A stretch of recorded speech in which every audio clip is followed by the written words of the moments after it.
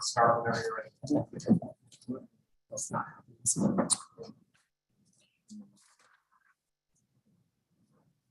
17 seconds.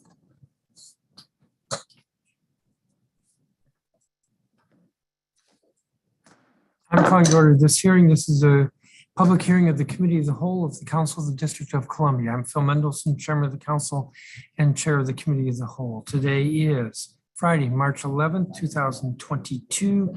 The time is 1:19 in the afternoon, and this hearing is being conducted virtually, meaning that it is being broadcast live via the Zoom video conference broadcast platform. It's also available live on the chairman's website, which is www.chairmanmendelson.com/live. The subject of this hearing is Bill 24-428, School Attendance Amendment Act of 2021, and more generally, update on improving school attendance and reducing truancy and chronic absenteeism in our public schools. The purpose of Bill 24-428, which was introduced by Councilmember Trayon White on October 4th, 2021, is to clarify daily school attendance as being physically present 60% of a full instructional day. Additionally, the bill establishes that a delay in public transportation that is no more than 10% of the instructional day is a valid excused absence. While the district has worked to improve school attendance and lower truancy and lower chronic absenteeism rates over the past decade, this bill seeks to identify specific additional factors to permanently improve the trajectory of student participation. This hearing is also an opportunity for further discussion about what steps the district government is taking to improve school attendance and reduce chronic absenteeism. The Committee of the Whole last held an oversight roundtable on this matter December 9th of last year.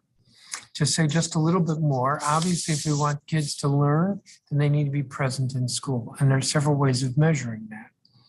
One of them is truancy, which is defined as 10 or more days absent, unexcused, or chronic absenteeism, which, if I remember correctly, is defined as 20 or more days absent, excused or unexcused. And another way of measuring this is in-seat attendance, although frankly, I find that a little harder to work with because generally schools, even with high absenteeism, will be somewhere around 90% or better in terms of in-seat attendance. The goal here is for kids to be in school, but also that where a kid is missing school extensively, unexcused, to see if there's some other factor that is contributing to the student's absence that the city can help with. It could be something as horrible as abuse or neglect in the home, or it could be something that is as innocent but serious as a lack of transportation. So these are all factors around the issue of attendance or truancy or chronic absenteeism or in-seat attendance. The bill itself specifically looks at what we define as missing a day, being absent for a day. Obviously, if a student misses an entire day, they're absent. But what if they just miss 20% of the day? That's a fifth of the day. Or should it be 40% of the day? So we'll be looking at all these issues in the course of this hearing. The record for this hearing will be open for 2 weeks. That is, it will close at 5 p.m. on Friday, March 25th. Again, the record will close at 5 p.m. on Friday, March 25th. I'm going to recognize my colleague, Councilmember Trayon White, if you have an opening statement. Thank you, Chairman, for hosting this very important hearing. We are involved in looking at how we can create better options for our students. One of the issues we've seen over the years is chronic absenteeism, partly because what we call in DC, the 80-20 rule. And for some LEAs or education or some schools, they may be on a flex schedule where they may have four classes a day and another 4 the next day. And if you in turn miss that first period in which a lot of students miss, which you just spoke to, they're considered absent for that day. The School Attendance Amendment Act of 2021, it is an opportunity for us to look at it. I remember in January 2018, WAMU 88.5 American University Investigation Blue High School reported that 11.4% of graduates from DC public high schools missed more than 50% of that year. 30% missed 30% of the year, and fewer students had satisfactory attendance. Only 7.7% of graduates of all DC high schools graduates, which was 178 out of 2,307, had satisfactory attendance in the 2016-2017 school year. I mean, they missed more than 9 days or less. The same investigative report stated that at December 27th hearing, Blue students and staff referenced a district attendance policy known as what I just spoke about, the 80-20 rule. A study by Attendance Work, a national and state initiative that publishes the better policy and practice to improve school attendance, found that students who live in communities with high levels of poverty are 4 times more likely to be chronically absent than others, and often are the reason for beyond their control. Often have reason beyond their control, such as unstable housing, unreliable transportation, and a lack of access to healthcare. I rode the train last week a few times, and I noticed that the train's times in DC were averaging between probably 18 and 25 minutes per train. And that means that if you wasn't close to the beginning subway, and if you were in the middle, if the train was already crowded for the long wait times, you can in turn miss that train and have to wait an additional average of 20 minutes for the next train. Most of you know that I served on the State Board of Education, and since being elected, I've introduced 18 bills and co-introduced additional 26 bills related to education. However, I believe that students should not be penalized by reason beyond their control. So I'm excited to hear from the public witnesses and government witnesses today. It is important that we establish policy and pass legislation that promotes equity, inclusion, and access for families and students across all 8 wards of District of Columbia. Ward 8 is home to the most youth out of any ward in Washington, D.C., and most of our youth in Ward 8 travel throughout the city every day trying to find a quality seat and a quality education. So I look forward to hearing from the witnesses here today. Thank you, Chairman. Thank you, Councilmember White. With that, let me welcome in the witnesses. We have 21 witnesses, so I'm going to call them in 10 at a time. Damian Kinsey, Boys Town of Washington, D.C. Danielle Robinette, who's a policy attorney with the DC Children's Law Center. Winifred Wright, who's with Roots Public Charter School. Salim Adolfo, who's an ANC commissioner with ANC HC. Teo Bell, who's with the School Justice Project. Maria Blauer, who is with Advocates for Justice and Education, Inc. Jacqueline Pogue Lyons, who's president of the Washington Teachers Union.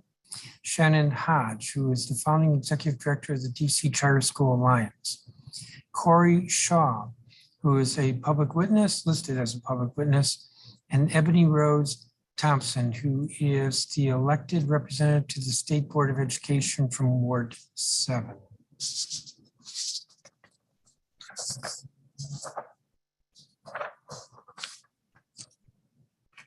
My staff asked me how much time witnesses would have, and I never gave them an answer. So let's try 4 minutes. Is Damian Kinsey here?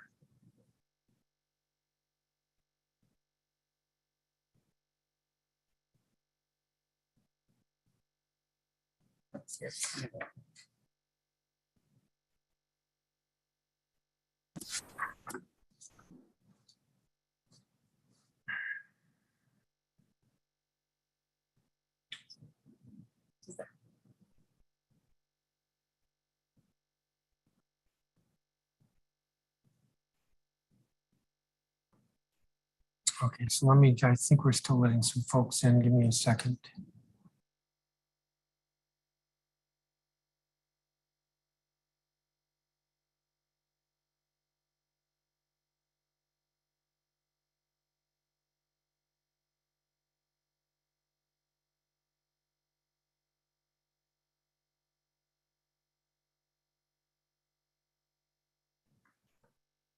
The beauties of Zoom is that you can be present. We have to figure out how to let you in. Families would like to testify from the floor.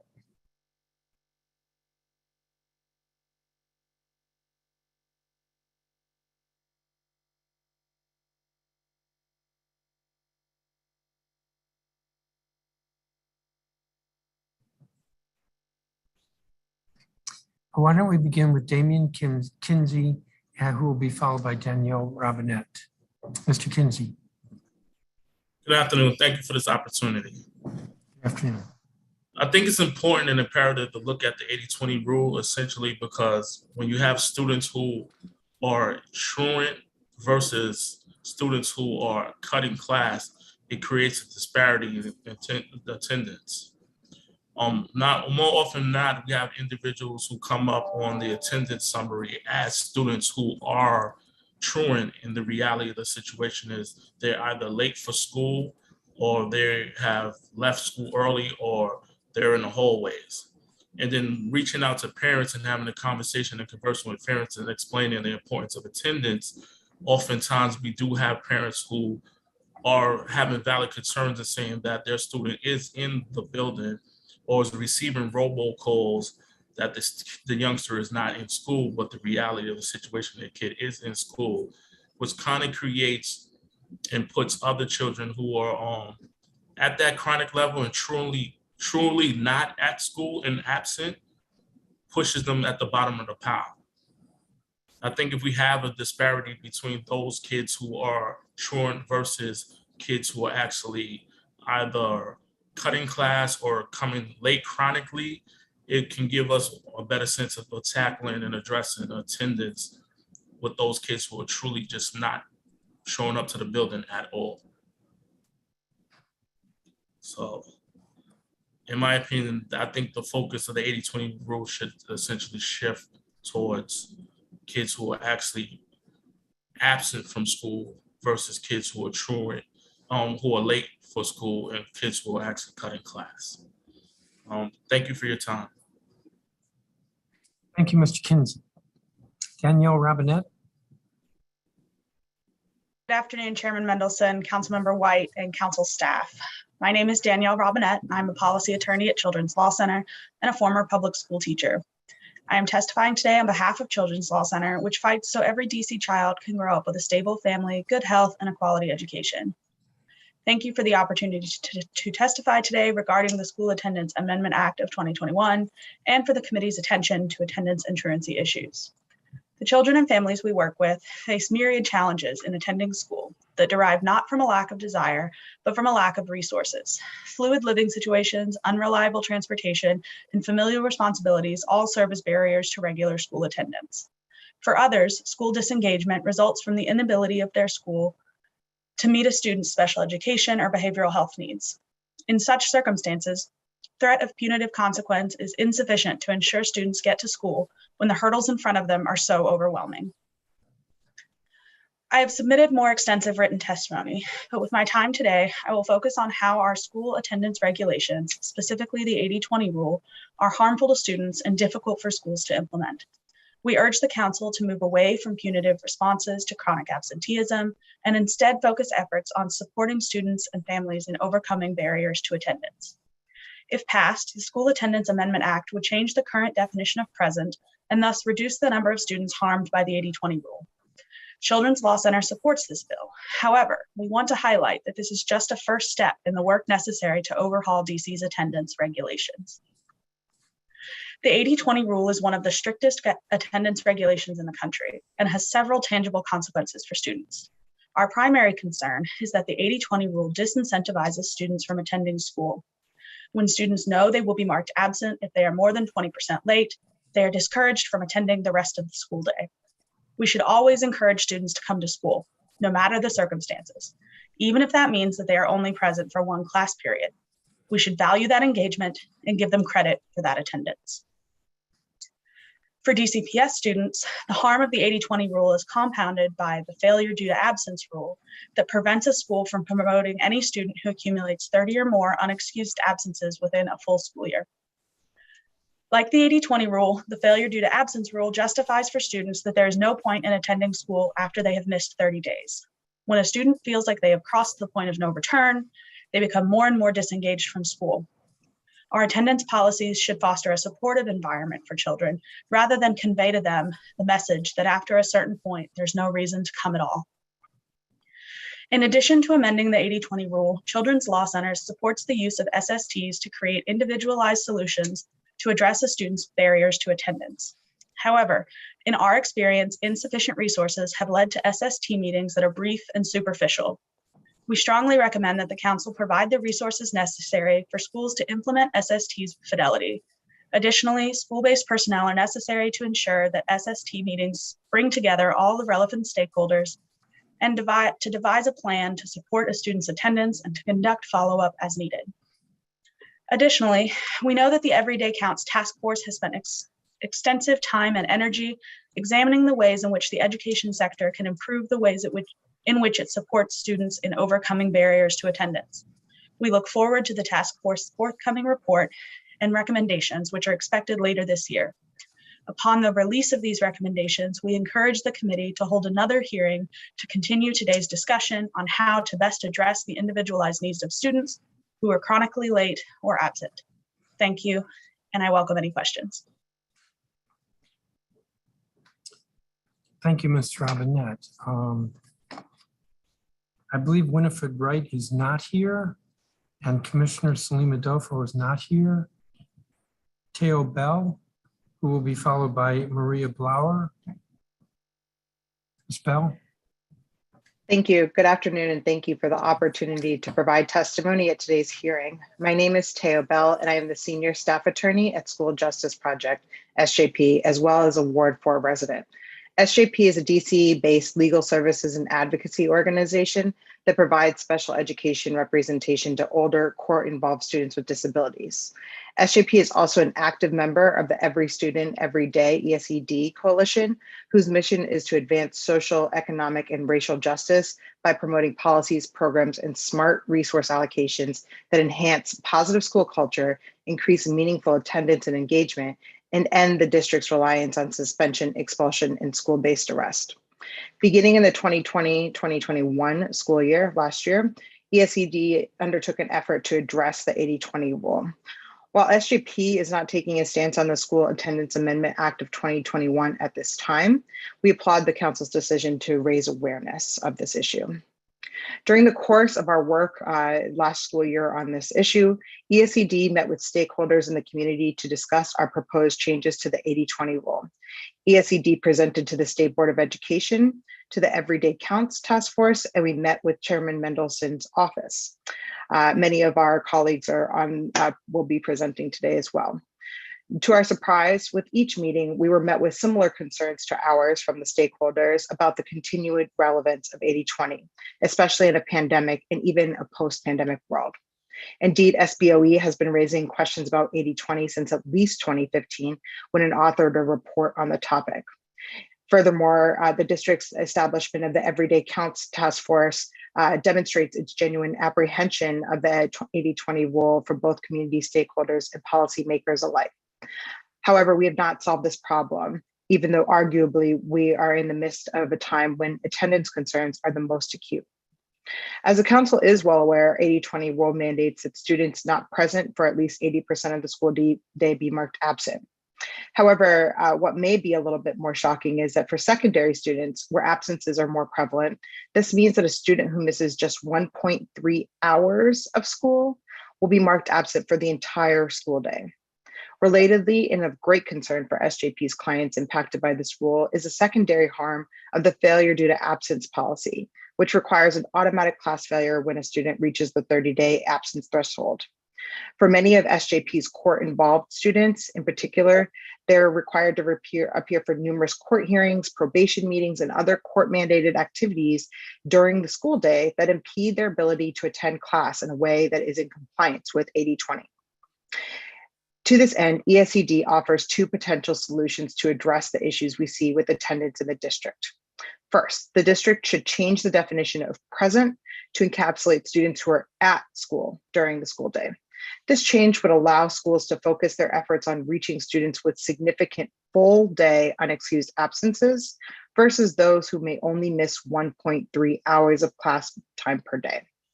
Further, it will align the district with less punitive school systems like Maryland's, which marks students as present when they attend 4 hours of school per day and as partially present when they attend for at least 2 hours, but less than 4. Second, we suggest eliminating failures due to absences entirely. And instead, we propose tying promotion standards to the competency standards already outlined in the Carnegie Unit requirements. If the purpose of failing students when they are absent is to ensure students are actually learning, then assessing competency through the existing OSCE waiver already in use by our DCPS opportunity academies is a smarter, more inclusive policy choice. Thank you.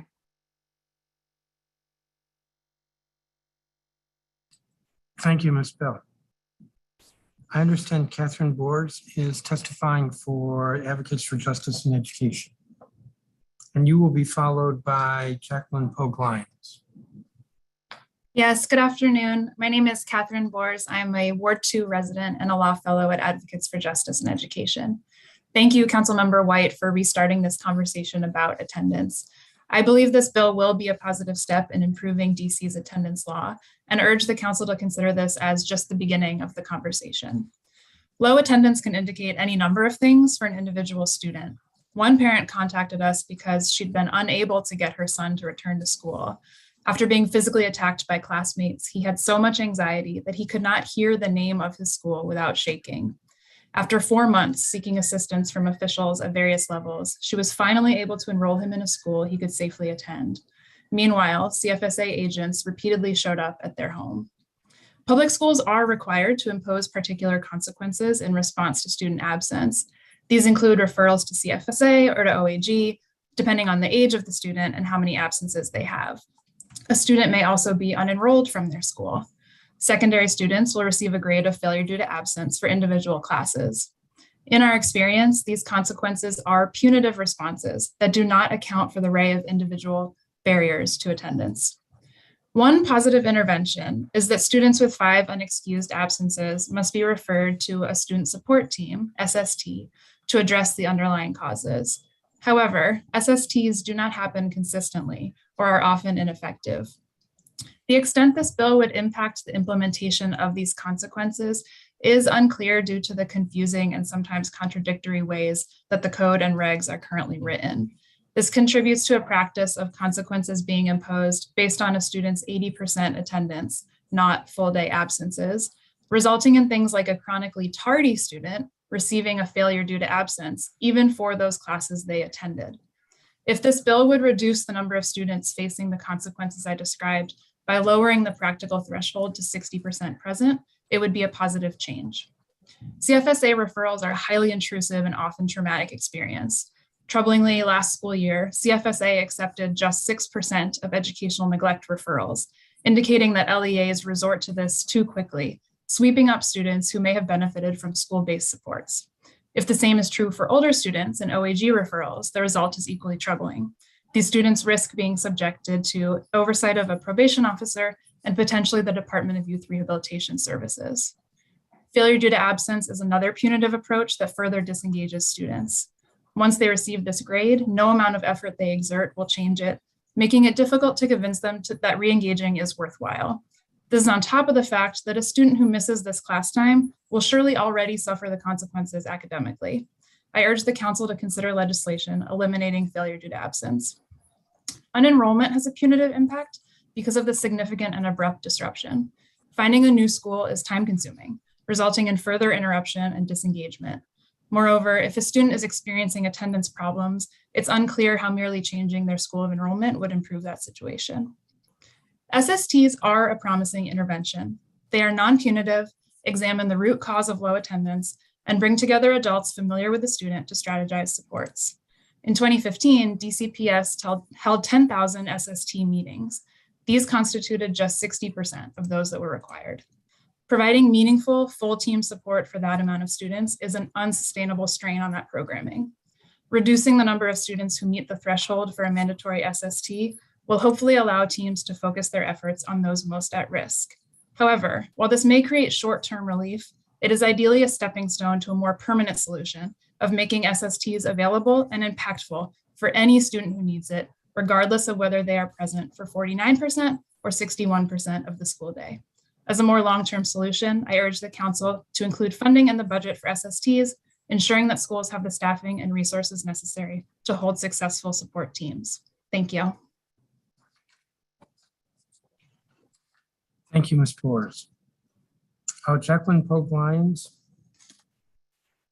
Good afternoon, City Council. I'm Jacqueline Pogue Lyons, President of the Washington Teachers Union. I have taught in public schools across Washington, D.C. for 28 years, and I am committed to fighting for social and educational justice for the students of the District of Columbia, as well as the well-being of district teachers.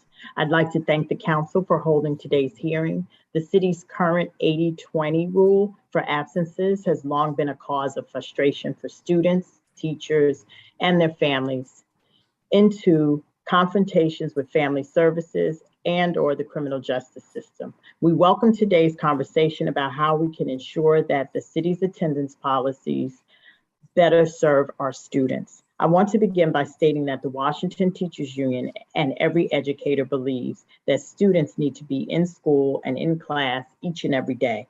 Our goal is 100% attendance. However, far too often, life gets in the way. Many of our city's students have obligations outside of school and outside of the school building. They may have to take a younger sibling to school. They may have a job. They may have to rely on public transportation, or they may face much more severe issues in their lives. And of course, the past 2 years have highlighted the need for students to remain home when they are ill. We need an attendance policy that reflects the reality of our students. Under the 80-20 rule, for a student to be considered present, they must be physically in attendance at school during scheduled periods of instruction for at least 80% of the full instructional day. This has been especially problematic in schools that utilize block scheduling, where students have 4 classes a day and stringent policies on allowing students to enter class after class begins. This has often resulted in students being marked absent if they are just a few minutes late to their first period class. The WTU supports lowering the threshold to the proposed 60%. However, we also believe that our schools must be better staffed to help promote attendance and engagement of our students. As I testified before this committee just a few weeks ago, the WTU strongly believes that every school should receive the funds needed to meet the full needs of their student body. The current budget process has long failed on this very basic measure, leaving educators to struggle to meet the needs of our students. We call upon the council to ensure that our city sees a robust investment in our social emotional programming.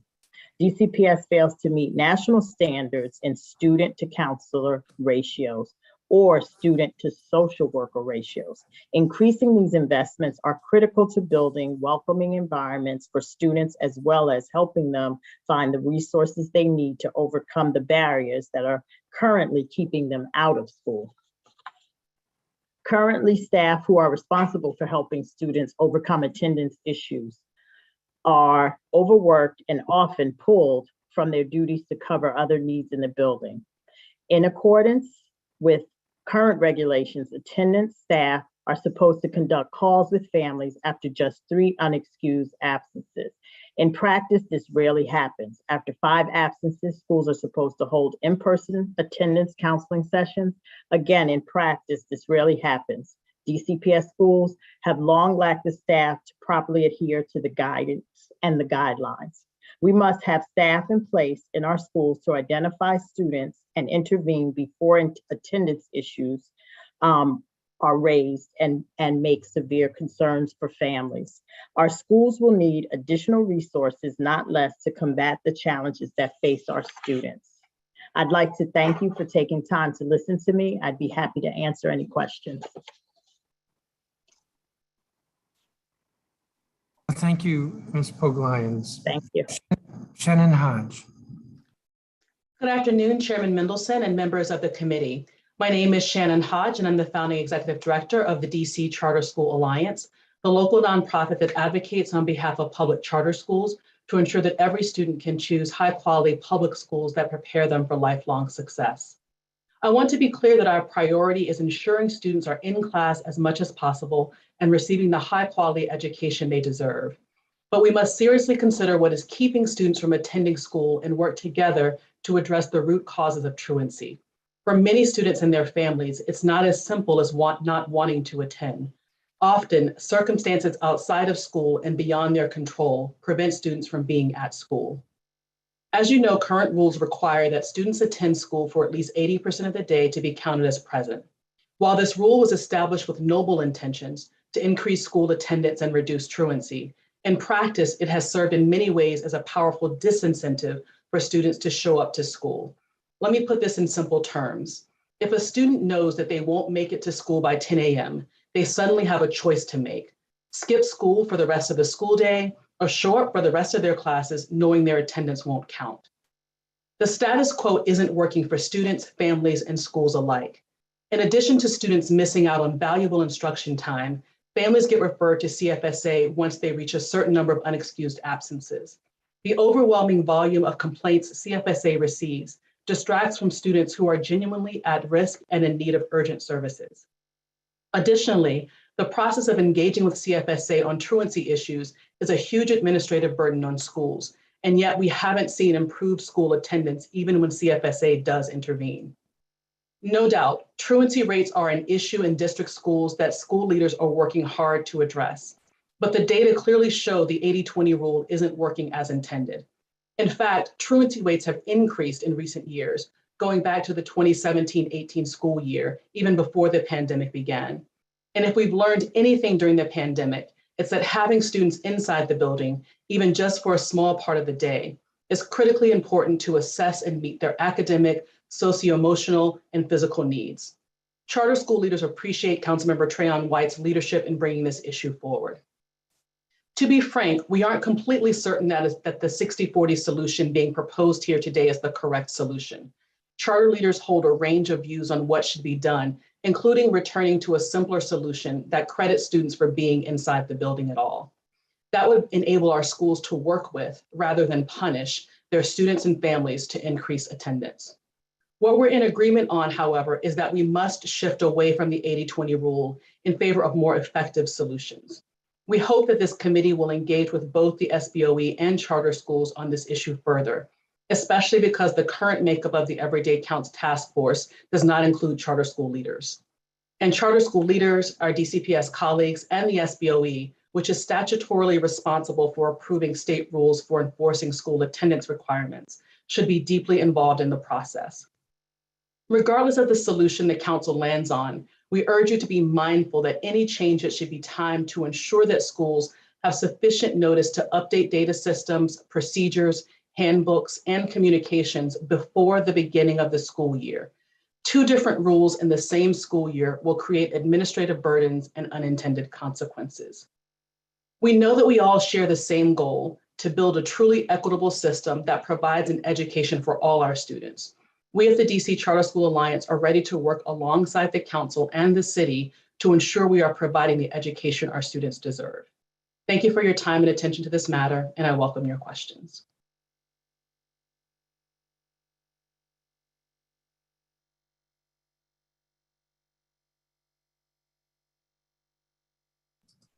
Thank you, Ms. Hodge. I'm trying to figure out if folks are here. The next witness is Corey Shaw.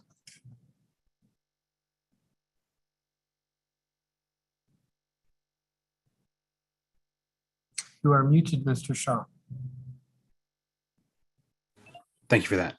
Good afternoon. My name is Corey Shaw Jr. I'm a graduating senior at the University of the District of Columbia. I'm also a product of the DC public school system as a member of the 2017 graduating class from Anacostia Senior High School. I'm also a lifelong resident of Ward 7. As an Anacostia alumni, I can recall several days where hallways were entirely empty. Students had not come to school. On a day where there was light snow, I was maybe one of 50 students on campus. Many of my classmates at the time were at work or caring for family members or simply not in attendance. Chronic absenteeism is a serious issue that requires a solution tailored for each student and their environment. I take no issue with provisions made to include transportation as an excusable absence. However, it is important that we balance reasonable support for the community and the necessity of student engagement in addressing the issues of truancy and chronic absenteeism. The remaining portion of Bill 24-428, specifically the 60-40 rule, will not address truancy or chronic absenteeism in schools. There is no reason that students should not be required to attend a full instructional day. Absent of excusable absences, students need to be present in classrooms as much as possible. We must take a stronger stance in pursuit of redefining truancy and chronic absenteeism to provide more leeway for students with extemporaneous circumstances. On the whole, I would argue that we must find ways to incentivize student engagement for 100% of the instructional day while exercising compassion towards students for factors beyond their control. I would encourage the council to look beyond reforming existing regulations and focus on intertwining schools with the communities that they serve.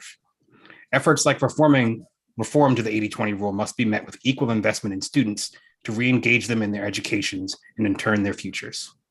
One proposal that I would make is to establish a citywide youth civil service program. This would function as a training program with a direct pipeline to a career after graduation.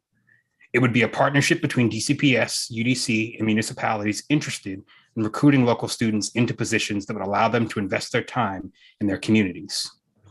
I envision this as a 2 to 4 year program that begins in the freshman year of high school. It would be structured as a dual enrollment program. After 2 years, students will have obtained a trade certification.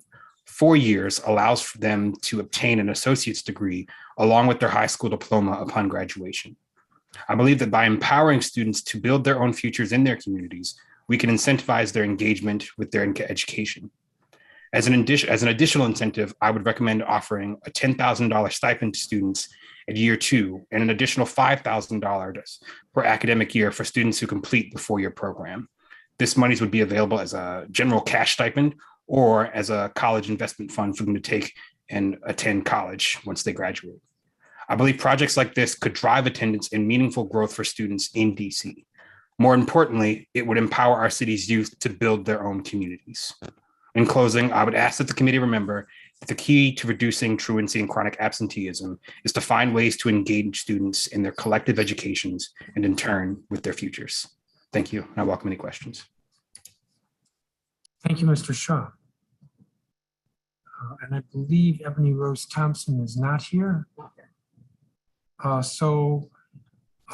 not quite sure whether we will have a 5-minute round of questions or 10 minutes. So I think what I'll do is let Councilmember White go first, see how long he takes. I may have more extensive questions since I'm the committee chair who has to look at this bill.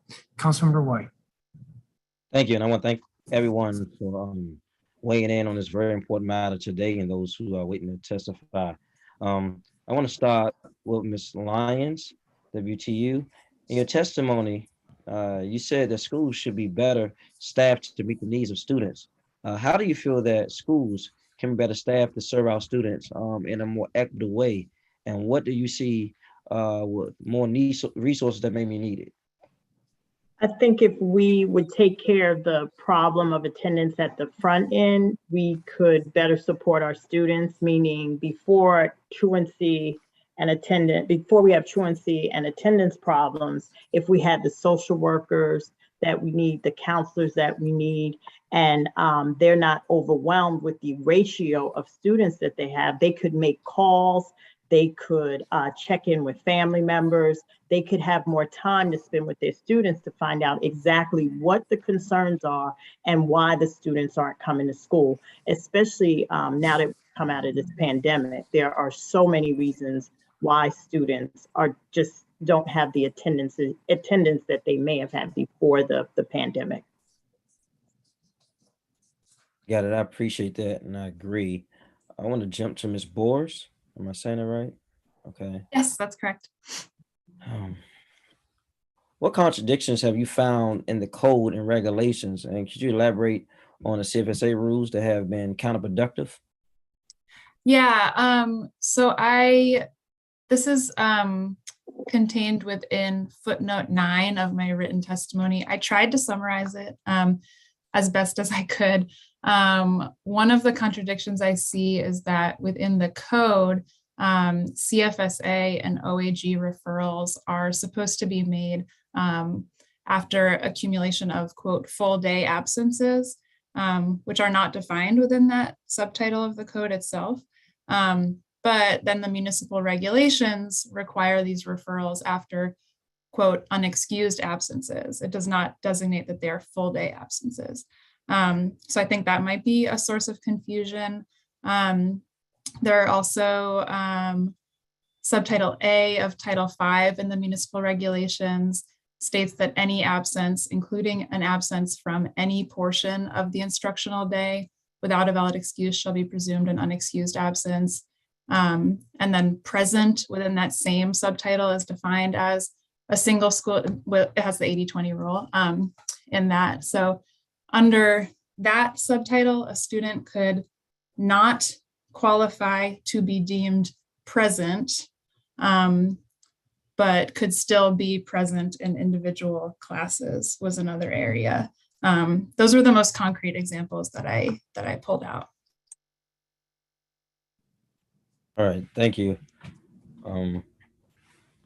Mr. Robinette, how would you suggest we help to address the root causes of absenteeism, like a lack of transportation or the reason that you noted? And what do you think the necessary resource increase in effectiveness of the SST meetings and supports? Yes, thank you for that question, Cal. I really think that the more we've investigated kind of chronic absenteeism and chronic tardiness among our client population, we've seen that it's a highly individualized situation for each family that we talk to. And so when we talk about root causes, it's really hard to say that this one particular attendance intervention is going to work for all kids, because as we found, it's very unique for each family situation, whether it's transportation or caring for other siblings in the household or both or something else entirely. And so instead of trying to come up with this like one size fits all solution, that's why we think SSTs, if implemented with fidelity, would be most helpful, because those groups, they bring together all the relevant stakeholders for that student and allow them to really examine what's going on with that child's attendance patterns and that child's particular barriers, and then try to connect them to the services that would be able to help them overcome those barriers. However, as we've seen, or in our experience, those SST meetings have been very short and under-resourced. So a lot of times it looks like checking in with a kid that says like, hey, we noticed you've not been coming to school very often. What's up? And the student tells them something and they say, okay, let's try harder. And that's not, I don't think that's what SSTs were designed to do. And so we really think that if the council were to fund those more robustly, that we could use those to actually create the interventions that we want to help kids overcome barriers. Thank you. I have a follow-up question for Ms. Bell, but Chairman, I'm out of time. So please continue, Councilmember. Thank you. I want to thank you for that, Ms. Robinette. Ms. Bell, what were some of the results of your meetings with stakeholders? Can you elaborate on that, please? Yes, absolutely. And thank you so much, Council Member, for the time today and for raising this again. And I should say that the folks from our subcommittee for Every Student Every Day Coalition, Danielle, Catherine, and as well as Eduardo, who I believe will be on the next panel, would be happy to meet with your staff to discuss this issue more. So in our meetings last year, we were, very, very happy to see that folks generally understood that this 80-20 rule was impacting students in a way that I don't think was ever intended. Specifically, our meeting with the SBOE, I think we found more support there than we ever could have imagined. We're hoping to kind of make a bit more progress on this issue, honestly, last year. But I think with all of the just resulting crises around the city, we were not able to. But I do think that one thing that came out of our meeting with the chairman's office was this kind of concern of public safety, right? And so if we are concerned about chronic absences and truancy, because we are also worried that young people might not be in school and they might be doing something else, that we do also need to have that discussion and talk about that. And while we think certainly at School Justice Project anyway, that's an extremely valid concern, we think it's important to shift the narrative away from those types of specific public safety concerns, because that's not necessarily every student that we're talking about who's impacted by the 80-20 rule. So we can't really cast such a wide net on the narrative that young people might be joyriding, for instance, or doing something else during that time when they're not in school, as many people have testified today. In fact, and Mr. Shaw, I appreciate you raising this, but many students are just trying to support family obligations, watching younger siblings during the day, especially when their parents are trying to hustle right now just to kind of keep afloat. So, I could certainly go into more detail on that with your office, and we would really appreciate the opportunity to do so and the result of our meetings last year. Thank you. Ms. Hodge, I see you nodding. Yes, absolutely. All those things. I also wanted to just add, as we're thinking about resources and staffing and what will help, really addressing truancy and attendance issues is resource and staff intensive. And one of the ways the council can make a difference in this is actually adequately funding the at-risk weight. A lot of the students that we are talking about will fall into that category and have already been identified as students who need additional resources. And when we don't provide the funding that they need, things like additional social workers, counselors, attendance counselors are the positions that get cut and aren't funded. And so one thing the council can do is by fully funding at-risk. Got it. Thank you. Chairman, do I continue or you want to claim the time? If you have a few more questions, sure. Yes, I also want to follow up with you, Ms. Hodge, to learn more about how you think CFSA has intervened and why haven't efforts of CFSA been effective based on your observation. Mm-hmm. And just in my own observations and what we're hearing from some school leaders, the administrative responsibilities for schools are intensive on the front end in terms of what they have to submit to CFSA. And often I believe there is a lag and just an overwhelming caseload of cases that are going to CFSA around attendance.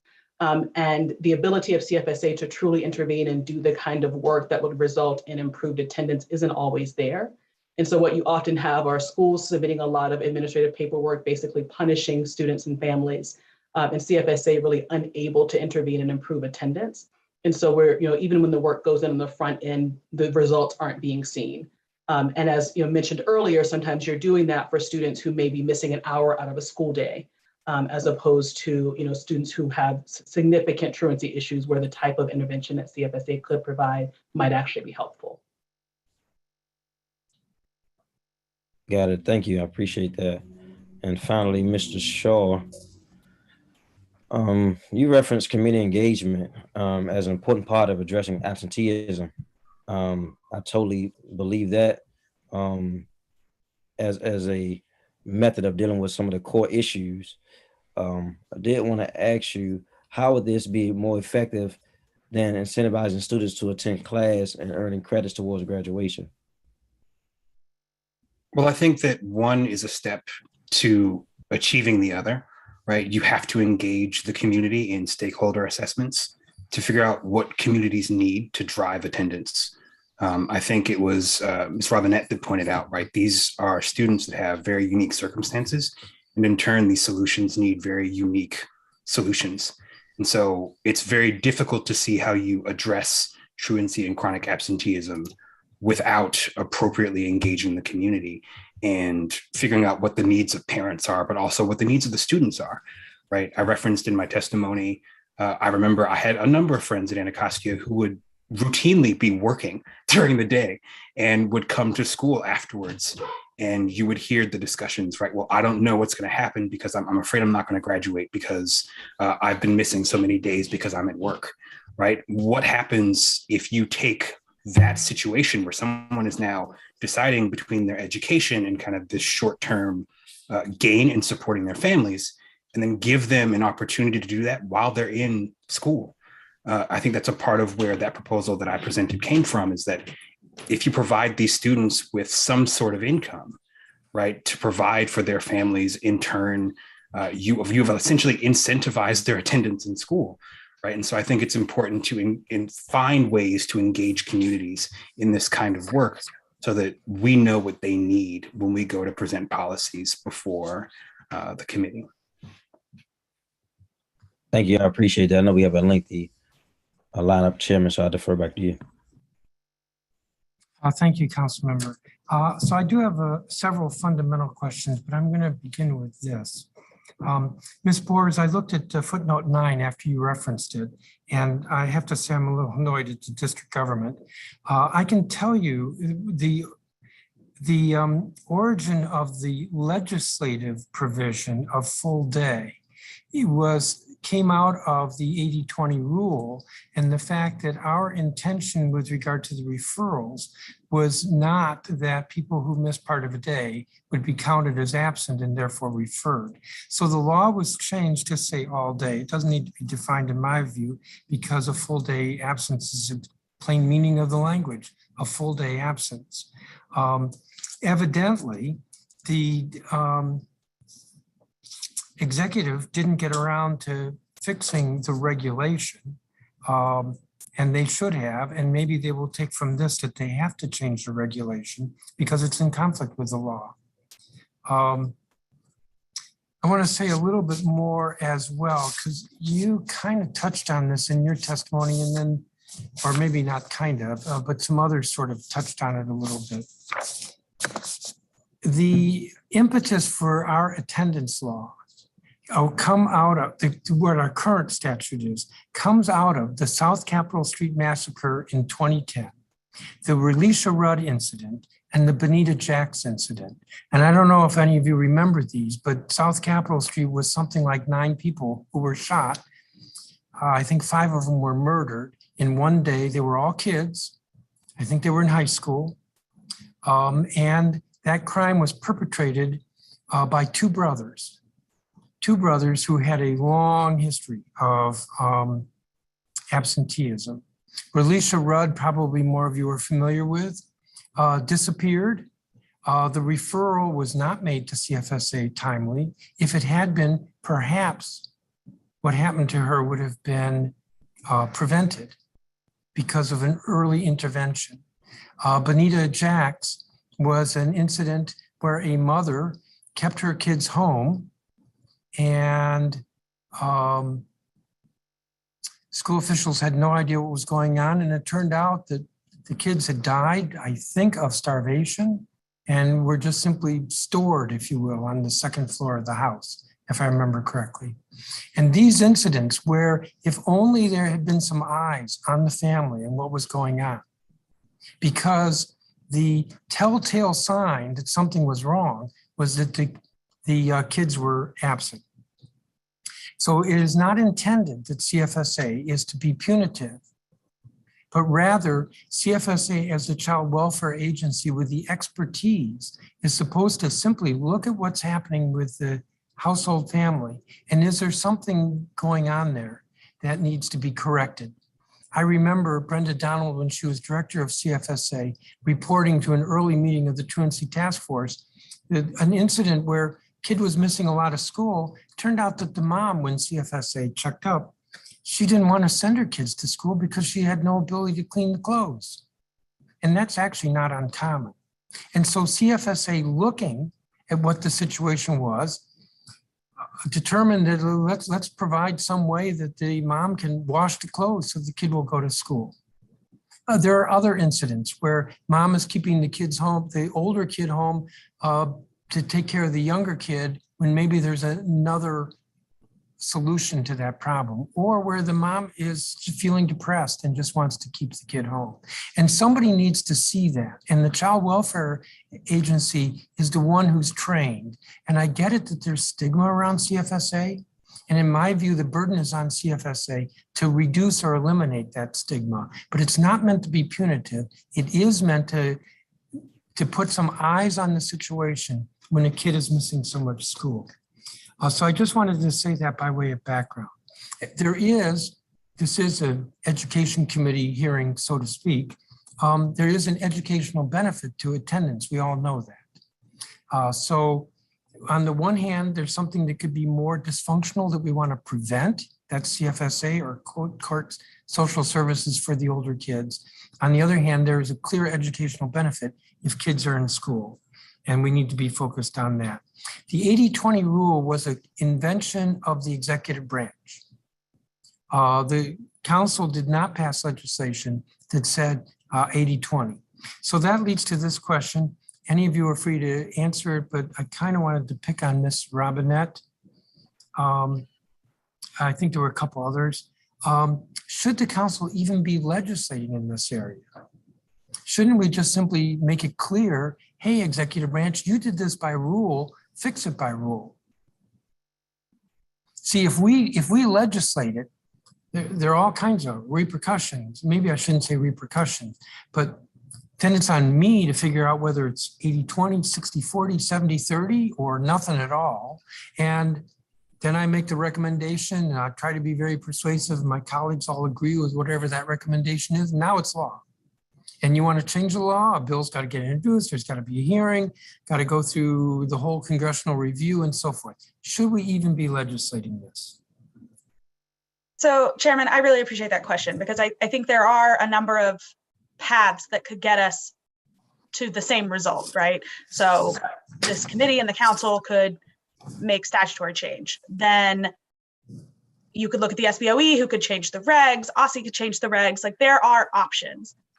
What I want to emphasize is that the education sector needs to work as quickly as possible, because, as I think Ms. Bell noted, concerns about this policy were raised in 2014, I believe, was right after they were implemented in schools. And it's been 8 years of folks making the same complaints. I reference a number of them in my written testimony, and nothing has happened. We have allowed this policy to harm students in a variety of ways for years. And regardless of which path we take, someone needs to take the responsibility to fix it rather than allowing this harm to continue. Anyone else want to speak up on that question? I guess I'm sorry, Ms. Lyons. No, Please. no, the policy that we have now is not working, and it doesn't fit the way our students live right now. Especially, I know with the pandemic, it's changed how families work. And as an elementary school teacher who work mainly in underserved communities, even the rise of gas prices could change how our students attend schools. Because I've literally had parents tell me, well, I couldn't come because my car wasn't working. And that one parent is responsible for bringing 2 to 3 or sometimes 4 or 5 families into the school. So it's a domino effect.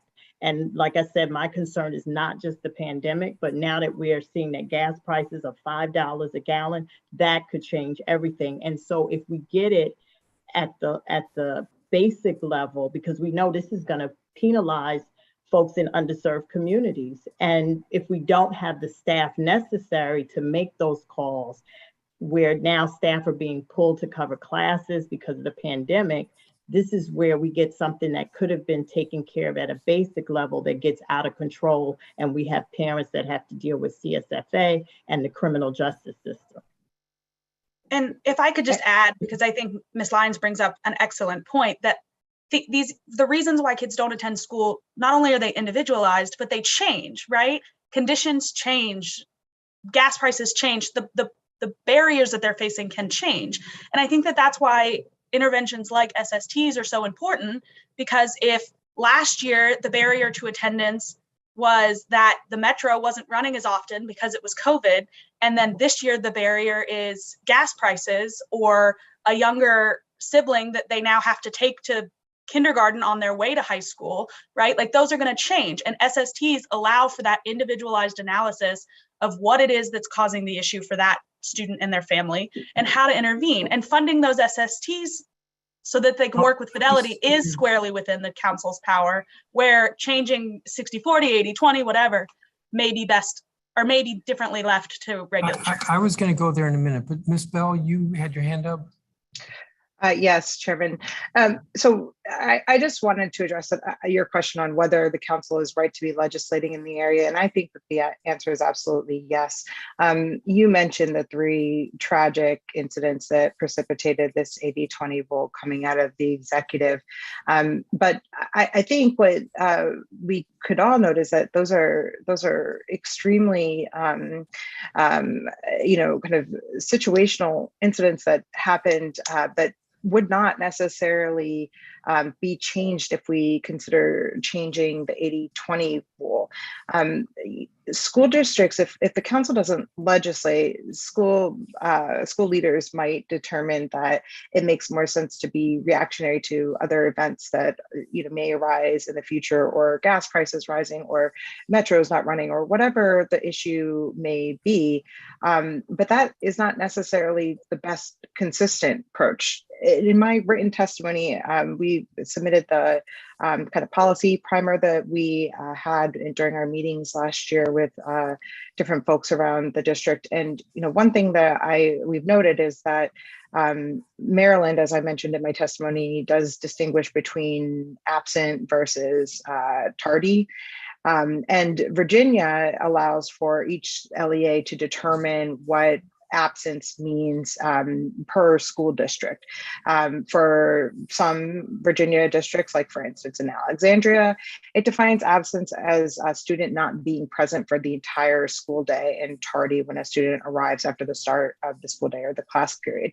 Again, those very awful incidents that you noted, would not necessarily, those incidents, those students and their non-attendance in school would have been captured under, those definitions offered in both Maryland and No, but Virginia. I think you're misunderstanding me. The incidents that I cited was what led to the law requiring the referrals. The 80-20 was an invention of the executive. I say that disparagingly, maybe I don't mean it that badly, but they came up with 80-20, the council didn't. And in fact, what you just said speaks to the challenge of whether the council should be legislating this. Is it 4 hours? I think that's what you said was the case in Maryland. Is it 60-40, 70-30 all day? And, as much as I like the council and I love all my colleagues, I hope you heard that, Tran White, the fact is that we're not as knowledgeable as the educational leaders. And so really for us to pick, what I do care about is the referrals. And I think the referrals look at an entire day, a full day. The educational competence, if you will, I don't know whether that's 80-20 or 60-40. I do think 80-20 is a problem. So let me go to SSTs, because several of you talked about that. When the South Capitol Street legislation was adopted, a provision in there was the SST referrals.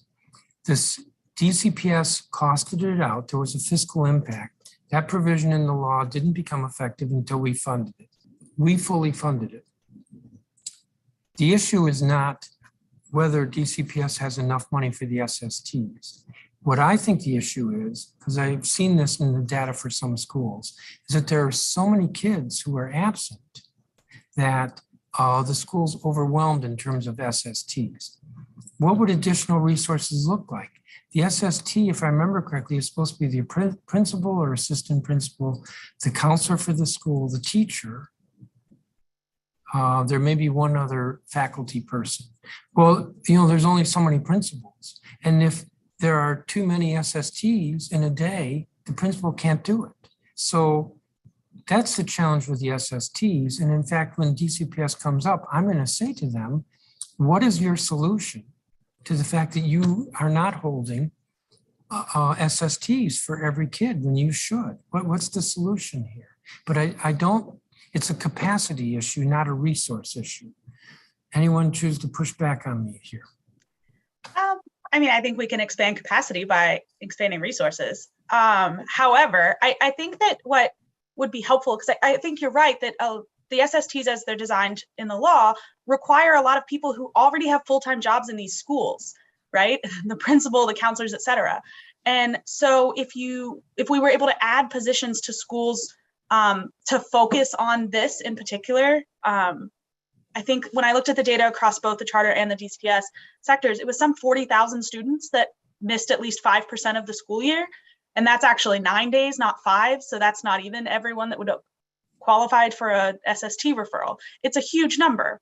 So there are two parts to this. One, you move from 80-20 to 60-40. You lessen the number of students who accumulate 5 unexcused absences, because those kids missing between 20 and 40% of the day are no longer absent for the whole day. And therefore they don't get referred to an SST for a day when they're just late. Second, you you install a person at schools with case management experience who can organize these meetings and make sure that the connections to relevant city services are happening. And if you had a dedicated staff member at the schools that need it, I mean, and not every school is going to have the same need. Mr. Shaw spoke about his experience at Anacostia High School. That might be very different than Alice Deal Middle School, and the intensity of their need will be different. Does that answer your question? Yes and no, because there, I don't have the statute in front of me, so I don't remember. You're saying the statute requires certain people, specific people. But we do want people who work with that child. And if there are going to be recommendations that come out of the SST, and there should be, then we also want people like the principal or a counselor who's responsible for and has the ability to do whatever the services are. So it is going to be a capacity issue, not just a resource issue. If I remember correctly, a school like Ballou had hundreds of SSTs, hundreds. And that's a capacity issue, not just simply a resource issue. Anyone else wish to speak on this, President Pogue Lyons? I would just say that DCPS fails to meet the national standards for student to counselor and student to social worker ratios. There's also a big concern with retention. It's often hard to get and keep our related service providers who help us deal with these issues. And so particularly our counselors, they're just overwhelmed, and our social workers. And during this pandemic, they've been pulled to cover classes because of COVID. And so those things we need to keep in mind for next year and for budgeting in order, because it's not going to go away, especially when you're talking about inflation and that we are still in a pandemic. So those things need to be kept in mind as we go into the next year, and we have to serve our underserved in our work in our underserved communities where this is going to continue to be a problem. How do we get and keep people, and how do we make sure those ratios are not out of control so that people can do their jobs effectively? Mr. Kinsey, and then we're going to move to the next group of witnesses. Thank you. I agree with Mr. Sharp. Exploring more community resources and putting them inside the schools to help with support systems.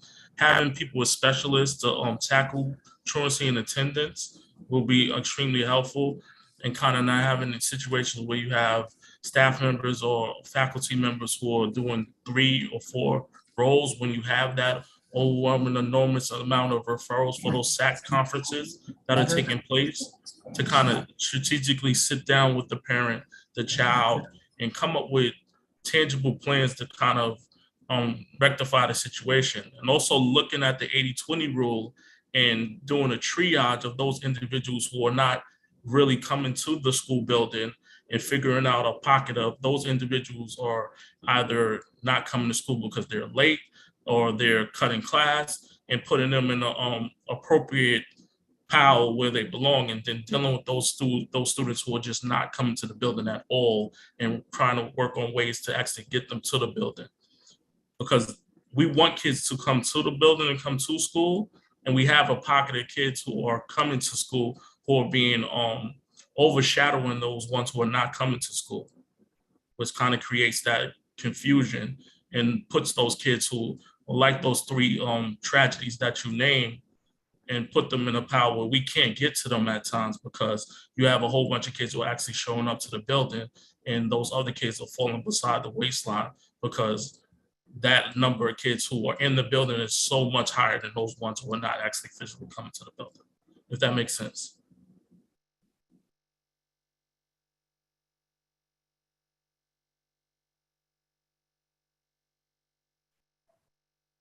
You're muted, Chairman. Thank you. Thank you, Mr. Kinsey. I want to thank each of you for your testimony. You all are excused now. I'm going to call the next group of witnesses. Thank you. Councilmember White, as you know, council members seem to be challenged with their mute buttons, but we're working on it. Let me call again Ebony Rose Thompson, Nikki D'Angelo, Minitra Martin. Both Ms. D'Angelo and Ms. Martin are with Education Reform Now. Laura Fuchs, who's a teacher. Eduardo Ferrer, who's with the Georgetown Juvenile Justice Initiative. Kelly Hernandez Uquila, who's a UDC student. Sheila Carson Carr, who's with Decoding Dyslexia DC. Nicole McCrae, who's with IDEA Public Charter School. John Benison, who's a DCPS parent. Josh Boots, who's with Empower K-12, and Makia Love, who's Deputy Chief Academic Officer at KIP DC. Give me just a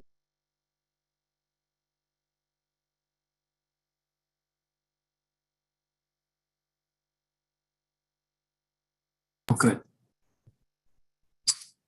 Ms. Thompson, you're up. Good afternoon. Good afternoon. Thank you for the grace. Thank you for calling me again.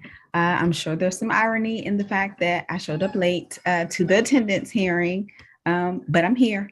And I hope my presence is a value add. Chairman Mendelson. We were not running the clock, so I'm assuming you were not 20% of the late.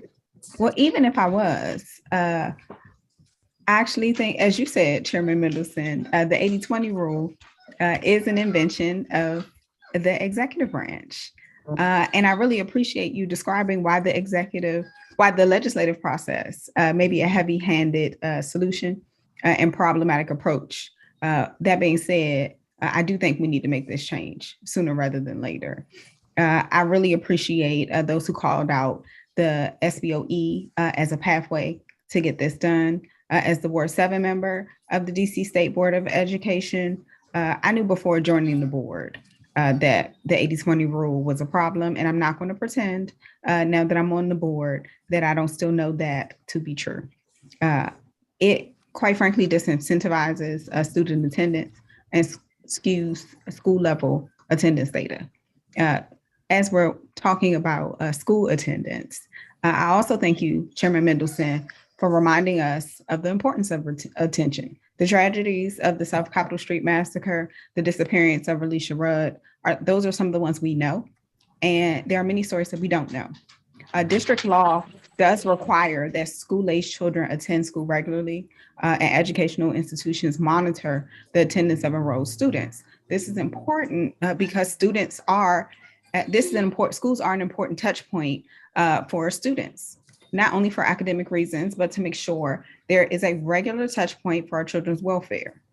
Adding resources through funding more community schools since it's budget season, and increasing the at-risk weight to allow schools to hire more staff like counselors and social workers can go a long way to meeting our goal of staying connected to young people and protecting their well-being. Furthermore, removing the 80-20 rule will reduce the number of students who are unnecessarily referred to SFTs when they are simply tardy, like me today, and not chronically absent. So in summary, I would push for us as a city elected officials to remove the 80-20 rule. I really do support the SBOE as a pathway. I look forward to President Sutter's testimony on behalf of the board later today. And I look forward to making this change that disproportionately affects communities like mine. Thank you. Thank you, Ms. Thompson.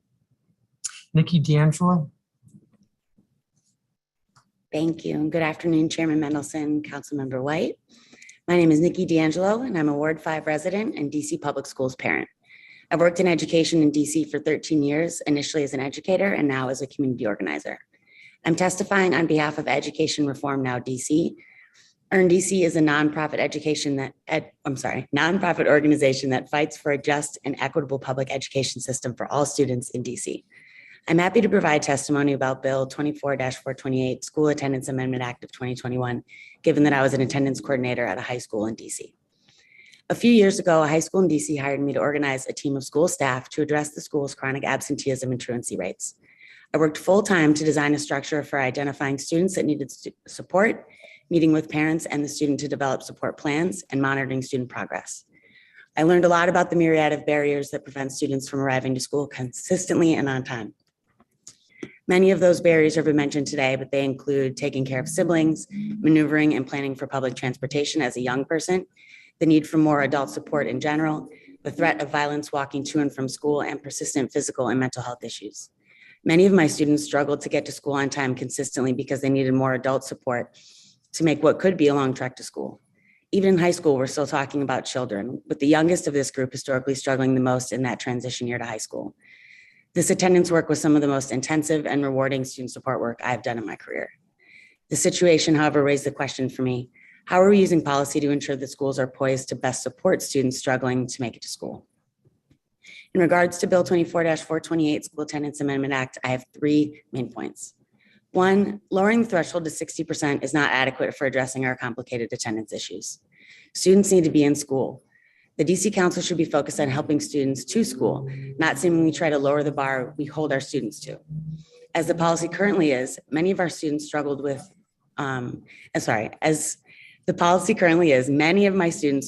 attending 80% of the school day. However, these struggles existed before a dedicated team was put in place. After months of intense work, we made great strides with our students, so I know improvement is possible with the dedicated team. I don't believe that lowering the bar to 60% communicates that we think our students can rise to a much more adequate percentage of in-seat attendance time. In what school is 60% a passing grade? I can't imagine that simply requiring fewer in-seat hours solves any environmental or social barriers that keep our students from coming to school consistently and on time. 2, I agree wholeheartedly that public transportation delays should be a valid excuse for up to 10% of the school day. When I was this attendance coordinator, I certainly knew students that would have benefited from that policy change. And 3, schools need a dedicated team to support attendance. To ensure students are adequately supported, each school needs to have a group of adults who proactively identify students of concern, work directly with students, families, and other supporting adults to break down attendance barriers, and constantly evaluate programming and attendance data. My former students and families were incredibly grateful for the support my team provided. Additionally, it's no secret that school staff are stretched thin now. Many support staff members now are pulled in throughout the day to cover classes and fulfill other responsibilities left by daily vacancies. In my experience, this position is a full-time job with no distractions that requires a focused, multi-person team. How can the district provide students with even more adult support around getting to school? I hope my testimony helped you all think about how to support our students further. Thank you for keeping your attention to this essential matter and allowing me to testify, and I welcome any questions you may have. Thank you, Ms. D'Angelo. Bonita Martin. Good afternoon, Chairman Mendelson, Councilmember Wright, and staff of the Committee of the Whole. My name is Bonita Martin, and I'm a Ward 4 resident and also a community organizer for Education Reform Now, DC. Thank you, Chairman and the DC Council, for turning your attention to an important matter that needs reforming. I am happy to provide testimony on how we can improve school attendance, since clarifying our attendance policies is just the beginning to solving DC public school truancy issues. Chronic absenteeism affects academic achievement and student well-being. There are many factors that may contribute to poor attendance, such as student mental health issues and lack of student support personnel. Therefore, the DC Council should consider more context regarding accurate attendance reporting, and the following questions should be asked. First, how are substitute teachers being trained to report absences? The COVID-19 pandemic has led to a higher shortage in teachers in the district, increasing needs for substitutes who may lack professional training, awareness of attendance policies, and unfamiliarity with students in the building. For example, a parent in Ward 6 recently shared with me that her child's substitute teacher confused their child with another student, resulting in them having to attend court for truancy. Mistakes like these are not okay. And as schools rush to fill classrooms with substitutes, it's important for the DC State Board of Education and OSSI to investigate how schools are preparing substitute teachers to report attendance with fidelity for accuracy in data, and most importantly, to protect our students and families and maintain their trust. Second, what is the district doing to ensure that there are accurate and robust early warning indicators that inform parents of absences in a timely manner at all schools? In another check-in with parents in Ward 6, they expressed concerns ranging from failure of school staff contacting parents before students were considered truant beyond 40 missed days, and frequency of homeroom teachers' tardiness, resulting in attendance not being taken. Our families cannot afford these kinds of mistakes, especially when they're having to take off time from work to address these problems. DCPS and charter schools have a duty to be relentless in maintaining families' trust and keeping students safe. That includes being keenly aware of their daily attendance and taking immediate action to contact parents when students are absent. Third, how does diminished student well-being impact school attendance reporting? As you are aware, students' well-being has dramatically declined since the COVID-19 pandemic. And while OSSI has done well to provide guidelines around school personnel training for mental health support, there does not seem to be guidelines around how attendance should be taken for students who may attribute their tardiness or early dismissal to mental health issues. This may also result in inaccurate attendance reporting and should be considered. I offer 2 recommendations to help bolster student attendance for further consideration. First, ensure that all public schools have a robust attendance management system to identify and provide appropriate support services to chronically absent students. All DC public schools and charter schools should have a robust attendance management system that trains all teachers and substitute teachers on how to report attendance and evaluate staff's understandings of school attendance policies and management systems. Second, ensure that every school staff includes a variety of specialized support personnel, such as counselors, psychologists, and social workers for case management and counseling. Because mental health plays a large role in chronic absenteeism, especially for nearly half of students considered at risk, the mayor and the DC Council should raise the at-risk weight of the uniform per student funding formula to 0.37 and build on past investments in the school-based behavioral health program so that schools can provide adequate school staff and support to students and increase capacity for supporting students with chronic absenteeism. Clarifying school attendance policies are a start to improving our students' attendance rates. However, ensuring schools have a robust attendance management system in place and increasing investments in our schools can help to improve attendance, engagement, and overall academic achievement. Thank you, and I welcome any questions you may have. Thank you, Ms. Martin. Laura Fuchs. Yep, thank you. So the 80-20 rule needs to be changed. This rule has had extremely negative consequences on our schools that are serving our most vulnerable populations because it feeds into a pernicious evaluation system that penalizes schools for what is often outside of their control. Thanks to the broad-trained education leaders chosen by mayor and confirmed unanimously by the DC Council at OSSI, the DME, DCPS, and the DC Public Charter School Board, in-seat attendance has become a stand-in for student engagement. If a student misses even one class on a 4x4 schedule, then effectively they are counted as not engaged. Even if a student has an excused reason for being absent, i.e. quarantine in a pandemic, my understanding is they're considered not engaged for school accountability purposes. This feeds into OSSI's STAR report, DCPS comprehensive school plans, and then becomes an obsession for our schools. While I'm in favor of schools spending time and effort to improve student attendance, the methods that are being utilized to fulfill these accountability frameworks are more often designed to get temporary gains and game the system rather than long-term relationship building and authentic long-term work to address the root causes of what causes a student to be absent, which often should include far more agencies than just DCPS. OSSE's current report card and the SBOE's approval of its content has created a system that creates winners and losers and sets up schools to fail. It is toxic, it encourages bad behavior amongst adults, and it prioritizes what is easy over what is right. And if those who work in offices downtown and seek to make policy and report cards about our schools could from time to time remember those of us working in schools are human beings, serving other human beings, and not problems and deficiencies, maybe we wouldn't be where we are now. DCPS and the Public Charter School Board use these scores to decide which schools should be closed. All of us in this room must take responsibility for the closure of Washington Met. It is all our faults. While the forces at play behind that closure are bigger than the STAR report card and the framing that it pushed has dominated how we think about our schools.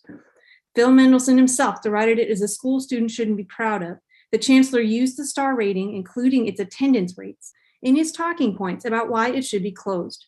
Under the STAR rating, OSSE perpetuates this toxic environment where school communities are devalued, where the relationship of teachers, students, and the parents hold no value at all, where adults make decisions that impact children for their own benefit. I'm outraged at the way the city treats our students who are struggling. We say we are investing in them, but we don't. We rate, judge, and condemn them alongside the schools that are doing their best to serve them. There is more to change than just the stars and the attendance, and the recommendations that the SBOE's made are a fair start, but we can't sit here and act like what is happening with the attendance rates in the report card is okay. This is about keeping schools open, not closing them, and that's what tools like this are being used to do, and that's why organizations like DFER fight to keep them that way. I will close with the same words I closed many times over.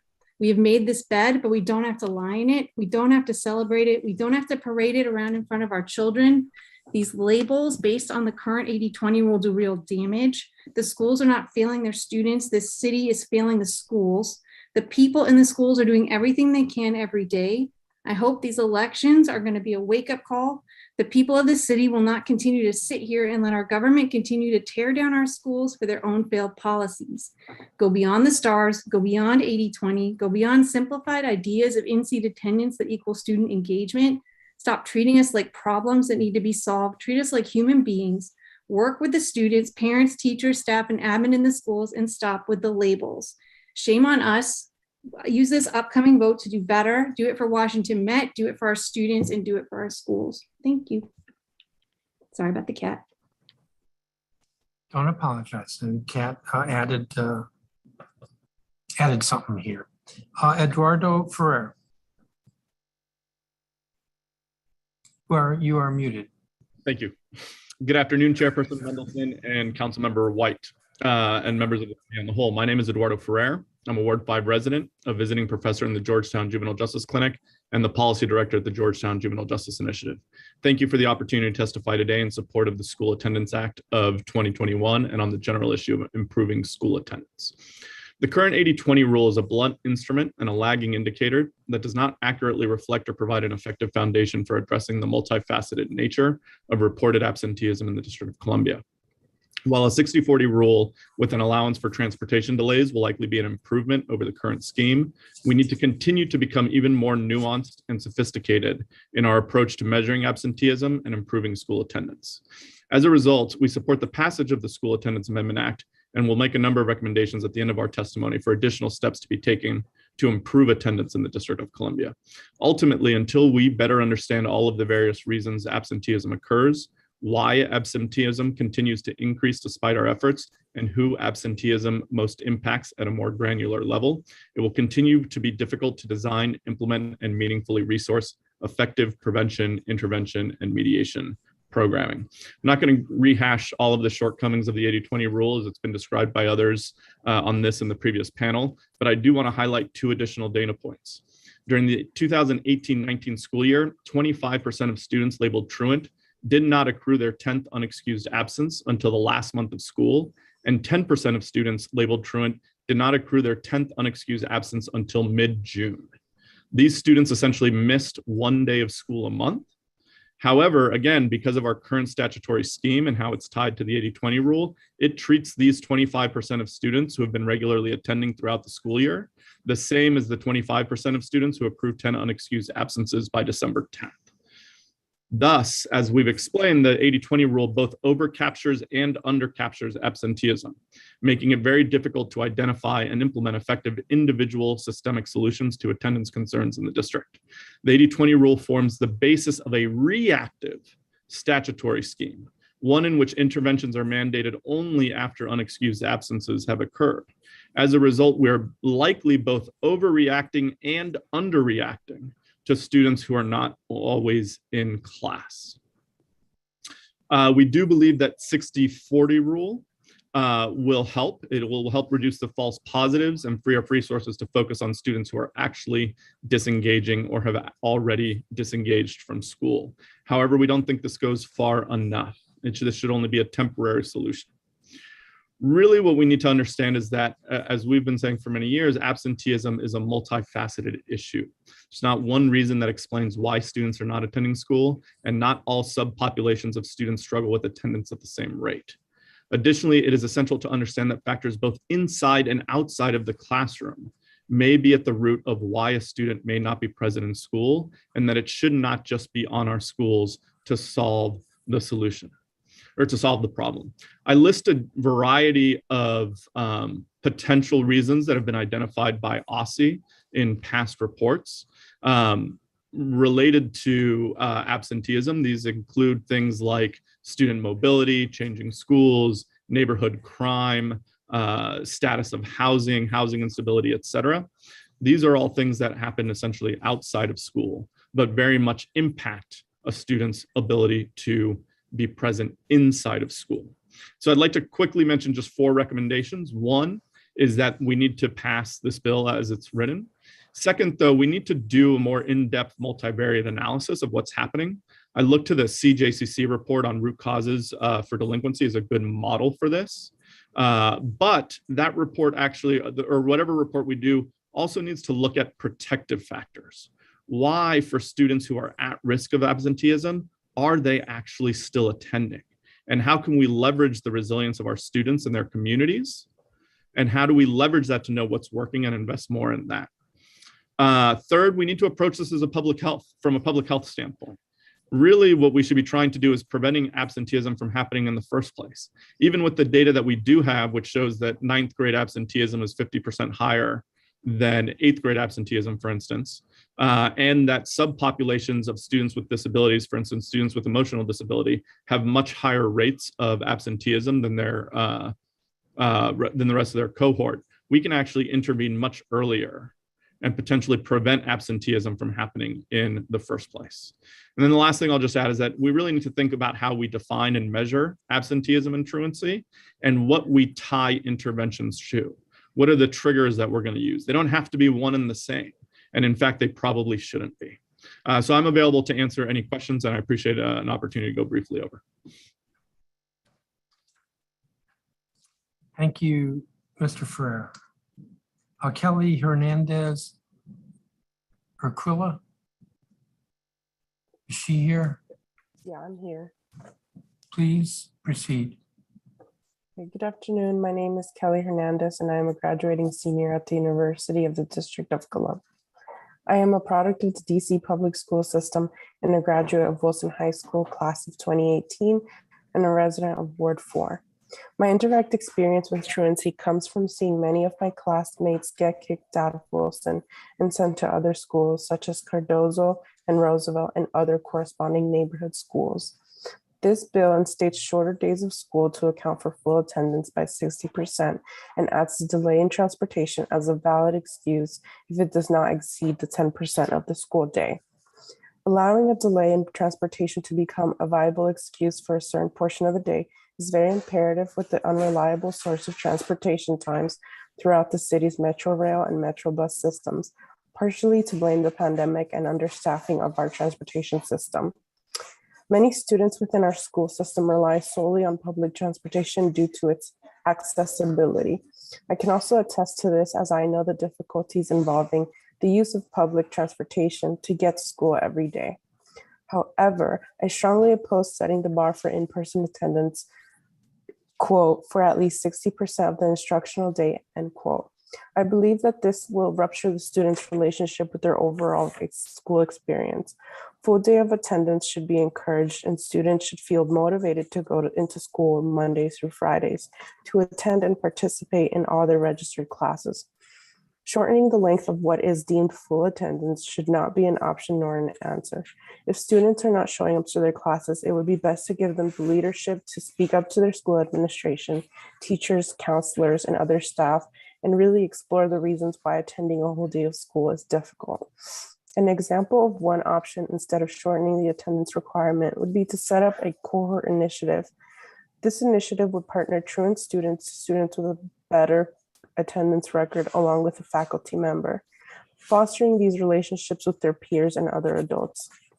Through a program like this, students would become more involved in making decisions regarding course schedules and electives.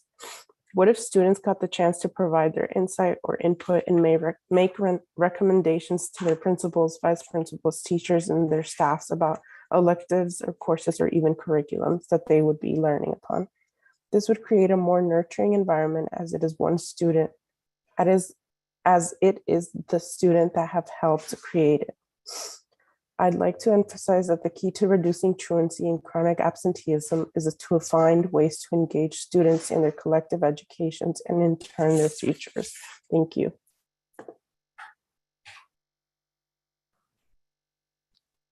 Thank you, Ms. Hernandez. Is Sheila Carson-Carr here? Nicole McCray? Ms. McCray. Good afternoon. Good afternoon, Chairman Mendoza and Councilmember White and fellow advocates. My name is Nicole McCray, and I'm the very proud principal of Idea Public Charter School. I'm here today to testify regarding to the importance of changing the 80-20 rule to 60-40, which would help further motivate scholars, inclusive of the most vulnerable, underserved, and disadvantaged, to come to school without facing the penalty of being marked absent for the full day. Idea Public Charter School was founded in 1997. It's located in the heart of Deanwood community in Ward 7, a historic neighborhood with a strong sense of belonging. 99% of the student body is African American. Our student demographics illustrate the challenges the community faces. Over the past 3 years, our enrollment has increased from 289 scholars to 334. The percentage of students defined as at risk have been between 70 to 79% during those 3 years. In that same time period, the percentage of students in our special education cohort has been between 29 and 31%. IDEA's goal is to provide all of our scholars with a learning environment that will challenge, motivate, and strengthen their intellect and prepare them for their futures. Toward that end, in addition to our academic curriculum, we offer robust career technical education pathways, including business management, child development, computer science, and construction technology. However, getting to school on time is difficult for some of our scholars. For example, many of them are responsible for taking their younger siblings to and from school. Now the community is facing the upcoming closure of the Deanwood Metro station between the months of May and September of this year, decreasing safe transportation options. Not having a dependable, safe way to get from home to school and back again greatly impacts student attendance at IDEA. We believe our scholars are committed to their education. By 9:15 a.m., 85.5% of our scholars are in the IDEA building at that time. And by 10 a.m., 96.7% of our scholars have arrived. To accommodate those difficulties that our scholars face, we have put in place several interventions and wraparound services that expand their ability to make up for lost learning time. Those include after-school tutoring, a credit recovery and acceleration program that takes place in the evening, the IDEA bus, we have 2 of them, that takes our scholars to those activities and stops close to their home to ensure that they can get home safely. We have a very dedicated, hardworking team who work towards personalized care supports for our scholars to make home visits to better understand what keeps our scholars from getting to school on time. And we offer solutions like personalized wake-up calls. We also have robust summer learning and vocational opportunities that include academic classes as well as extracurricular programming like coding camps and being a host site for the Summer Youth Employment Program. Bill 24-428 School Attendance Amendment Act of 2021 strengthens and supports the community that we can offer to our scholars by expanding the window of time in which they can arrive and be counted as present. Giving them more leeway to get to school, encourage them to make the effort to arrive as soon as they are able. With that, we recommend a few recommendations. Increasing funding for charter schools directly aligned to full wraparound supports for at-risk youth that expand past normal school business hours. We also are recommending an increased support for clinical services, increasing personnel. Also, providing an increase of family support resources throughout the community to help hold parent accountability with ensuring that their scholars can get there on time. And last but not least, effective SST monitoring systems to include robust digital tools that can showcase the view of the whole child in real time. We thank you, and we are appreciative of your consideration of these remarks. Thank you. Thank you, Ms. McCray. I don't see the recommendations in what you submitted to us. Thank you. I can add that as an amendment. If you would. Thank you. John Bennison. Yes, sir. Thank you. Can you hear me? Yes. Okay. Thank you, Chairman. Thank you, Councilmember White. I must admit the issue I'm raising is not directly germane to truancy, but I think there is a connect. You have a elementary age student in DCPS. She goes to an excellent school with nurturing teachers who are very supportive. I should say, by the way, I'm not able to read my testimony because I'm legally blind, so I'll just try to summarize it for you as quickly as possible. I do not know how to get this issue before the council, but the school calendar and the way that DCPS leaders have put together the school calendar is deeply problematic for learning and structure, especially for young students. Just by way of a couple of examples, we recently had a February break for students. And then this week, they had one 5-day week. And then this week, students were out on Thursday for parent-teacher conferences and a professional development day today. There's also an April break. I'm not clear as to why we need a February and an April break in the second semester. I, as a parent, would be totally fine with school ending a week earlier in June or starting a week later in the summer without the February break. Students, I think one thing, what I heard consistently here is the best place for students is in the classroom. Anybody in DC public school leadership would tell you last year I was a staunch advocate for getting back to in-person learning as soon as possible and was not a believer in virtual learning, especially I personally witnessed with my young daughter, it did not work at all. So I would like to see as many 5-day weeks as possible during the school year. We know that there have to be 180 days per year. I think the state superintendent of education has been somewhat derelict in holding DC accountable for a 180-day school year. As an example, the 2 days for picking up COVID tests were waived from the calendar. The 2 snow days that were added at the very end of the calendar year to June, I think June 27th, a Monday is the last day of school. I'd much rather see those last 2 days be professional development days, and the professional development days during the academic year, second semester, have been dropped. As another example, last year there was no school on election day, even though there was no election in the District of Columbia. In that same week, there was a professional development day. I wholeheartedly support professional development for our teachers. Again, my daughter has excellent teachers who are nurturing and supportive. The best place for kids is in the classroom, 5 days a week as much as possible. Obviously, there's going to be holidays and things like that that are necessary, but there's far far too much disruption to the academic calendar throughout the year. In an ideal world, students, like in other countries, would spend much more time in the classroom, 190 to 200 days per year. I recognize that's not a reality in the United States or the district, but I think we, in addition to focusing on this truancy issue, we really need to look at the school calendar and ensuring that our students have as many 5-day weeks per academic year as possible. Again, professional development is important, but so much of the calendar is interrupted with professional development, parent-teacher conferences where an entire day is away from school. And again, it relates to this from the sense that we all agree the best place for students to learn is in the classroom. And finally, on the equity point, I could not agree more with all of the various panelists, both on the first and the second. So many students from lower socioeconomic parts of the city are being disproportionately affected, both by rules and regulations around truancy, but also by the inconsistency in the DCPS calendar. Thank you, sir. Thank you, Mr. Benison. Josh Boots. Thank you, Chairman, for the opportunity to testify, and thank you, Councilmember Trayon White, for your leadership in elevating a conversation about chronic absenteeism and possible changes to how we define student attendance. We at Empower K-12 see current definitions of attendance as an outdated construct that, when aggregated at the daily level, often become a zero-sum game. Either you receive full credit or none at all.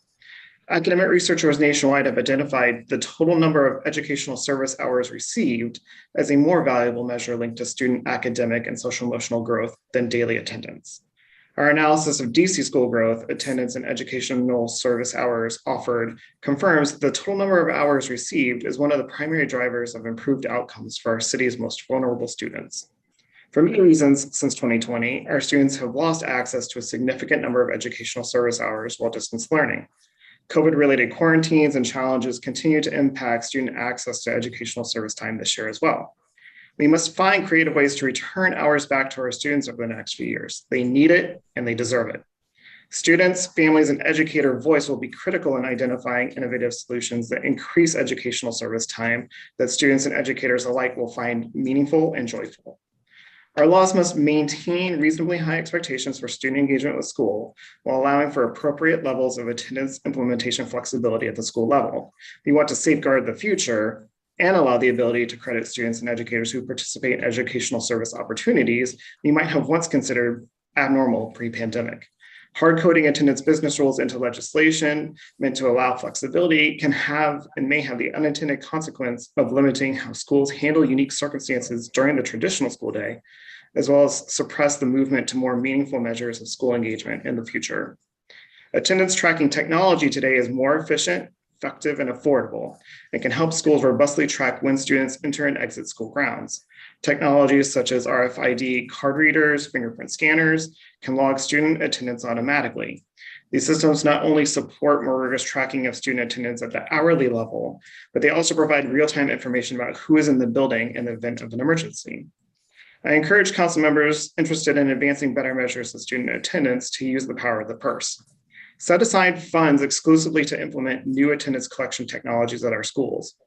Council should also ask the Office of the Deputy Mayor for Education to lead a process that engages multiple government agencies along with student, family, and educator voice to modernize how we define and flexibly track how many educational service hours students receive. Thank you for the opportunity to engage in this important conversation. Thank you, Mr. Boots. Makia Love. Hi, good afternoon. My name is Makia. I am a Ward 6 resident and have been working in DC for about 15 years in education. I'm the Deputy Chief Academic Officer at KIPP DC. In my role, I work with our 6 elementary school leaders to provide students with an engaging, robust, and just joyful learning environment so that they're excited to come to school every single day. Thanks for providing me this opportunity to talk about how we can create attendance systems that incentivize students to come to school and provide educators with more accurate information so we can remediate chronic absenteeism. The past 2 years have been uniquely challenging in education. The international health pandemic has added technological barriers, health quarantines, community trauma, that have all made it harder for students to attend school. And at KIPP DC, we are wrestling and grappling with this every day. And we're wrestling with the best ways to improve attendance at our campuses in the wake of these challenges. So research shows, like many people have said today, that strong attendance leads to better outcomes for students, especially when we think about proficiency in reading, higher standardized test scores, better high school graduation rates. But attendance is also an important metric of non-academic factors, such as access to regular healthy meals, and access to social services and mental health supports. By focusing on the best way to measure attendance, we can provide schools with the data that they need to target interventions on the students who most need them. And by accurately defining absence, we can limit the likelihood that students and families will be referred to CFSA or other social service agencies erroneously. So under the current district policy 80/20, the students who come to school for less than 80% of the day are counted as absent. KIPP DC believes that the 80% attendance threshold should be reduced to 50% for 3 reasons. First, as folks have said today, the high threshold reduces the incentive for students to come to school for even part of the day. And we know that something is better than nothing, right? So we encourage our families to send their children to school, even if they expect to arrive later in the morning, say 10:30 or 11 o'clock. But if a student's going to be marked absent, even if they come in late, there's less incentive for them to come in at all if they're not going to get credit for the day. Second, this 80/20 rule results in misleading attendance data. So under the current policy, a student who comes in, let's say 90 minutes late because of a transportation issue, and a student who misses an entire day because of a traumatic family event, they're both marked absent. And as schools determine where to put limited attendance intervention resources, it's hard to pinpoint and distinguish supports for the students and families who most need them because of this imprecise data. Thirdly, the current 80/20 rule complicates the truancy reporting process and makes it less likely that students will report truancy accurately. CFSA understandably has asked us to only count full day absences towards ed neglect.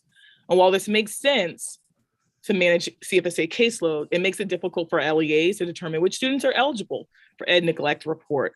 If we're only asked to report full day unexcused absences, then they should create a more sophisticated tracking tool to see which students are approaching that ed neglect threshold.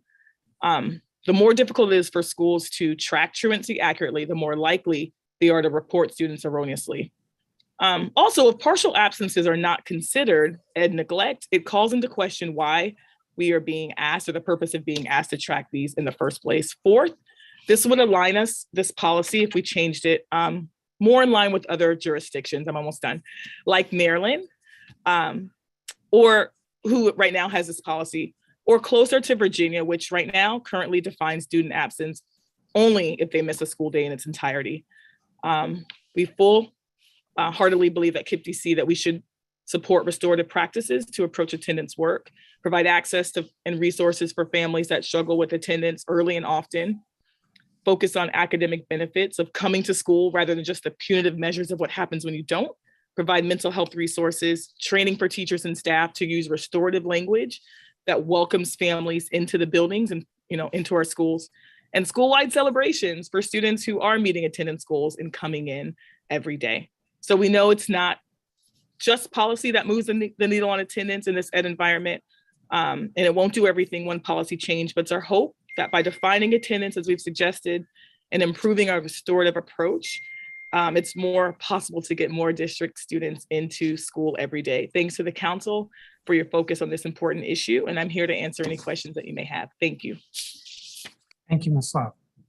I'm going to follow the same order as the last round. Councilmember White, do you have any questions? I do. Thank you guys for joining. I want to start with Ms. McCray from IDEA, correct? Yes, that's correct, McCray. Yeah, you spoke in your testimony about utilizing more resources for intervention and wraparound services. Can you give more information on what that looks like? Because this whole thing now is in a punitive, the way it's written, And so I'm hearing a recurring theme about needing more resources to address it, but lacking like substance. I would say in a perfect world, it would include supports that allow for staffing for hours that expand past the regular school day. What I have noticed in my 5 years of principalship and 15 years of education is that it is an overwhelming task that goes in and day out for our staff, especially our clinical team, our service providers, to ensure that they are doing above and beyond to help get the scholar in the building. Some of those services that we can envision could be increased transportation services that are reliable, that families trust and can depend on. It could include outreach and support in the community that expand from the hours of 6 p.m. to 9 p.m. Our families have unique working hours, so trying to reach them during the school day when you would typically make a phone call, it's not accessible to our families and they don't receive it. And so how do we think outside of the box and go above and beyond to help meet them where they are? It could also be providing meal services and something we have done in the summer and during the pandemic, we used our transportation and we provided meals to families and engaged in conversations while talking about truancy, absenteeism, and giving them their supports and digital tools just to log online. So that type of above and beyond and going out of the way, those are the types of services that we need with unique staffing positions where it can be advertised and marketed citywide so that people would apply. Some people are uniquely in a position where they are entrepreneurs and they're not ready or prepared to be in a full-time job position. But if you're able to offer after hour resources and opportunities as such, maybe people from the community would engage. Got you. Thank you. You're welcome. I want to jump to Ms. Ebony Rose Thompson. I heard Ms. Love talk about reducing 80 down to 50. I wanted to know from you, how would the State Board of Education, in your opinion, will provide substance to this? The reason I asked you, because I remember being on the State Board of Education when this came about.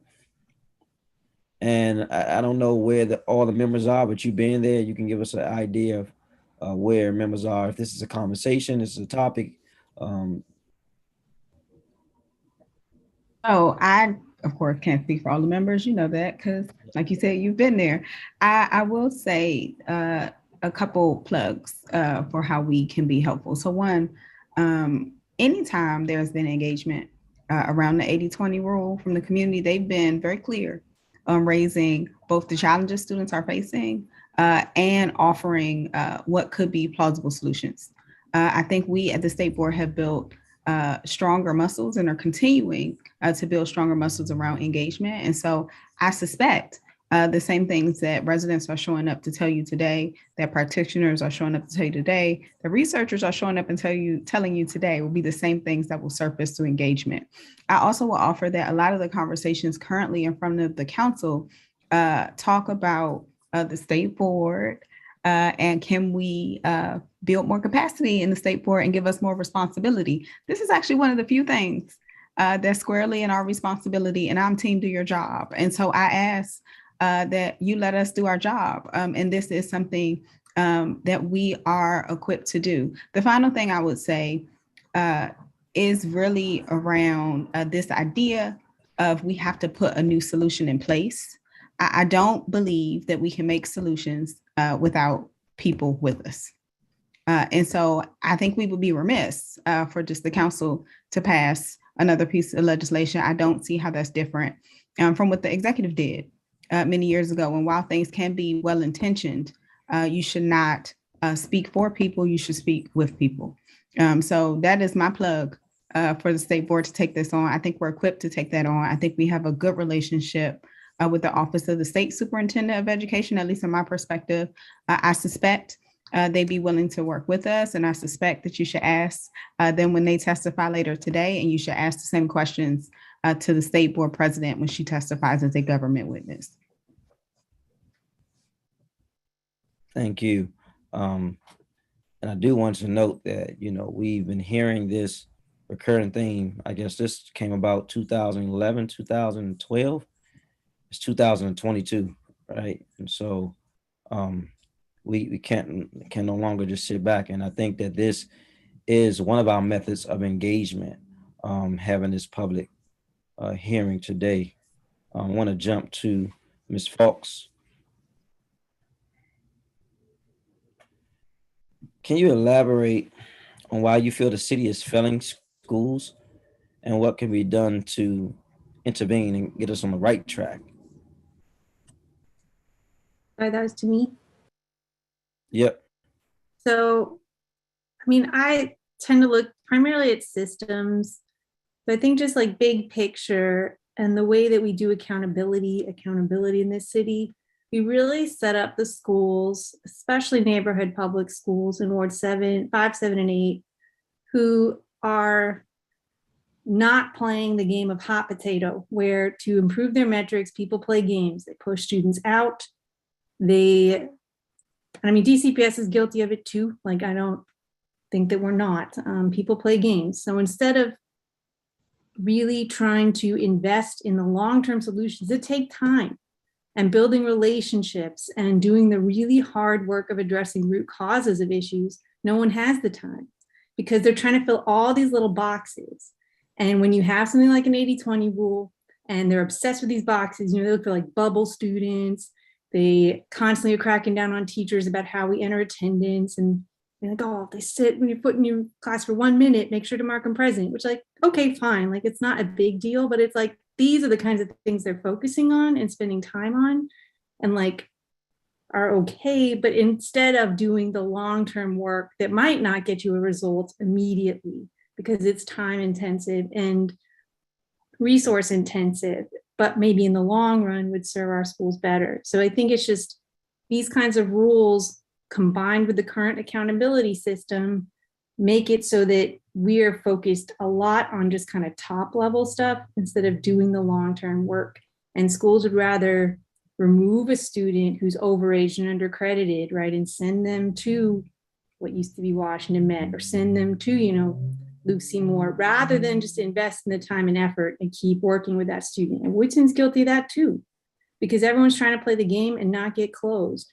And the fact is that's where things are headed. We look at student-based budgeting now. Yep. This year was okay. It's not going to be okay moving forward. We know it's not. They added a whole lot of money to our school budgets to keep them from closing. So there's just a lot going on that I think is just adding around to school closures. I'm glad you mentioned that because I also heard someone in a testimony talk about teachers apprehensive about putting the accurate data in and trying to, in the spirit of helping the child get opportunity to correct their attendance, but not putting the correct data in. And, impact also plays a part in fear and how people respond to this as well. Mr. Ferreira, you talked about in your testimony, and I want you to, I don't know if you remember where you got this data, but you talked about, I believe, 25% of students did not accrue their last absences until the final month of school. Can you give us where you got that from and your suggestion on how we fix that? Yes, it comes from OSSE's attendance data that they publish every year. OSSE does a great job of publishing pretty comprehensive reports that are really informative. And this was one of the things that they focused on. I believe it was in the 2019, or actually 18-19 school year report. It's sourced in the testimony, and I apologize for sending that late. I think what it goes to show is just how blunt of an instrument looking at attendance, particularly when it's tied to 80-20, can be, right? That young person is basically 25% of our young people who, if you look at chronic absenteeism or truancy, actually in this case, across the city, really haven't been truant. They've been going to school almost every day. You layer that onto what we know just about the practicalities of business practices. For a lot of those students, probably not all 10 of those should have been unexcused. It's a failure to turn in a doctor's note. It's a day that they showed up late when they got marked unexcused for the whole day. And so these aren't the students that we should be worried about, but because our statutory scheme is anchored in, whether rightly or wrongly, right, anchored in the 80-20 rule as a practice. we're spending all of these resources on students who don't really qualify. They aren't the students that we should be worried about. That's why we really need a much more sophisticated and nuanced approach. And while we do that, we should minimize the harm and refocus our efforts by changing the rule from 80-20 to 60-40.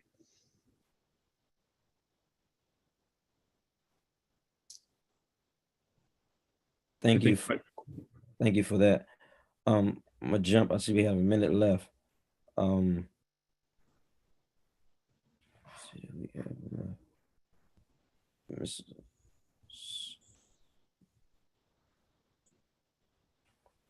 Ms. Hernandez, is she still here? Yeah. I think in your testimony, you spoke that you did not agree in total with, I guess, penalizing the method that we use in penalizing students. Again, you talked about the friends getting kicked out of Wilson. Yeah. Do you believe this is a good way to address absenteeism? Can you elaborate on that real quick? I think that having student involvement could help attendance, because if students are involved and engaged in what they're actually learning, that might be a reason or motivation to, be present for the full day. I definitely think that there are other factors to missing the school day, but if students are able to engage with their school administration, especially with principals, vice principals, counselors, and other staff, I think that it'll be a more, I want to say a safer environment for students to feel in and feel, good enough to walk into that building every single day. Because when you give students a voice, it tends to be easier to communicate and it tends to be easier to show up. So that was just one idea that I had where that could possibly work. Thank you, Chairman. Thank you, Councilmember. So I have a few questions. I wanted to ask Ms. Love. I was confused by your third bullet. The CFSA has understandably requested that schools only count full-day absences towards an educational neglect report.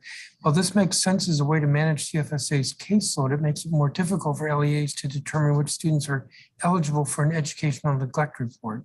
That didn't make any sense to me because it's easy to tell whether a kid's missed all day or not. If schools are only asked to report full-day unexcused absences, they need to create more sophisticated tracking tools to see which students are approaching the educational neglect threshold. The more difficult it is for schools to track truancy accurately, the more likely they are to report students to CFSA erroneously. And you go on just a little bit more. I would think the more difficult to calculate is the 80-20 or 60-40 or 70-30 or wherever we end up. And we don't want to be reporting 80-20. I discussed this with the first panel. The purpose of the reporting is if a kid misses enough school to see whether there's something problematic going on in the home. So we don't want fractional reporting. Yeah, I think that one, I can make sure I can get back to you for more clarity, but I absolutely agree with you in the sense that if we don't want fractional reporting, then why are we tracking partial absences? But I understand the spirit of what you're saying, right?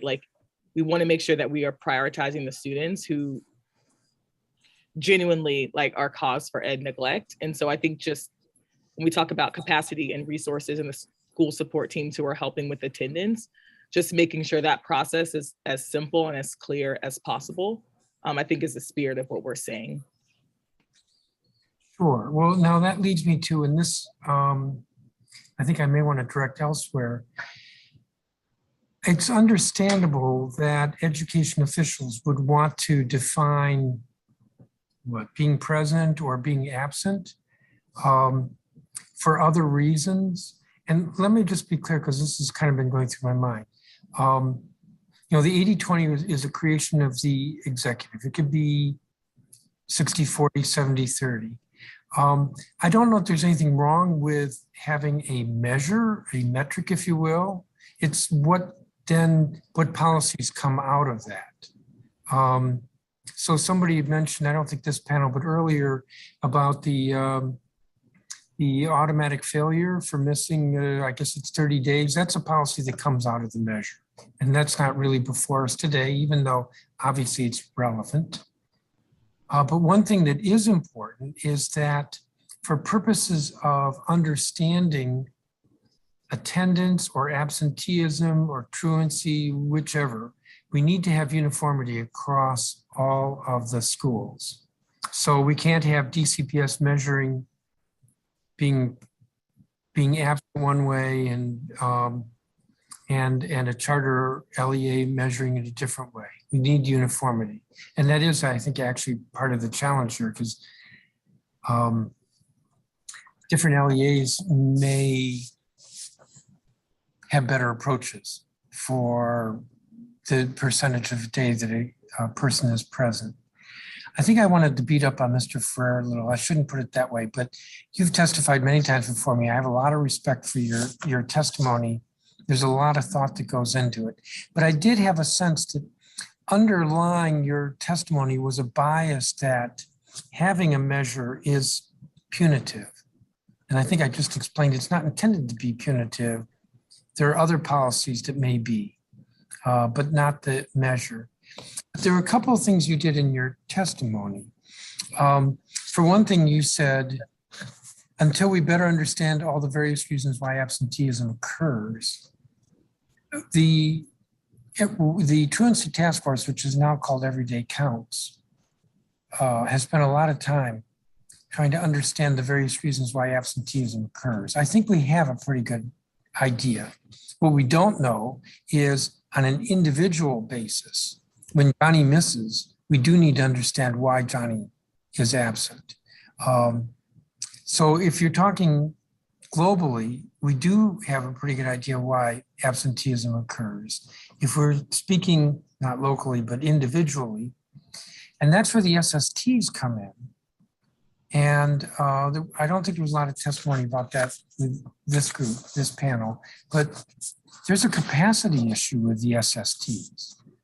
When you have 300, 400 SSTs in a school, I mean, that's just overwhelming. And then I'm going to think about this, more counselors, is that the solution? But I think there's some folks like a teacher who should be present. It's just a capacity issue. The other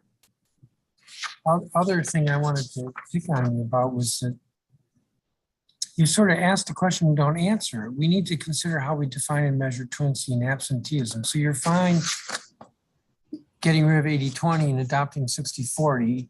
I don't think you're fine with 60-40, but then you sort of say, well, we need to think about what it will be. And that's kind of the purpose of this hearing is, well, what should it be? So you want to respond after I've picked on you here? That'd be great. And thank you for the opportunity. So on the root causes, I agree that a lot of great work has been done. I think we could do more. I was really impressed with the CJCC report and how it went about looking at risk quartiles and figuring out kind of the multivariate and how they relate to each other to really isolate if we were to pick 3 levers that we really wanted to focus on over the next 18 months that thought we can make a huge change in truancy. That's the point of that report. But even the CJCC report is only half the story. I think if you look at OSSE's report from 2018-19 and how they really key in on the attendance rates for students with disabilities and really break it out, you see that students who are diagnosed with emotional disturbance, that's their IEP designation, have significantly worse attendance outcomes than all of the other classifications. And so if we're saying intervene with students with disabilities, that's not quite necessarily the right intervention level. We should be looking at students specifically with emotional disturbance, and more so, the trigger for intervention with respect to attendance shouldn't be based on 80-20 rule and attendance itself, because that's too late. We're doing that after they've stopped coming. When a student gets diagnosed with emotional disturbance as a policy, we should be looking at how in their IEP we're really focusing on engagement and making sure that we're getting ahead of the curve. Additionally, 20% of the students with emotional disturbance, only 20% of the students with emotional disturbance actually do attend satisfactorily, we should be looking at why. And that's what CJCC report doesn't do in theirs with relation to delinquency. It doesn't look at the strength, it doesn't look at the resilience, but I think we can learn a lot from looking at that question of not just why are students failing to attend, but why are students attending? How can we build on that as well? And so I think doing an even more robust analysis than what we've done to date is critical. And that's also why I don't get to the answer of what do I think the right measures are. I could hypothesize. I actually think the right measures are probably having a couple different measures for truancy that tell us different things, as well as different intervention points, right? Based on the data that I have access to, the public data, there's something going on in the transition between 8th and 9th grade. And there's obviously something going on in the transition or with students with emotional disturbance as their disability. And then there's a whole bunch of stuff related, not even related to school, safe passage, student mobility and housing that we could be addressing early. Because at the end of the day, I think it's much harder for us, much more time intensive and less effective to intervene once we get to chronic absenteeism than it is going to be to prevent it or intervene in it once we start seeing some of those red flags that we've identified. And that's why I think shifting more to that public health approach in this space as well is critical. If we can start forecasting 2nd, 3rd grade, actually even before that, home visiting and some of the early intervention programs that we can use with families to get them more invested in school, because where we really see the highest rates of absenteeism are at the early and at the end. It's kind of pre-K and then it's the high school years. And so how do we build connection to school really early and the importance of school? And then what do we need to do in middle school and early high school to keep students engaged? And that's what that shift to that public health framework looks like, is it's a little bit more focus on the prevention and intervention, which I think is going to require very different metrics than the reaction, which is primarily based on attendance data itself. You made me think of a couple of things, and I have a little bit of time left. One of them is I was thinking of the testimony from Ms. Love about the challenges of collecting data, and having multiple metrics could drive some of the LEAs crazy.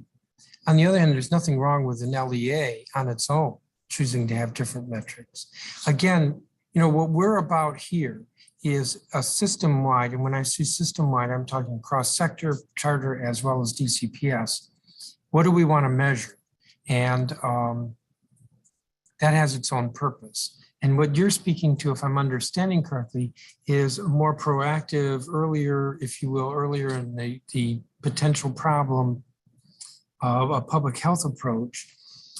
And I think that's good testimony for example, DCPS as the largest LEA, maybe they should be doing that. And I don't know if there's a problem with saying to DCPS, you need to have multiple metrics that you're measuring, but I don't know that system-wide we want to require that. Every LEA has to do the same, because they may have different approaches. And if I might, I agree with that 100%. I think we should also think about it differently as kind of the data that we may analyze at the system level that we already have access to. I'm not sure that we're analyzing all of the various metrics that we could be at that system level that already exist. I do like having flexibility, particularly for innovation purposes. I do think there are some schools who are going above and beyond, and we want to give them the flexibility to do that. So I think we could do a more sophisticated nuance analysis now that could inform and kind of innovate for schools, or at least provide some model or some guidance. Look, these are the different metrics that we studied. This is all that we learned by doing more of a multivariate analysis. Give them additional ideas for, oh, if I want to do some early intervention programming at my school, these are the students that I'll identify based on the research that we've done at the system level. The other thought I had, and I'm over my time, is the attendance requirements or the truancy reporting that we have in the code is not meant to be, what do I say, early in the cycle. It's meant to catch where people are falling through the cracks. I mentioned before, Bonita Jacks. and Relisha Rudd. It's intended to catch those instances before people fall more deeply into whatever the problem is. I just wanted to put that out there because you talk about trying to catch some of these problems earlier, and I agree with you. But I think we still need to have a reporting system to catch where we're not catching those people earlier. And that's what this is about. Yeah, I think my struggle, just, and this is on the practical level, based on what I've seen, is that there are so many people that qualify for these interventions that it's almost like the exception has swallowed the rule and it becomes not effective. I can give you an example from the truancy standpoint from young people that I've represented in Pins Court is, I represented 3 young women in Pins Court. I picked up their cases in July. The allegations in those 3 cases were that they had accrued more than 25 or more than 15 unexcused absences by November. And there was no one with eyes on these cases until the summer. And all 3 cases ended up being dismissed because the reasons for the lack of attendance weren't kind of intentional not going to school. One, the bulk of the unexcused absences were an undocumented suspension where the young person was told they couldn't come back until their parents came back with them, and their parent worked full time. And so they missed, I think it was 12 days of the 15 because of that. One was actually a young woman who was in CFSA's care, who was medically hospitalized and then had a ton of doctor's appointments, and CFSA never once provided the school with an excuse. And so all of those accrued as unexcused absences. And so the problem with the implementation, and I hear you on kind of the purpose, but at least the problem with the way it's being implemented is it captures far too many kids and students, and the result is that it's not being done well. And so not only is it being perceived as punitive, but it's not actually having, I don't think, the impact that you intended it to, the positive impact that you intended it to. I'm going to leave it with that. Thank you very much. Thank you all of you for your testimony. It's helpful. Really appreciate your time. So you all are excused.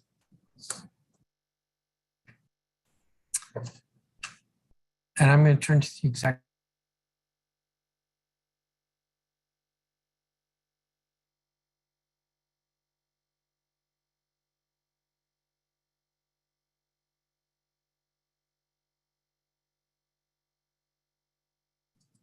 I'm actually going to take like a 5-minute break. It's 3:40. I'll be back at 3:45. And then I'll call Cynthia Ruiz, Paul Kine, and Dr. Christina Grant.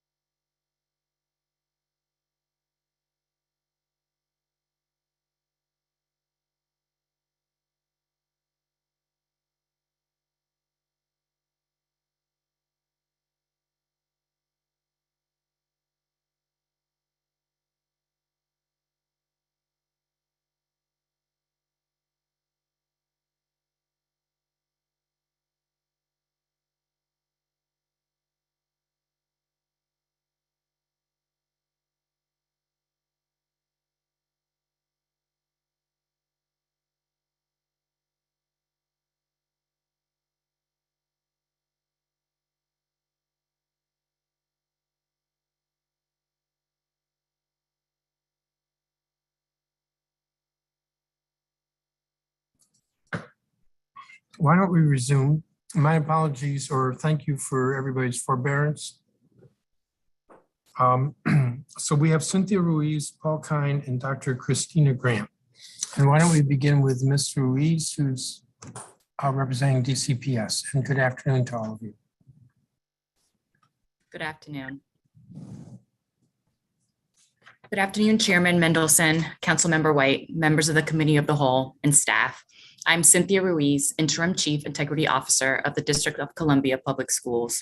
Thank you for the opportunity to speak before you today on this very important legislation. Today, I'm eager to share more about DCPS's perspective on the proposed reforms to the 80-20 rule. I'm also prepared to discuss the steps we've taken to improve in-school attendance and reduce chronic absenteeism. At DCPS, we want every student to feel loved, challenged, and prepared to positively influence society and thrive in life. To get there, every class and every day counts. Strong attendance is critical for success in academics and in life. We know that the challenges many families are experiencing as a result of the pandemic can make regular school attendance challenging. We also know that in-person learning is the best antidote to learning loss. For this reason, we remain singularly focused on making connections with our families, learning about the specific barriers they are experiencing, and seeking to support every student on an individual level. DCPS is supportive of the intent of Bill 24-0428 because we believe it increases our ability to ensure that students remain engaged in learning.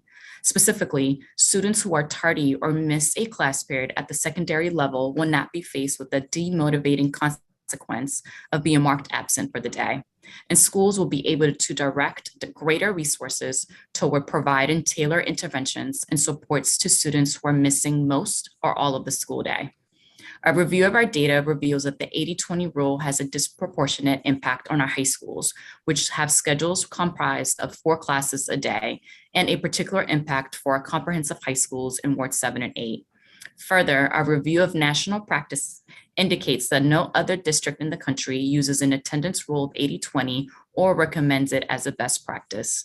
Since chronic absenteeism has significant consequences for students, like mixing critical instruction time and being a greater risk of falling behind and dropping out of school, more so than the consequences for tardiness or missing one period or a part of a period, a shift away from 80-20 would benefit our students and more accurately capture the needs differentiated supports. DCPS is also supportive of excusing absences for students who are late to school due to public transportation delays, as this is already a part of our current practice. When a student is late for school, school-based attendance staff code any missed class as an excused absence. This year, DCPS remains keenly focused on interventions and supports, as we know that many families continue to struggle to navigate the challenges presented during the pandemic, and we must do more to improve attendance overall. Our attendance teams work tirelessly to connect with families to provide resources that are tailored to the needs of our students. This year, all of our schools are leveraging multi-tier systems of support, MTSS, to holistically understand and respond to students' strengths and needs. School-based MTSS teams review attendance data alongside academic, social, emotional, and behavioral data to identify relationships between data points and address the highest leverage area to support. Student attendance conferences, SACs, formerly known as student support team meetings, are a critical lever in effective attendance support aligned to MTSS. As shared in previous hearings, this shift allows DCPS to address the volume of attendance challenges experienced in a way that best leverages school resources while remaining in alignment with its requirements in DC code and regulation. Beginning in school year 21-22, DCPS shifted from holding SACs for students who accrue 5 or more unexcused absences in a marking period. During these conferences, schools connect with families about each student attendance history and uncover impediments to attendance. This qualitative data is shared with MTSS teams and can be used to design attendance-specific Tier 2 and Tier 3 supports, as well as more holistic interventions that support multiple domains of development, like attendance and academics together. This holistic integrated approach helps teams catch challenges early, respond to warning flags, and meaningfully involve multiple stakeholders within the school so they can partner with attendance staff to determine the most appropriate supports for students. Another important strategy in DCPS is our cluster support model. While schools were always assigned to groups known as clusters led by instructional superintendents, beginning in school year 1920, DCPS instituted a district-wide approach toward achieving more equitable outcomes in alignment with our strategic plan known as the Capital Commitment. Through this model, DCPS provides each cluster with dedicated staff support in several of the following key areas: academics, data, attendance, operations, special education, and education technology. The cluster support team's purpose is to support the instructional superintendent in analyzing data and targeting supports to reduce the opportunity gaps and disproportionate outcomes for students in their cohort of schools, in alignment with each school's annual comprehensive support plan. Each attendance specialist provides differentiated supports to one or two clusters of schools. To date, attendance specialists have conducted 457 school supports touchpoints this year. Importantly, the DCPS cluster support model is strategically aligned to the feeder patterns for Anacostia and Duluth high schools to ensure that these schools receive amplified support and attention. These schools receive community-aligned support with a smaller cohort, and both schools have made significant gains through a comprehensive redesign process featuring deep and sustained community engagement. Additionally, in 2019, DCPS partnered with the Deputy Mayor of Education to pilot the Kimball Attendance Intervention Program that provided classrooms in 3 DCPS schools access to Kimball, a mobile-based platform which allows for increased two-way communication between teachers and parents around student attendance and promotes family awareness of potential attendance supports. Based on positive parent and school leadership feedback, DCPS funded this program at Anacostia High School and Columbia Heights Education Campus during school year 2021. We are happy to share that Mayor Bowser has agreed to fund this partnership for more of our schools for spring and summer 22 through the DME. DCPS is also pleased with its work with its external partners, including Show Up, Stand Out, the DC Department of Behavioral Health, Communities in Schools, City Year, and the Office of the Deputy Mayor of Education. Through these partnerships, we have been able to provide families with additional touch points such as reminder attendance mailings, parent informational sessions, and one-on-one family conference support. We work together to ensure better coordination of these partnerships and leverage the support of these partners to provide students with quality attendance interventions. At DCPS, we work to ensure that children look forward to attending school, feel seen and valued at school, and find love and belonging at school. We are continuously working to enhance social-emotional supports to address trauma, build resiliency and strength, and re-engage after a year away from in-person school. Thank you, and I'm happy to answer any questions you may have. Thank you, Ms. Ruiz. Welcome.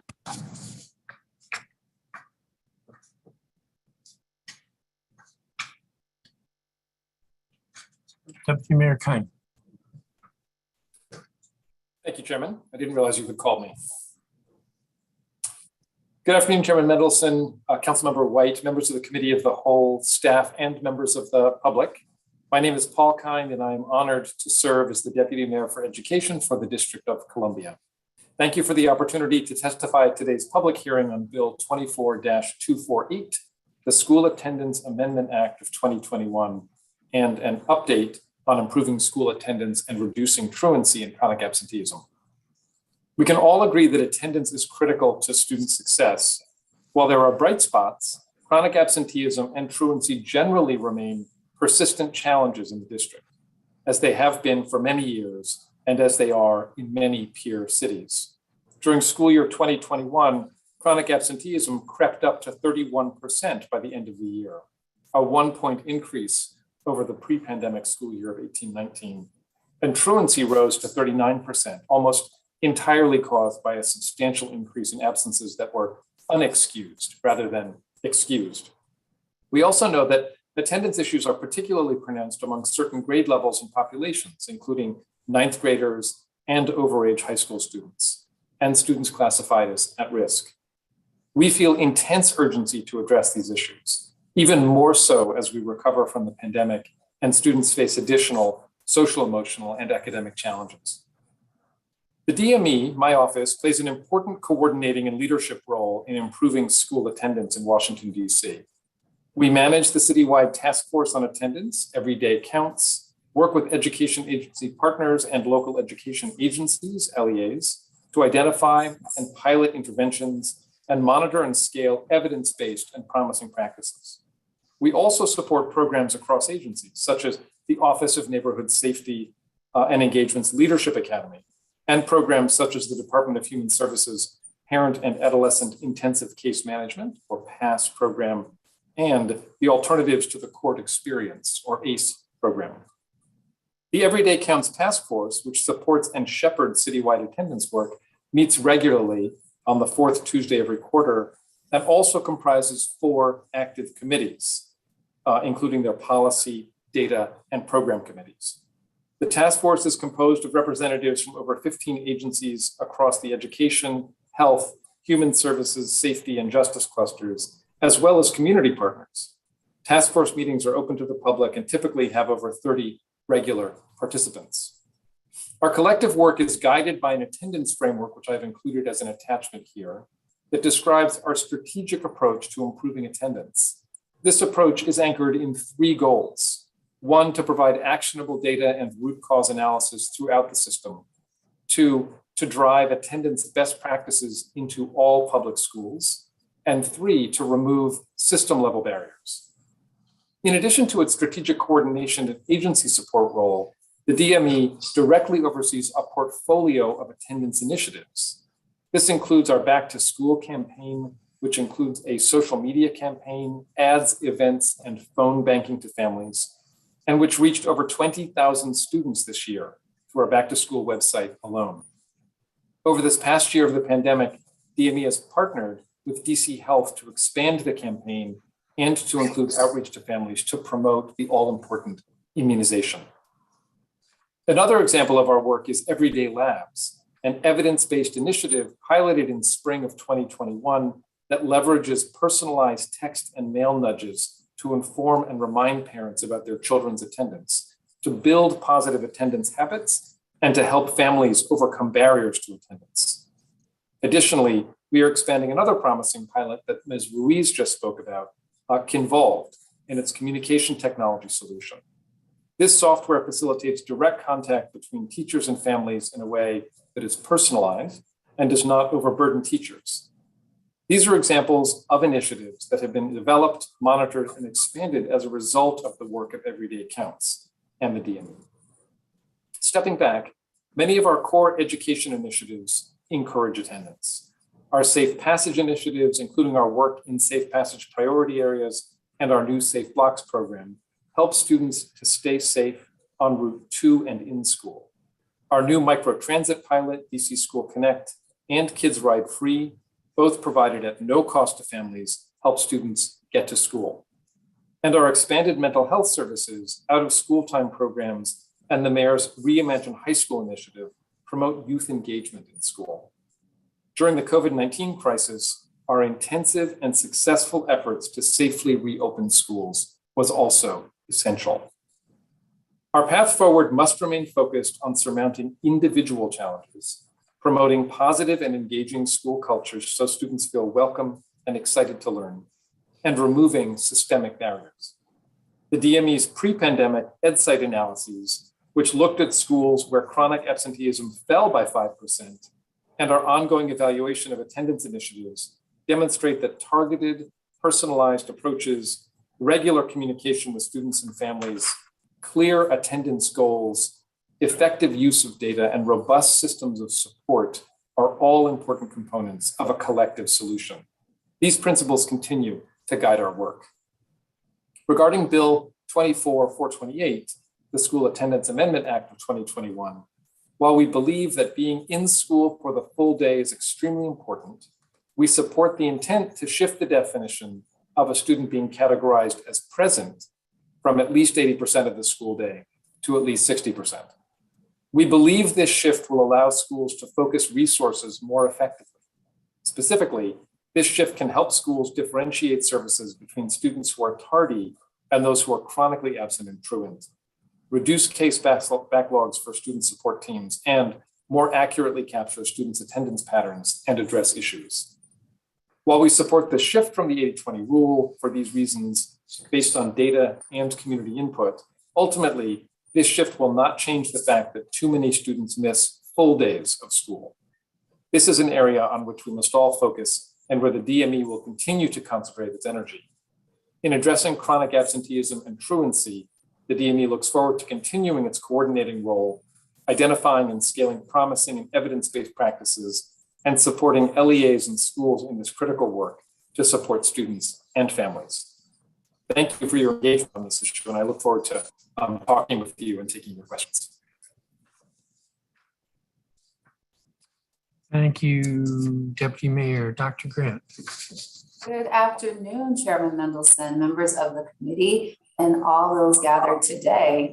My name is Dr. Christina Grant, and I am humbled to serve as the State Superintendent of Education for Washington, D.C.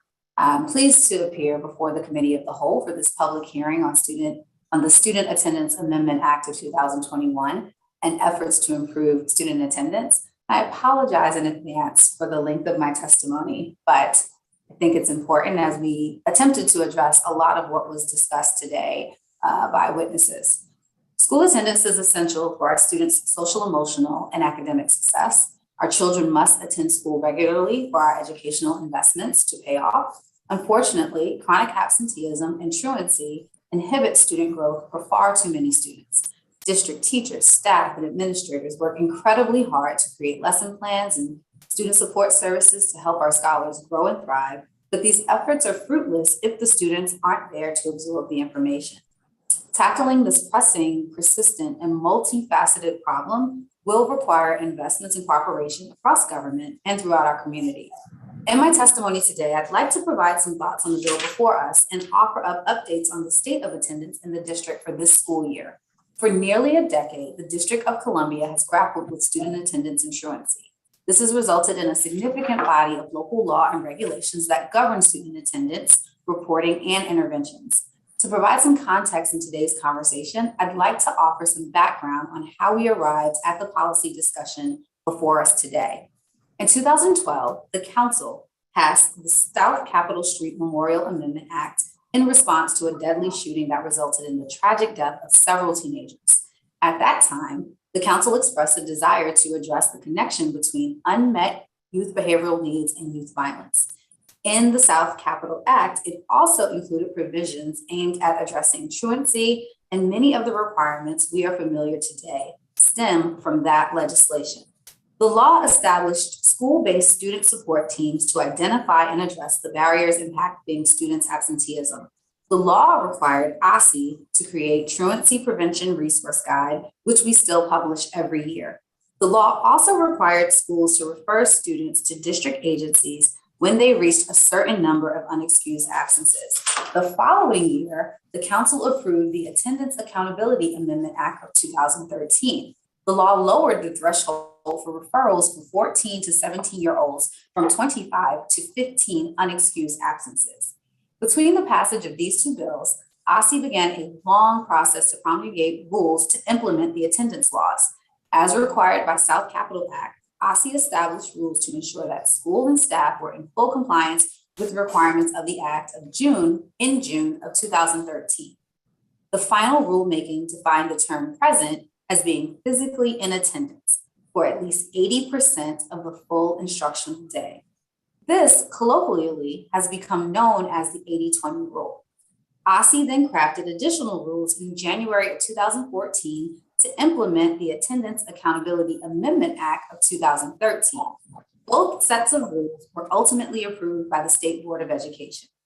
Based on the preamble to the regulations, some public comment did believe that the 80% threshold was too high to be considered present, yet some threshold to determine when a student's daily attendance record was present and was needed, and the higher bar for attendance was set. OSSI uses this definition of present, the 80-20 rule, to report chronic absenteeism and truancy rates. We share these rates annually on the DC School Report Card through our attendance report and as a part of required federal reporting to the United States Department of Education. OSSI also uses attendance as a metric in the statewide accountability system because it is important for student outcomes and that schools should monitor and address this metric. These metrics are valuable for public transparency and decision-making. Students may enter and exit school doors throughout the day, but no matter the time, we require one value for the student's daily attendance to calculate these metrics. That is where the 80-20 rule comes into play. Our daily attendance collection uses a standardized set of codes that are used across the district. Generally, a student will have one of 4 of the following attendance codes: present full, present partial, absent partial, or absent full. Present full and present partial mean the student was considered present for the day, but absent partial and absent full mean the student is considered absent for the day for reporting purposes. The School Attendance Amendment Act of 2021 would amend local law to define attendance at 60% of the day rather than 80% of the day. In addition, the proposal would make verified transportation delays valid excuses for tardy arrivals if the delay exceeds 10% of the school day. I'd like to now provide some comments on this proposal. Instructional time matters. All of us should expect students to be in school every day, ostensibly all day. We've made significant investments in public education, and these investments do not happen if students do not show up. We should also be concerned about what portion of school days that students are missing and for what reasons. If a student gets to school late every morning, and every morning they miss their math class, that's concerning. We also believe that the learning expectations that we have established for the district are rigorous and meaningful to future student outcomes. Students of compulsory age are children, and sometimes as the adults, there are places where we cannot be flexible. Whether a student misses PE in the morning or English language arts in the afternoon, all adults must ask why and expect their regular attendance. Chronic absenteeism and truancy rates are far too high. It's expected that the proposed change to the 80-20 rule will result in a decline in these rates, but what will remain true is we still will have an attendance problem in the District of Columbia, and that must be forcefully addressed. Student interventions and supports are crucial, particularly student support teams. It is important that those teams are assembled with fidelity and clear action steps are taken to address student attendance.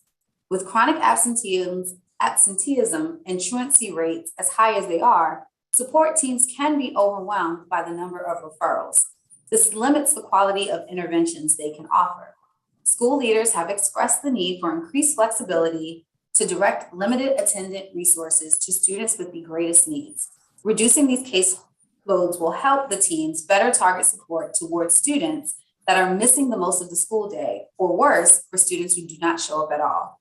No matter what threshold we choose, it doesn't change the reality that absenteeism and truancy remain a significant problem. In the 2020-21 school year, OSSI did not apply the 80-20 rule for attendance while schools were primarily closed for in-person learning. Attendance did not improve during the time, and chronic absenteeism ticked to up over 31%, and truancy shot up to 38.6%. This may suggest that our attendance problems in the district are driven by students that do not show up to school at all, not 80% of the day or 60% of the day. And that is where we need to focus our time, focus, and attention and intervene. As far as the proposed legislation before us today, OSSI does not oppose changing the 80-20 rule. However, we believe that Section 3, which adds a subparagraph defining transportation delays that should not exceed 10% of the instructional day as a valid excuse for tardiness, should be struck as it is overly prescriptive. Rather than placing a time parameter around transportation delays or defining what is a valid excuse by statute, we recommend leaving such determinations to the LEA discretion, as they are best situated to determine what constitutes a valid excuse for tardiness. We should also encourage council to take a close look at the language requiring students to be physically in attendance at the education institution to ensure that this would not present conflict with students in schools that are being provided distance learning. That said, OSSI is open to changing the definition of present to represent the change envisioned by this legislation through rulemaking for the 2022-23 school year. We do not need legislation to do that. Most importantly, through the collective work with this council and the Bowser administration, we have kept our schools open for in-person learning this school year. December and January were a rough couple of months due to the Omicron surge, with our preliminary data showing in-seat attendance dropping from 92.9% to 87.6%. Yet we took steps to minimize the spread of the virus in our schools and gave families and schools greater peace of mind when entering our school buildings. We provided schools with the flexibility they needed to offer situational distance learning, and we supported schools in efforts to implement test to stay and test to return models to keep children in school. Again, too many of our children are missing entire school days without an excuse. That's concerning because it means that we, as educators, can't account for them. It is very important that we focus and align our efforts. As I said before, we know that absenteeism is highest amongst high schoolers, especially ninth graders and ninth grade repeaters. That's why we believe in the Bridge to High School data exchange. Through this effort, OSSI facilitates the sharing of student level attendance between middle schools and high schools so that high schools can proactively intervene with incoming ninth graders who are likely to need additional attendance supports. Combating the drop in high school attendance is also part and parcel of our work to implement Mayor Bowser's call for reimagining high school. OSSI is working diligently to expand alternative pipelines to post-secondary and career education opportunities for students not drawn to traditional high school or four-year traditional college tracks. For example, we are currently piloting a middle school expansion of CTE experiences in 4 DC middle schools. We are launching an advanced technical center with Trinity University at Penn Center in the fall of 2023, and we are expanding work-based learning opportunities, including the advanced internship program. After all, we know that students are more likely to attend class and persist through all challenges when their classes align to their intellectual interests and their career aspirations. Finally, it is incumbent upon all of us in government to recognize that cross-sector solutions are important. Attendance is a multifaceted issue without easy solutions. Some of the most significant barriers for our children are more systemic and structural in nature and not related to the education sector. Yet we realize we are all in this difficult work together as a city. For example, the investments we make in public safety and the enforcement of our laws keep our students safe on their way to and from school. The city's efforts to address housing stability have been laudable, and stable housing means less mobility from school to school, which we know is tied to higher levels of absenteeism. The city's measures to expand income equity for under-resourced Washingtonians should also be noted, as everyday costs for haircuts, clothing, transportation can sometimes influence attendance rates. Further, whether it's overcoming truck convoys or other traffic impediments, increasing availability of bikes and scooters, or having access to reliable and safe public trains and buses, transportation plays an integral role in student attendance as well. So while school efforts are critical, and we are working our hardest to improve, system-level efforts are also indispensable to addressing this pressing problem. In sum, attendance is a family, school, government, and community challenge, and we must continue to work together to ensure that our students are safe, engaged, and ready to learn. In closing, I want to recognize again the hard work of school staff that are on the front lines and supporting our students and their families. Addressing this long-standing problem cannot and will not be done overnight, and there are no easy fixes. But with the focus of the sustained efforts of all of us, policymakers, school officials, community organizers, parents, and students, it is a problem we can improve upon. Thank you again for the opportunity to speak before you today and for your continued attention to this matter. Thank you. Thank you, each of you, for your testimony. I think I'm going to begin with this. Dr. Grant, in your testimony, you said, OSSI is open to changing the definition of present to represent the change envisioned by this legislation through a rulemaking for the 2022-23 school year. You do not need legislation to do that. You're speaking with regard to changing 80-20 to 60-40. Yes, Chairman, that is correct. In order for that to happen, OSSI would have to make a recommendation or a request to the State Board of Education? We would promulgate regulations, have them posted for a 30-day public commenting period, and then put them before the State Board of Education for approval.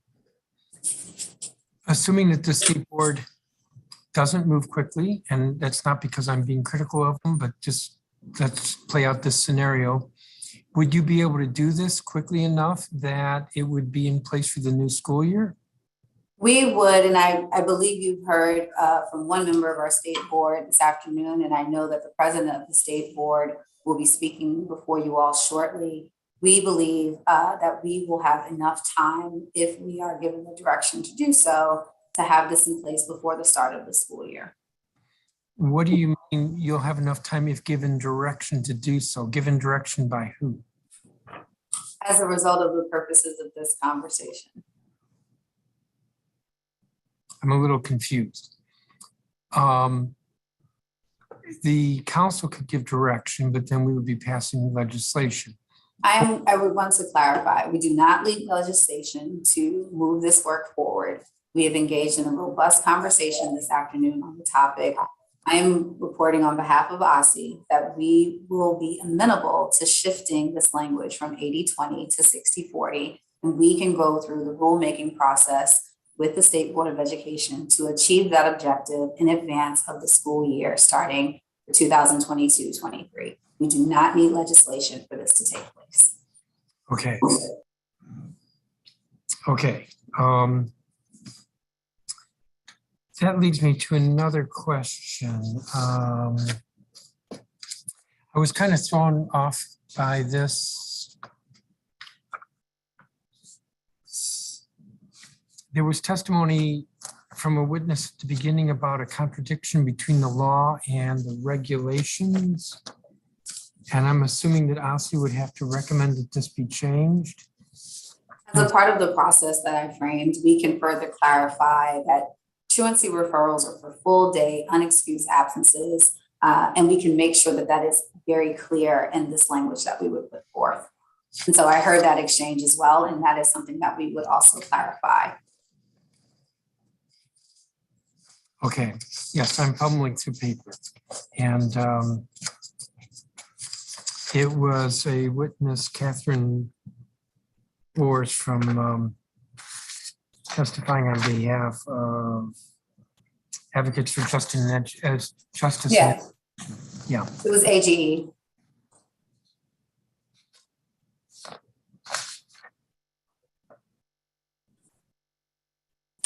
Can you say a little bit more, Dr. Grant, about the Bridge to High School? Yeah, thank you for the question. You know, as a former high school principal and overseer of lots of high schools in Philadelphia, it's just really critical that incoming students, all of their records and information are transferred to their next school. We're happy to report that 95% of eligible middle schoolers and high schoolers have participated in the program. It's those types of activities and data exchanges that allow LEAs and principals and teachers to be ready to fully support and engage with their students in advance of them starting school. It's one of the ways to make sure that students are seen, heard, and supported as they're making the critical transition from middle school to high school. And so we are really pleased at the success of the program. And I continue to say that there are so many factors that affect attendance, but this is a solution that we are excited about and is proving to be helpful. You referenced student participation, but this is a data exchange. It's a data exchange on information about students. And so we have we have shared the information for 95% of the students that are a part of this exchange. Okay, why not 100%? That's a good question. I'll follow up on that. And besides the fact that data exchange is a good thing, are we actually seeing some quantifiable effect from it? I think that we'll be able to report out on that metric as we close out this school year. It's been a very non-traditional school year, and so we will be closely monitoring attendance for this year as schools have reopened, and we've had the ability to look at metrics around 8th grade matriculation and 9th grade repeating. As I mentioned in my testimony, we didn't apply the 80-20 rule last year, and so this will be an important year of us looking at how attendance played out across the district. But I do hope and believe that we will see an improvement based on this method and many others, some of which Ms. Ruiz was framing around the way we have looked at supporting students in this very, very non-traditional school year. You made an important point in your testimony about how we can change the rule from 80-20 to 60-40. We can change it however we want to. It doesn't change, that in itself doesn't change the fact that so many kids are missing school. You talked about some of the things that are happening. Do you have other thoughts on what can be done that will significantly move the needle? I mean, the conversation we engaged in today was robust, and I do want to thank all of the witnesses. So much of what was shared frames why the shift is important, and that you would then have these resources be truly targeted to groups of students that would need them the most. I was compelled by the testimony from KIPP DC about the possibilities of what happens in the spring. Traditionally, we see that attendance declines as the weather gets warmer, but this is such a unique school year in that children are in school, they're learning, they have returned.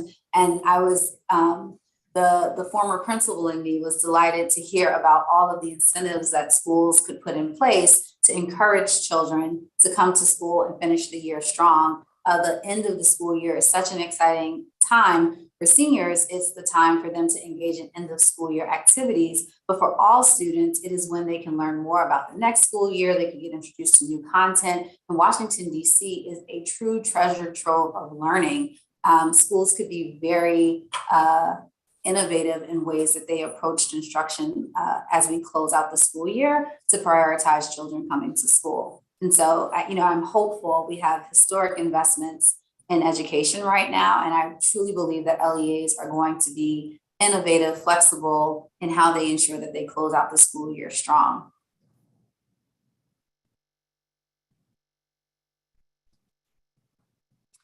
I have a note here. Post-park spring uptick.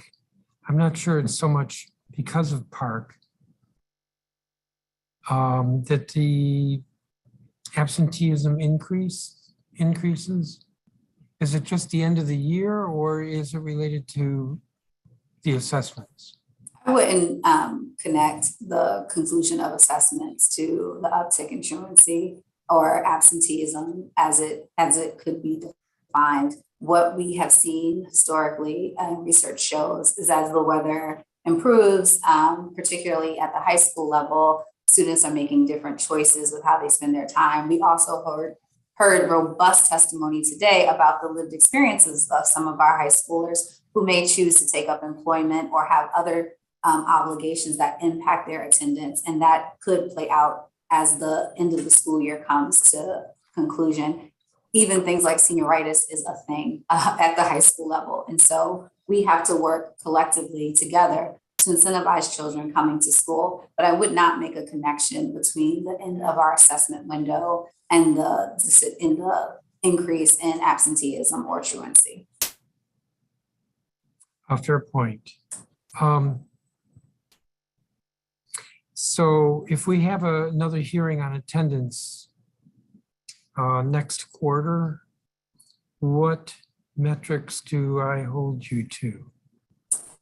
Well, this is my second attendance hearing, and we've accurately collected the data and issued our report. And so we've met that metric. The subject of this attendance hearing today is the shifting of the 80-20 rule. You could hold OSSI accountable for promulgating the regulations and presenting them to the state board such that they could be in place by the start of the 2022-23 school year. And you can hold us accountable to continuing to collect the attendance information We will be providing guidance to all of our schools about the school year 2022-23, and we'll be working closely with our LEAs to not only take attendance, but gear ourselves up for the start of the next school year where our schools will be in person, doors open, and eager and excited to serve our students. And so, I look forward to engaging in the topic again next quarter. Deputy Mayor Kine. So what do I hold you, metrics, do I hold you accountable to? I think the same ones, Chairman, that we have been looking at over the past few years together. So in particular, I think in-seat attendance, chronic absenteeism, truancy. These are the broad metrics that we are continuing to work on. Well, it happens that I can read my notes from the December hearing, and my note here is chronic absenteeism rate is down. But is it down? Chronic absenteeism over what period of time, Chairman? We know that from the prior year through to last year, chronic absenteeism went up by a point. Yeah, I'm talking about from last December to now, and then from now to what, 3-4 months from now, if we have another hearing. Let me just do the math in the middle of the summer. No, I guess it would be over what period would be year to date, comparing year to date. Is there a question there? Yes. And what is the question? I was asking I asked you what metrics to hold you to. You said, well, that these different, what should we hold you accountable for if we have a hearing in 3-4 months? You said that the different metrics are down, chronic absenteeism, and then you said over what period? And I said, well, let's try year to date. So making a comparison of year to date to previous year to date. Yeah, I think that's fair. I also think if you're talking about specific accountability, the other thing I'll share that we look at is very much the attendance rates of specific populations in schools that we work with.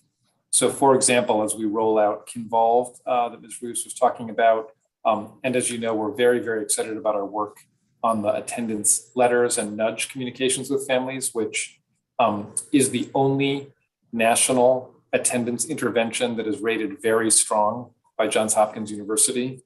We're very excited about that. We would want to look at see the rates of attendance amongst those students that we've been working with in those schools we've been working. So that's something we would be wanting to share.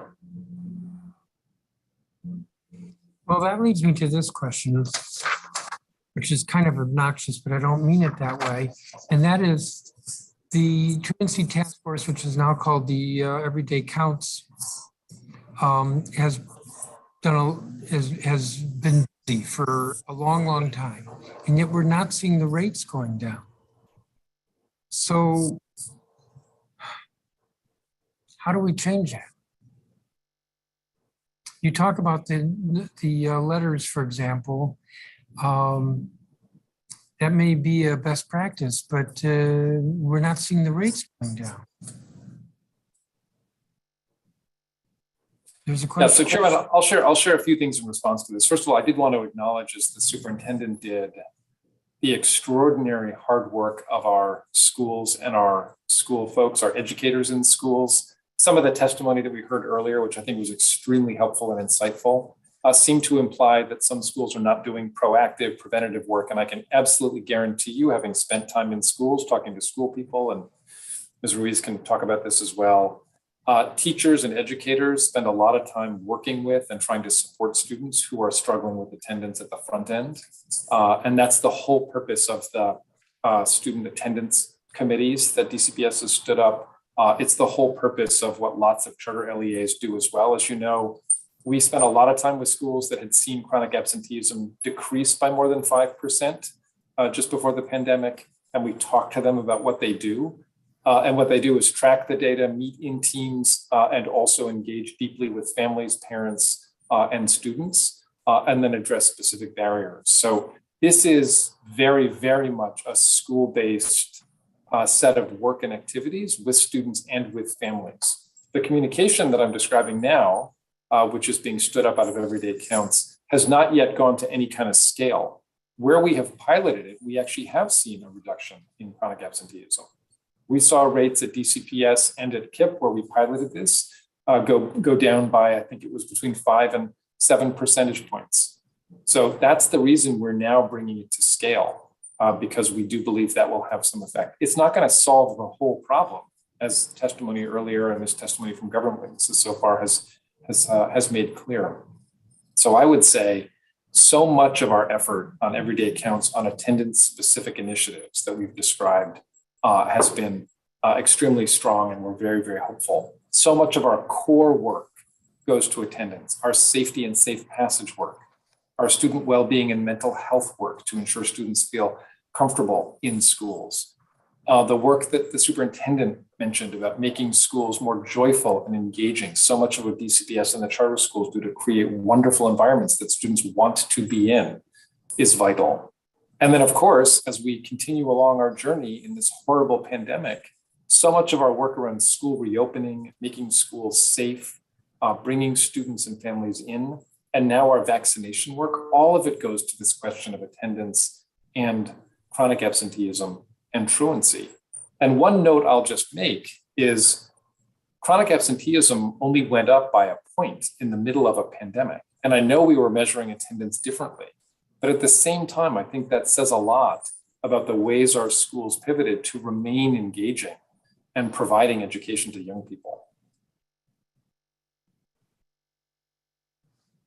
Well, I'm going to put, so Dr. Green did this, but I've been doing these hearings for 10 years, and the numbers have only gotten worse. The fact that 38% of kids were truant, my staff told me that if you do an average across DCPS, the average student is absent 16 days. Well, obviously it's not every student. And every hearing I hear good things. We're doing this new, we're doing that new. And the numbers are only getting worse. So I'm pushing back. Why should I feel better? Why should I feel optimistic? I'm not telling you, Chairman, that I think you should feel better. I don't think any of us should feel good about the state of our current attendance or chronic absenteeism or truancy. I don't think any of us do. But I think what you're hearing, certainly from me, what you're hearing from Ms. Ruiz, what you're hearing from the state superintendent is that we're all focused with some amount of relentless energy on continuing to work to solve this problem, which is very, very stubborn. You are correct. The numbers are staying very much the same as they've been when we started these conversations. What I'm sharing with you is that we are adopting what I think is a very, very sensible approach to this challenge, which is ensuring that we've got the data that we need, assuring that we're tracking it carefully. Many witnesses today were simply using the data that OSCE produces every year and every quarter for us to take a look at, which is important. The schools are full of attendance data that comes, that is tracked, so they can work with students that specifically need it. DCPS has just re-upped on its approach to these school attendance teams to ensure that they're doing what's right. We have identified and are now promoting a set of very evidence-based practices that haven't yet gone to any kind of scale. And at the same time, we're continuing in recovery to invest in a set of really good practices that help students feel safe as they travel to and from school, that provide mental health support so that they actually feel comfortable and get services that they need while they're in school. These are all the kinds of preventative, compassionate, proactive work that so many of the witnesses said we should be doing. I think you should feel good that we are actually taking this holistic approach and engaging deeply with families as we do so. But when you put it, I'm supposed to say, yeah, I feel good about those strategies, but I'm not feeling hopeful that they're going to really make a difference. For instance, I'm not hearing anything from you or from Ms. Ruiz, I don't think, I was going to question her next, about how to deal with the SSTs being overwhelmed. and how we're going to, I mean, the SSTs in concept are bringing individualized counseling to students who are missing multiple days. And we know that the largest LEA, DCPS, is unable to do SSTs for every kid. I think it's like 60%, maybe 70%. And we also got testimony today that the SSTs are not as quality as they could be because they're just overwhelmed and rushed. Hearing nothing about an approach toward addressing that, fixing that, finding a solution to that. I know another issue is we're putting millions of dollars in to show up, stand out. And my recollection is it's still a voluntary program.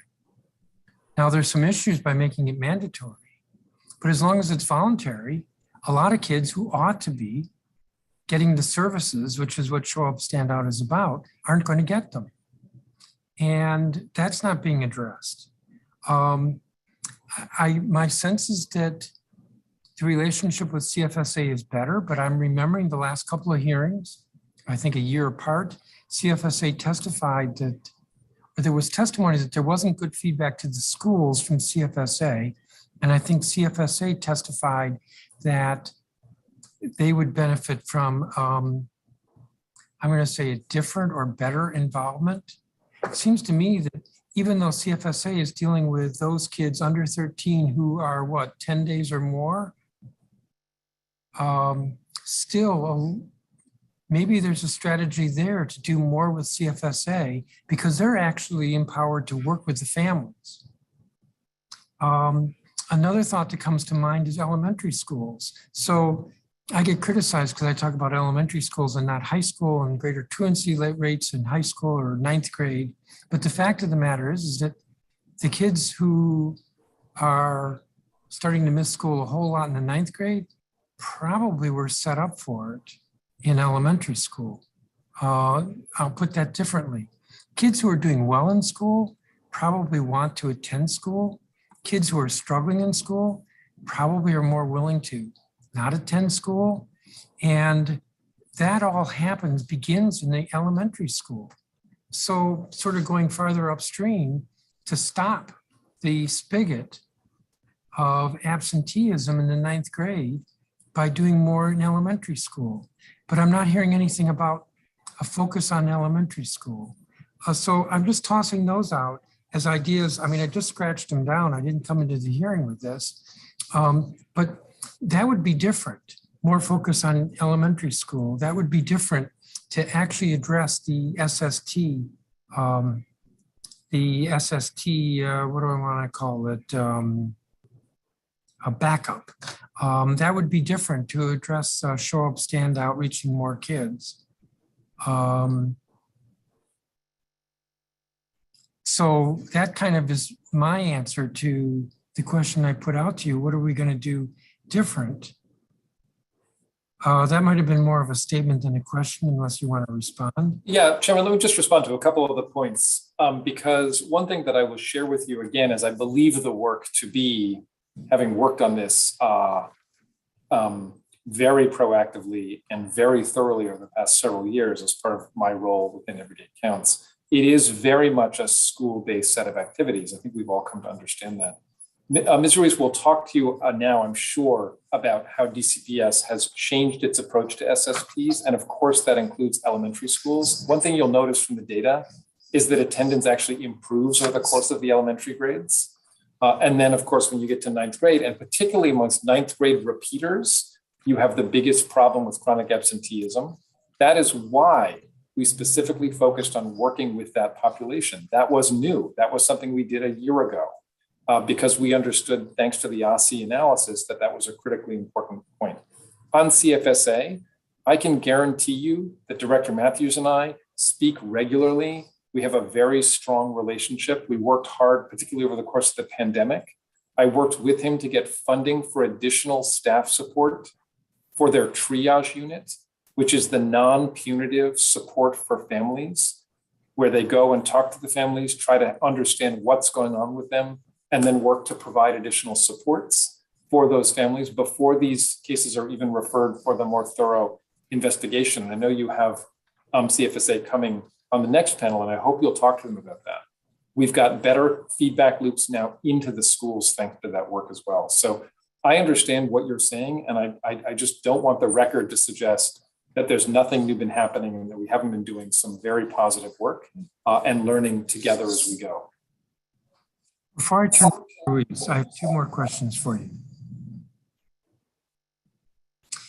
In the performance oversight pre-hearing questions, you indicated that you are finalizing the onboarding of an attendance data analyst to support the Everyday Counts task force and your office's attendance work. When will this person begin work? And what I believe within the next 2 weeks. So that means like April 1st. Yes, I don't want to be held to that specific date, but this has now all been finalizing through DCHR. So it will definitely be within the next 2 or 3 weeks. And will we see any new data or anything different with regard to data?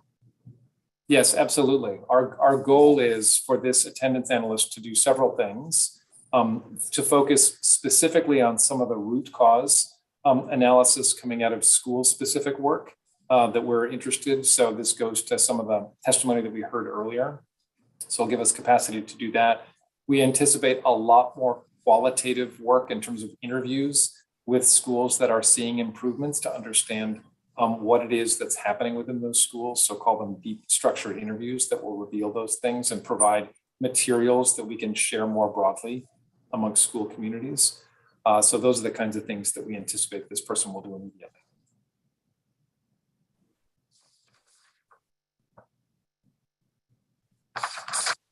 My other question is this.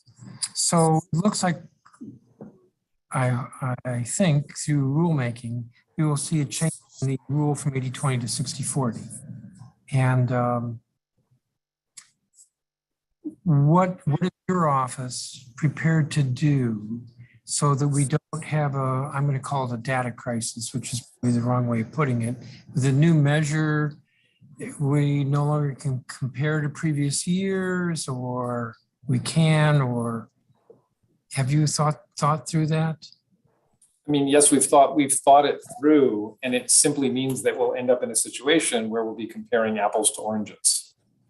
Now, luckily for us, OSSI has a very nice way of tracking data in the forms that Dr. Grant talked about earlier. So we'll know for full day absences and full day presences, we'll still have that. That'll be apples to apple. It's in the partial day presences and partial day absences where we won't be able to compare year to year with any fidelity. And actually, as you were answering it, to me, the full day data is more important. And so that comparison will remain apples to apples. Yes. You know, this is maybe a question to tell stories, but I was visiting a school and I was at the school maybe 11 o'clock in the morning, and parent drops off his daughter, and the principal, after saying hello, made a comment to me that this student is late almost every day and is getting very good grades. And, you know, I just thought to myself that speaks to the nuances here. We want a student who's doing well. I had every reason to believe the principal was correct. We're not talking about grade inflation or anything. The student is doing very well. And that's what we want, even though in this case, the child is missing, I don't know, maybe the first 20% of every day.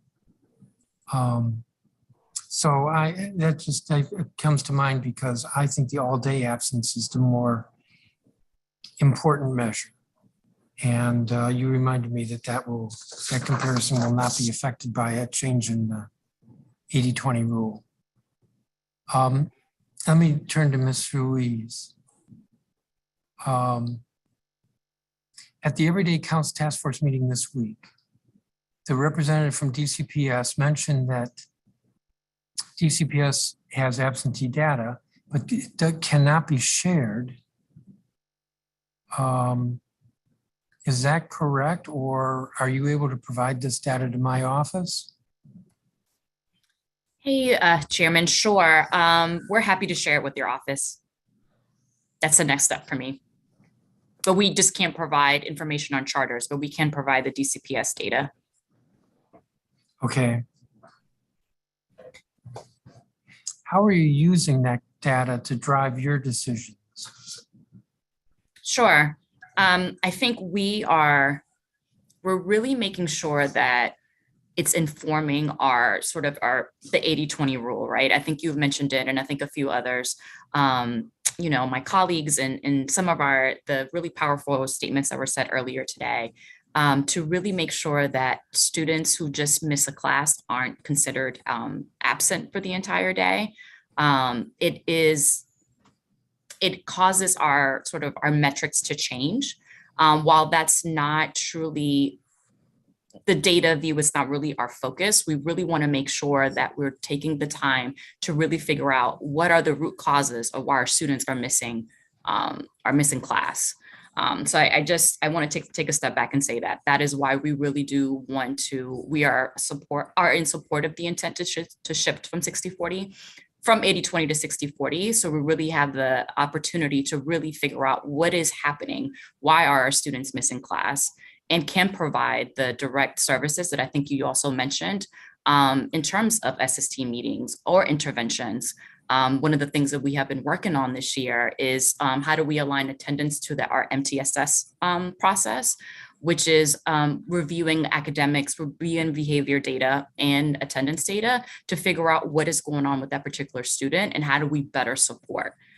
So those are some of the things that we have been, looking at to determine our shift, to kind of focus, and knowing that if we go from 80-20 to 60-40, we'll have more time for our attendance POCs to actually do that work. I'm going to shift a little to transportation. So the bill speaks to transportation. One of you testified that you thought that was a little overly prescriptive. So let's say we don't move the bill because OSSI is going to go forward with the rulemaking. Does DCPS have the flexibility to excuse an absence due to a delay in transportation? Yes, that is actually our current practice. And that's left to the discretion of the principal or the attendance counselor? Yes, and they have given the guidance to excuse a tardiness based on transportation, whether it's OSSI DOT or WMATA, there is a delay. Well, I know it wouldn't be OSSI DOT. I just had to say that. That's wonderful. We know that too. Oh, everyone's aligned. Carry on. I'm sorry. That was very bad of me. But you do have that ability now. Correct.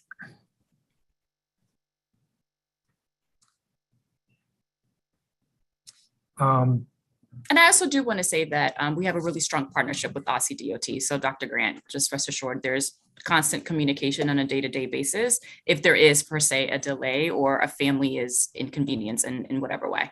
And thanks, Ms. Maurice. I mean, that is one of the reasons why in my testimony, jokes aside, that I thought it was an overreach, because we communicate directly with LEAs when they should expect to see a delay in service, be it drop off, pick up, etc. And then schools, LEAs will have the right to excuse that tardiness. We also think that that should be extended to all the LEAs for all students for all sorts of reasons. A parent could say, we are late because of X, Y, and Z, and the principal or the attendance monitor should be able to excuse that lateness, and it should be left at the discretion of the LEA, and we should not put a metric attached to it. Well, and as you know, and I've said this a couple of times, I'm uneasy about our legislating in this realm. So let me ask you, Ms. Ruiz, about the SSTs. So they're now renamed? Yeah, so they're now called student attendance conferences. And again, it's a way for us to really align it with our MTSS process at the school level, in which the MTSS school team and the attendance POC are reviewing this data and really making sure that it's a holistic approach to what interventions a student may need. DCPS has rules around these. I'm going to keep calling them SSTs, and I SACs. You have rules around them, who participates. Am I correct? And who is supposed to participate? That's correct. I believe that at the current moment, it's attendance POCs are the ones who are engaging with meetings with our families, parents, and our students. There's not a requirement for a school leader to participate, if that is the question that you're asking right now. But there is a requirement that's more than just the attendance. I don't know what POC is. Could be the attendance counselor, could be the registrar, depending on the school. But it is required more than just one person from the school.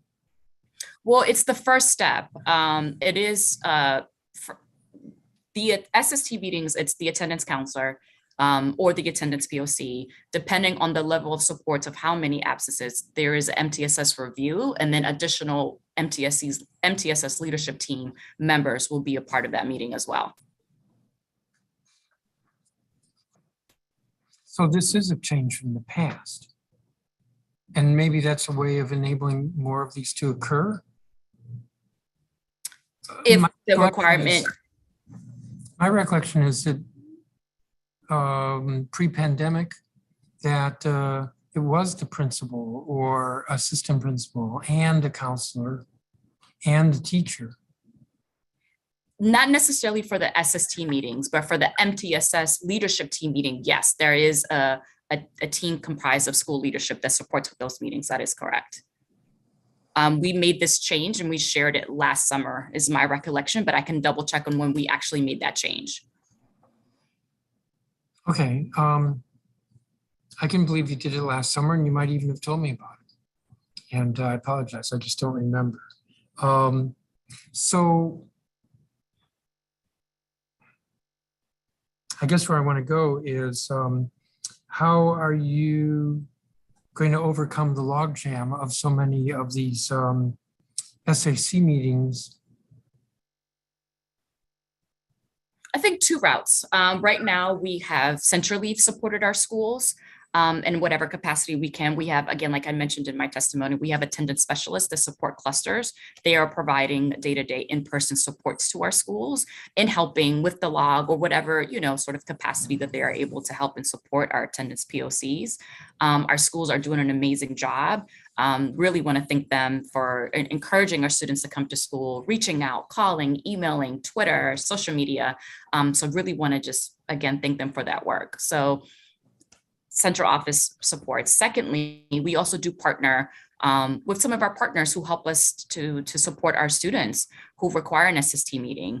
Definitely after the 5 unexcused absences, we do refer to our partners and ask for support to alleviate that backlog, to your point. We definitely agree that this is very urgent and very critical work. In whatever way that we are able to leverage our partners and what sort of path forward we've developed with them, we definitely do to help not only our schools, but our students.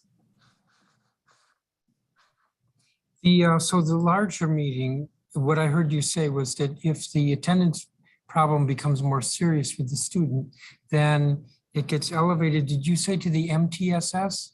Yes, the MTSS leadership team, the multi-tier support system. And remember that system reviews behavioral data, academic data, and attendance data to determine what intervention is the best fit for that student. And the MTSS is, who's on that? The attendance POC, the school leadership, the teacher. It just depends. The MTSS leadership looks a little different, but there are multiple stakeholders on it at the school level. Now, are these SAC or MTSS meetings, probably more SAC, are those based on currently the 80-20, soon to be the 60-40? Or that's right. So if there's 5 unexcused absences, that automatically gets to an SST meeting. And if there's review of that data, ongoing review of the MTSS data, then additional meetings will be held. So it's 5 unexcused absences, not all day absences, but currently 80-20 absences. Correct.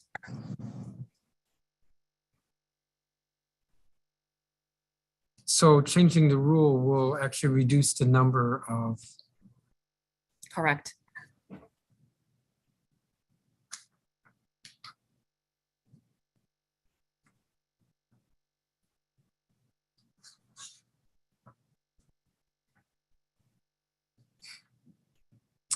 What other ideas does DCPS have for reducing chronic absenteeism? Sure. Again, MTSS is what we're really leveraging and leaning on this year because we do believe it is a holistic approach. So again, looking at behavior, looking at academics to figure out what is the best intervention. I think secondly, we are really working with our partners. I'm really excited to team up with the DME in terms of Kinvolved and figuring out how that best is suited for our schools and coming up with more schools. I think one of the things that we really enjoy about that two-way messaging is that you can message families, students directly in multiple languages to say, hey, you're missing in class. It's that really quick and direct touch point. I think, and especially now, in our social media and text messaging, students really resonate with that. In another way for our teachers to communicate with that student, to let them know like, hey, you're missed in class today and want to see you. I think in the last approach we're really excited about, and we just sort of announced, is the XQ reimaging of our high schools. Really looking forward to that engagement in our community from our students, from our key stakeholders to figure out what best ways to work with our students, to better engage with them, to meet them what they are. Again, really critical testimony shared earlier from two of our DCPS alums, and really want to make sure that we take that information and figure out how do we best navigate and create systems and interventions to better help our students. So what metrics do I hold you to for the next hearing? Quarter? Yeah. Really great question. And I really appreciate that, Chairman. I appreciate that because we all do play a part. And I appreciate that because we are all going to hold each other accountable. I think for DCPS, we are going to stay committed to making sure that we do our SST meetings, that we continue to do our MTSS interventions, connect with CFSA when appropriate, connect with the courts when appropriate, continue to work with the DME and with Dr. Grant and Ossie and Deputy Mayor Kind so we can figure out what partnerships work best.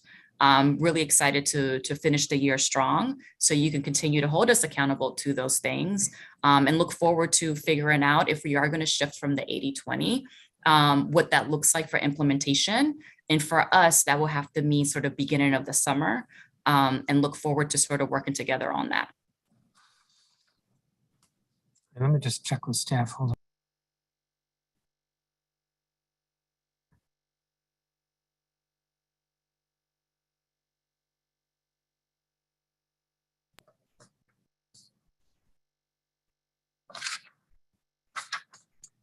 Thank you. I don't have any other questions for you.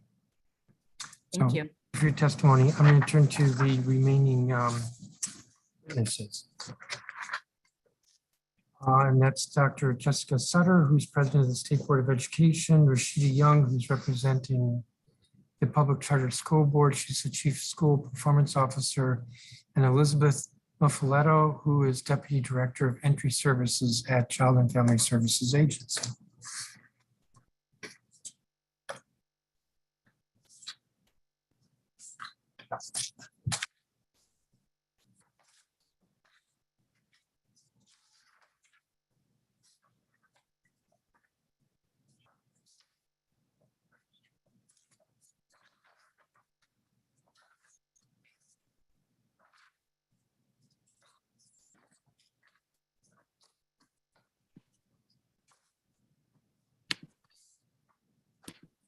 On my list, I have Dr. Sutter first. I used to know her as Jessica Sutter, but I guess now she's Dr. Sutter. You became president of the state board. Hello, Chairman Mendelson. It's nice to see your face. Pardon the sunlight, odd angles in the condo this afternoon. Thank you for allowing the State Board of Education to testify today on Bill 2448, School Attendance Amendment Act of 2021, and more generally on improving school attendance and reducing chronic truancy and absenteeism. My name is Dr. Jessica Sutter, and I have the honor to serve as the Ward 6 representative and president on the DC State Board of Education. The State Board supports the goal of B24-428 to change the definition of required daily attendance to a 60-40 ratio. However, we object to the inclusion of this ratio in statute. The State Board asks that changes to the appropriate DC municipal regulations follow the regular approval process, including a vote by the State Board. This issue is not new to the State Board. Members and staff of the State Board have served on the Everyday Counts Task Force and its predecessor, the Truancy Task Force, since inception, have conducted research on issues of attendance and truancy, and have heard regularly from advocates concerned about rates of chronic absenteeism and adequate supports for students. The District of Columbia has recognized significant challenges in school attendance for far too long. In April 2015, the State Board adopted a report by then Ward 4 Representative Camille Anderson titled Challenges Associated with Implementation of the District of Columbia's New Compulsory Attendance Laws and Recommendations for Addressing Them. A copy of this report is attached to my written testimony. At that time, the State Board identified several serious concerns related to compulsory attendance laws, including the so-called 80-20 rule. The State Board remains convinced that the best way to ensure educational success is for students to be in classrooms each and every day. However, the 80-20 rule has been, in our opinion, weaponized against students facing significant burdens to their education journey. Students experiencing homelessness, navigating the juvenile justice system, students who are themselves parents, and students who work to help support themselves and their families. Schools have had to spend too much time and too much money tracking absences, instead of working with individual students to remove these barriers. Further, in November 2020, the State Board submitted a letter to OSSI related to emergency attendance regulations during the 2020-21 school year. In the letter, we called on OSSI to, among other things, do the following: push LEAs to provide more guidance and clarity to students and families about how their learning management systems would be used to track attendance, collect data that would provide insight into best practices and challenges LEAs are encountering related to tracking attendance and engagement, and to prepare additional proposed regulations to go into effect after the 2020-21 school year that would permanently change the unintended negative impacts of the 80-20 rule. A copy of that letter to OSSI is attached to my written testimony. To the best of my knowledge, OSSI has not taken action on these suggestions from the State Board. I want to be very clear about this. The State Board supports a change to 80-20 and has been on record supporting that change since 2015. Our concern is that since we requested that change in 2015 and again noted our concerns in 2020, the executive has not brought any regulations for that change for our review and vote. We are hopeful that this hearing will result in the executive moving those regulatory changes to the State Board in the very near future. For our part, we commit to a swift review of any proposed regulations. Further, with respect to the actual language included in the bill, the State Board questions the use of physically in attendance, such that we've learned over the course of the pandemic that learning might take place in multiple different postures. The State Board also notes that the usage of the term public transportation is included in the bill, and we ask for clarity on if this term is exclusive to WMATA trains and buses, or also for OSSI transportation buses. The State Board remains concerned about dismal data on school attendance, but is equally concerned that the executive and the council continue to place additional responsibilities on school staff without providing adequate funding and positions to make a real impact on student attendance. The State Board believes a lack of dedicated staff and training causes significant frustration for students and for school staff. As noted above, our November 2020 letter called on OSSI to collect data from LEAs on best practices and challenges to help us all better understand the attendance issue at hand. For instance, the Everyday Counts Task Force has released data on the inconsistent ways in which schools are using student support teams to identify and eliminate individual student barriers before their attendance becomes chronic. We know that this problem is not limited to DC. It's a nationwide problem that is hugely problematic. A January 2021 article from the American University School of Education notes that more than 7 million students in the US 16% of the total US student population missed 15 or more days of school, making them chronically absent.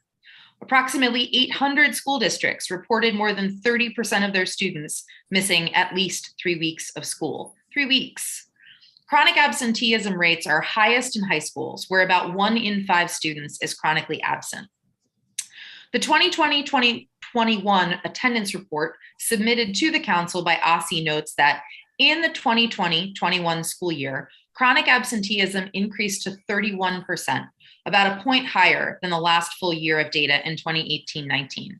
Truancy increased dramatically in the 2020-21 school year to a 5-year high of nearly 39%.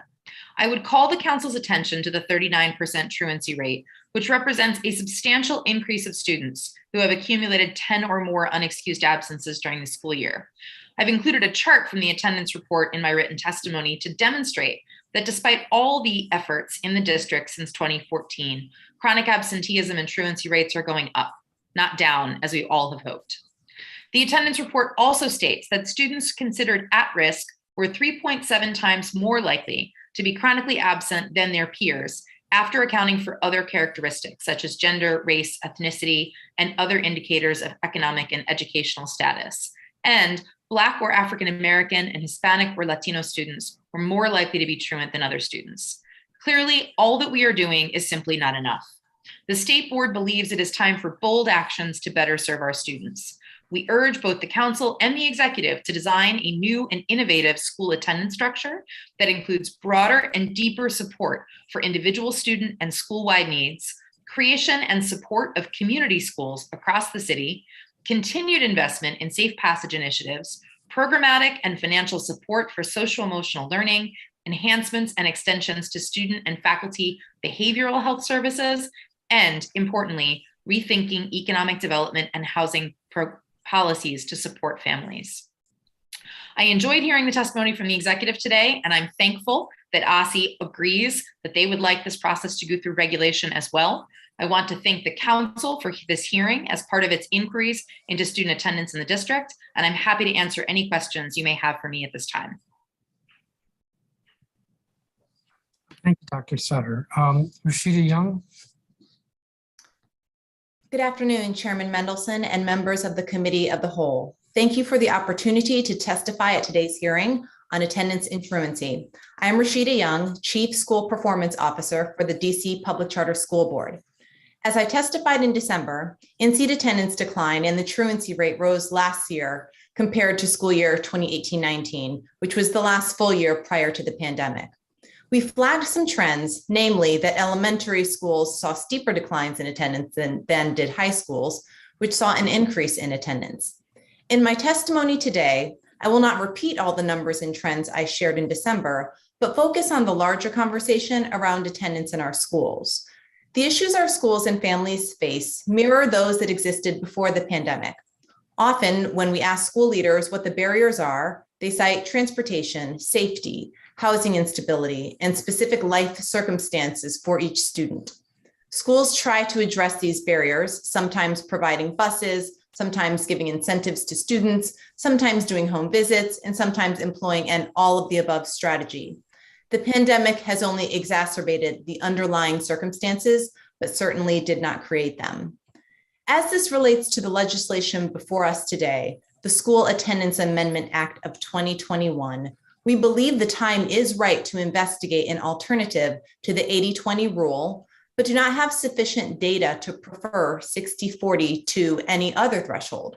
Applying a 60-40 rule to the data may be an approach that could help improve attendance. However, changing how schools in our city calculate truancy in attendance will not address the root causes. Our concern is that if we make a change based on this legislation, we will have missed an opportunity to tackle the attendance issue comprehensively, especially ahead of budget season. DC PCSB strongly believes we need to have a larger conversation to look into attendance. This hearing is certainly one component, but it will be important to also hear directly from families and all LEAs at times of the day that are not during school or work hours. It will be important to have multiple feedback sessions and meet people where they are to truly understand the motivations and disincentives behind attending school. This includes doing the hard work of connecting with families who do not usually testify in front of the council, State Board of Education, or other public entities. Similarly, when and if we do move to a new threshold, it will be imperative to not only give schools sufficient notice, but also provide support and training for staff to communicate the new policy. Many say that students skip school altogether if they miss their first period class because of the 80-20 rule. If we accept that premise, families will also need time to adjust to the new threshold and understand what it means for them. In terms of solutions, we have identified a few places where we could better support families in service of higher attendance. First, we know participation in attendance improvement programs like Show Up, Stand Out, SUSO, and Parent and Adolescent Support Services, PASS, is optional, and the option is often declined by families. One way to increase participation is to introduce an incentive program, much like we did with the COVID vaccine. That incentive may be monetary, perhaps prizes or something else. If we can offer an incentive for families that supports improving student attendance, our hope is that the needle may move a bit. While we view incentives as the best way to increase engagement with SUSO and other attendance intervention programs, perhaps these programs could also increase participation by transitioning to an opt-out model. Second, schools often cite transportation as the biggest barrier. Historically, schools have tried to tackle it in a few ways, namely with providing private transportation to families and by adjusting opening times. The city has also tried to address transportation with the Kids Ride Free program. While students currently have access to free transportation and have now enjoyed this benefit for years, their parents and guardians do not. That is why DCPCSB supports the Metro for DC Amendment Act of 2021. For parents and guardians who accompany their children on the metro or bus to school each day, fares can add up quickly. With a metro stipend, those families could accompany their child to school, potentially making the student feel safer and more comfortable on public transportation while boosting attendance. This could be an important first step in addressing the issue, but it is only a first step. On another front, we need to have a plan for families experiencing homelessness. Not every DC resident has convenient access to a train or bus line. In fact, many of the family short-term housing solutions are not close to a metro station. For example, the Ward 7 shelter at D Street Southeast is almost a mile away from the Benning Road station, or a 15-minute walk. In Ward 8, the 6th Street Southeast shelter is even further from a train station at 1.7 miles, or a 34-minute walk. Walking the roads from these shelters to a train station is not easy, especially with children. We also know that buses are not always reliable. That leads to homeless families having to utilize rideshare services to get to school, especially if they have children attending more than one school in different locations. Even that solution is not perfect because some children need booster seats, nor can they ride by themselves under the age of 18. In addition, when families experience traumatic life events, such as homelessness, getting their children to school every day may take a backseat to finding safer and more permanent housing. So providing families with other wraparound supports is important as well. We are not transportation experts and unfortunately do not have simple solutions to these issues. In conversations with school leaders, it is clear just how complex and varied the issues that schools are trying to solve can be. However, what we do know is that we need to provide reliable transportation, whether by train, bus, or car. In all likelihood, each of these solutions will help around the margins. That is because each family situation is different and requires a different set of supports. School leaders stand ready to help and can offer us valuable insight into what drives and prevents attendance. We hope the Everyday Counts Task Force or another group can facilitate these conversations as we work our way through the pandemic and into the future of education. Thank you for allowing me to testify, and I look forward to your questions. Thank you, Ms. Young. Ms. Muffaletto?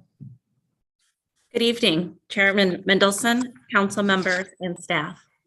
I am Elizabeth Muffaletto, and I serve as the Deputy Director of Entry Services for the DC Child and Family Services Agency.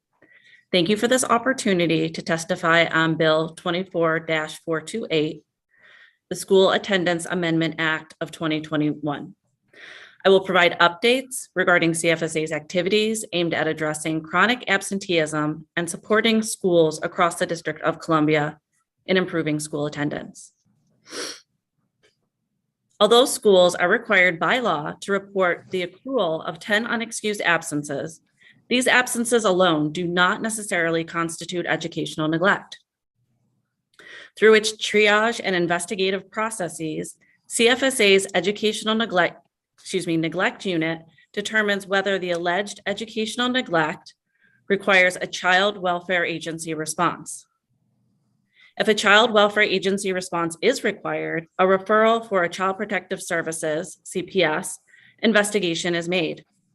A report is accepted for a CPS investigation when it contains all required information, including documentation of exhaustive efforts to engage the student and family, and sufficient evidence to support an allegation of educational neglect.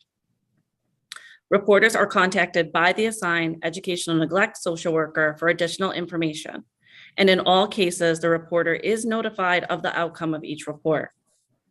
A determination of educational neglect may be reached when a student has missed an excessive amount of school as a direct result of action or inaction by the parent or caregiver. I cannot emphasize enough that CFSA's involvement throughout the educational neglect process is intended to be supportive and not punitive. Our triage and investigative staff work to support schools, their students, and their families. During investigations, we are consistently communicating with our school partners to seek out information to identify the barriers the child may be facing that prevent them from going to school. Our access allows social workers to use the information we find to help educators understand what is going on in the homes of their students and how we might all work together to mitigate. This can look like connecting parents dealing with housing uncertainty to the Department of Human Services, those grappling with mental health issues to the Department of Behavioral Health, or even those struggling with food insecurities to the Healthy Families, Thriving Communities collaboratives. These connections and many others speak to the collaboration that is occurring across teams, agencies, and organizations to support better attendance. CFSA continues to receive reports of educational neglect and conducts its intake process via the CPS administration. Local education agencies, LEAs, report concerns about students ages 5 to 13 who miss 10 or more full unexcused days of school from virtual learning, in-person learning, or a combination of both. CFSA employs a specialized unit of social workers with the job responsibility of partnering with CFSA's triage unit and DC schools to investigate reports of educational neglect. This unit facilitates improved communication with schools and engagement with families to identify the underlying issues that result in children and youth not consistently attending school.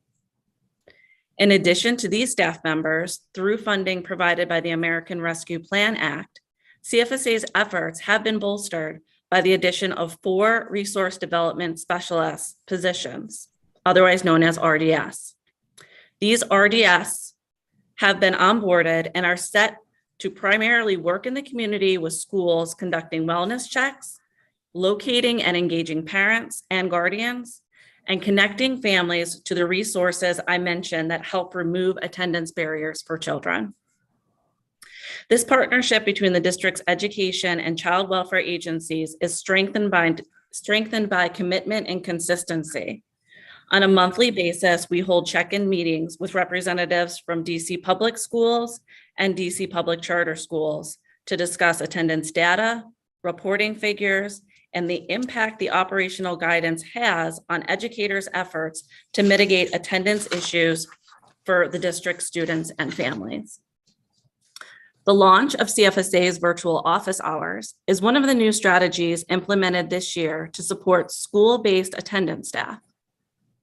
On a weekly basis, through the office hours, staff from LEAs can access the supervisor for CFSA's Educational Neglect Triage Unit in real time and ask questions about educational neglect reporting and the agency's investigative processes. Staff can also vocalize concerns about attendance issues with students within their schools and get recommendations for next steps. Additionally, in accordance with the City Administrator's Order dated November 3rd, 2021, CFSA has worked with OSSE to define standards that permit LEAs the discretion to grant virtual learning access to students for whom remote instruction would not present any child welfare concerns. As of February 28th, 2022, CFSA has been able to assist 81 families with distance learning applications after deeming that there were no child welfare concerns. CFSA continues to work with families to mitigate barriers to attendance and provides referrals to community-based organizations that will help support the needs of each family. CFSA recognizes the importance of school attendance, and our agency is committed to being a strong member of the district's team tasked with addressing absenteeism among our students. CFSA appreciates your interest and oversight on the important issue of attendance. Bill 24-428 does not impact our agency's responsibility to triage and investigate allegations of educational neglect when reported to the hotline. While CFSA is not taking a position on this bill, we do look forward to continuing to strengthen our partnerships across systems to improve attendance outcomes and reduce educational neglect for children and families.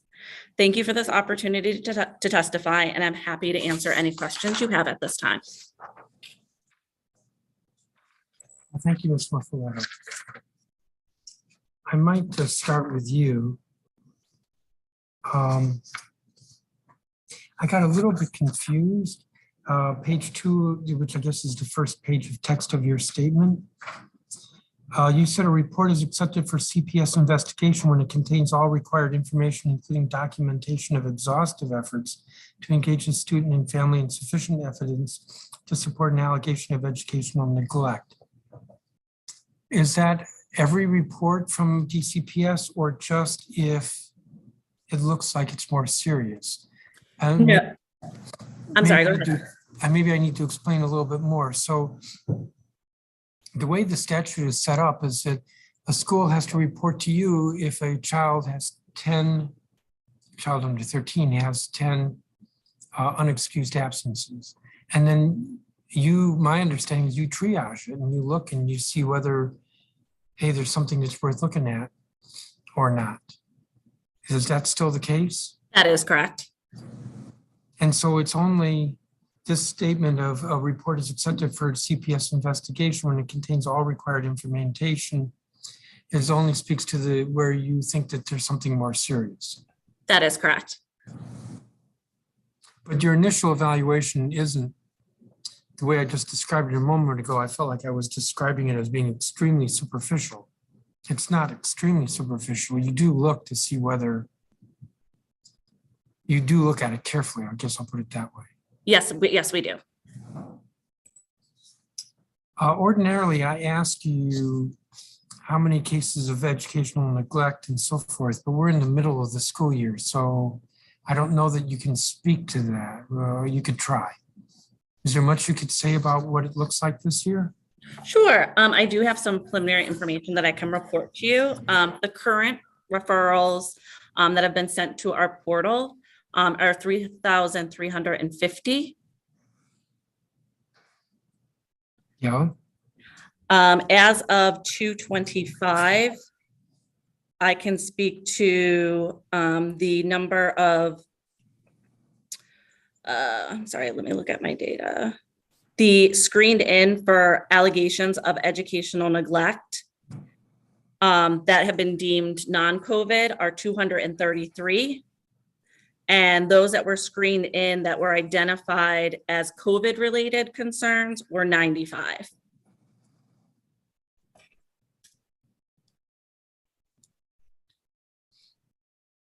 And is it too soon to indicate how many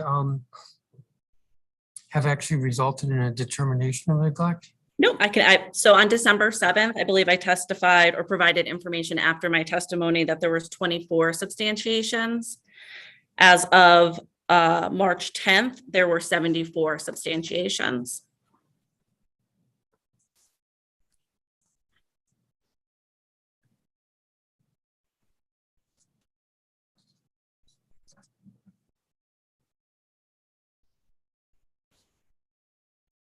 Okay, I'm just reflecting on that number 74. That's a chunk. I want to say healthy chunk, but this is not, healthy is not the right word. But that's a chunk. In the past, there was testimony with regard to a lack of communication between CFSA and the schools. Your testimony seems to speak to that you've improved communication. Yes, very much so. Reflecting back on what the deputy mayor also testified, we have really done a lot to work across agencies. Referring back to my testimony, discussing our monthly meetings and office hours. We developed a guidance for reporting absences. That was a joint effort between DCPS, OSSI, and the Public Charter School Board. We also have been teaming with OSSI to help inform guidance under the city administrator's order that permitted the LEAs to approve virtual learning. We also participate in Everyday Counts through the initiative's policy, data, steering, and program committees. And this has created an effective feedback loop within the committees to allow for successful identification of gaps. As a result of these discussions within these work groups, we have been able to make changes to the portal that have helped strengthen, streamline reporting for school attendance point of contacts. What I didn't hear in that, but maybe I missed it, was schools refer a student and then doesn't hear back what the outcome is. Has that improved? Yes, so it's part of our portal process, and every report that is sent to our educational neglect portal receives a feedback to that reporting source, indicating whether it was screened out, it was screened in, or whether we are triaging it, and provides information as to if it was denied, the reasons why it was denied. So that feedback loop is complete. And additionally, in speaking with my educational neglect supervisor prior to testifying, he indicated that he speaks to at least 5 to 10 reporting sources a day, discussing the referrals that are made, the need for a referral, additional kind of resources for the school. So that's an ongoing communication that occurs daily with our educational neglect triage supervisor. I have 2 more questions for you. Sure. My notes here indicated you being CFSA, were going to bring on 4 new resource development specialists. Yes. Yes. Yes, we are very appreciative to have received that grant to help address chronic absenteeism in the community. We have been able to onboard all 4 RDS staff members between January and February. Their hiring has been staggered, so they're at different stages of training, but they have been in the field shadowing staff as to how to engage and support schools and the families for whom we've identified barriers in school attendance. And at the end of their training, they'll be working in the community to engage schools and families and connect them with supportive services. You indicated that was grant money? Yes. So how long is that good for? I believe, and I will have to check with staff, but I believe it is for the fiscal year. So at the end of the fiscal year, they disappear? I believe that we are going to evaluate the impact that the RDS has had or will be having on our families and engagement in the community to prevent families from being referred to CFSA for educational neglect. And I'm not clear. I would have to go back and see if there is an opportunity to receive funds for those additional positions.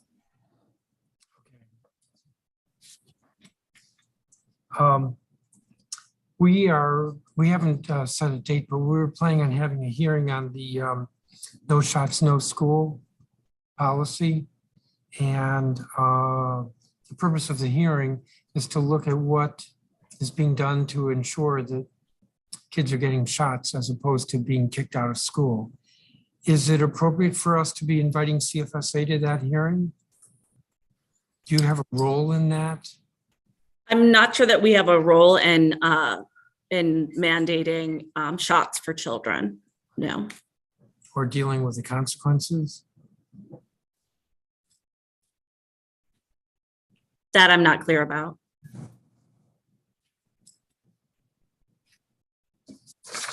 Thank you. Thank you.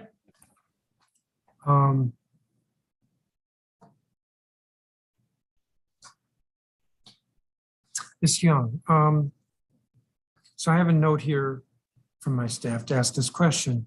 Your understanding the LEAs, the charter LEAs, have good communication with CFSA?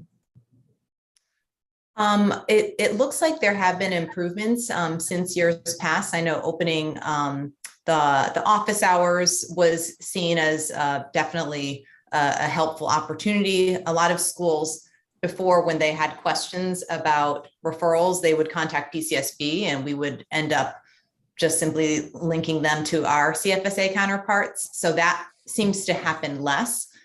So I would say it's an improvement from past years.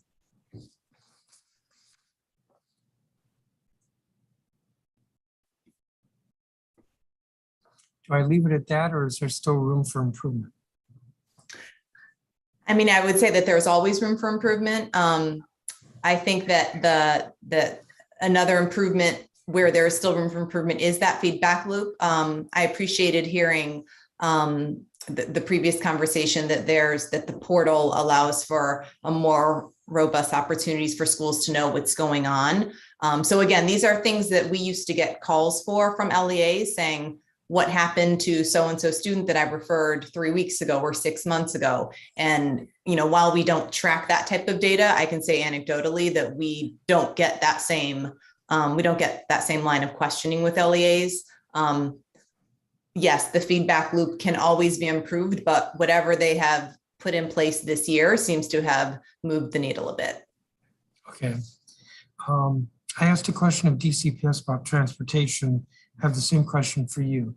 The bill, which may not move since OSSI said that they're going to do this by rulemaking, but the bill has in it a provision about a percentage of the day missed because of transportation.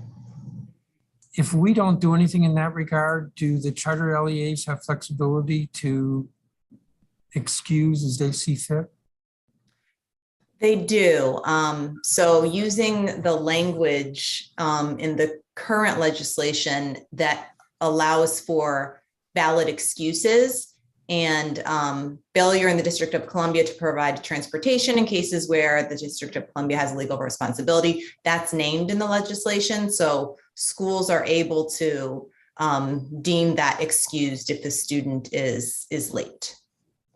Without our doing anything legislatively? That's my understanding. Okay.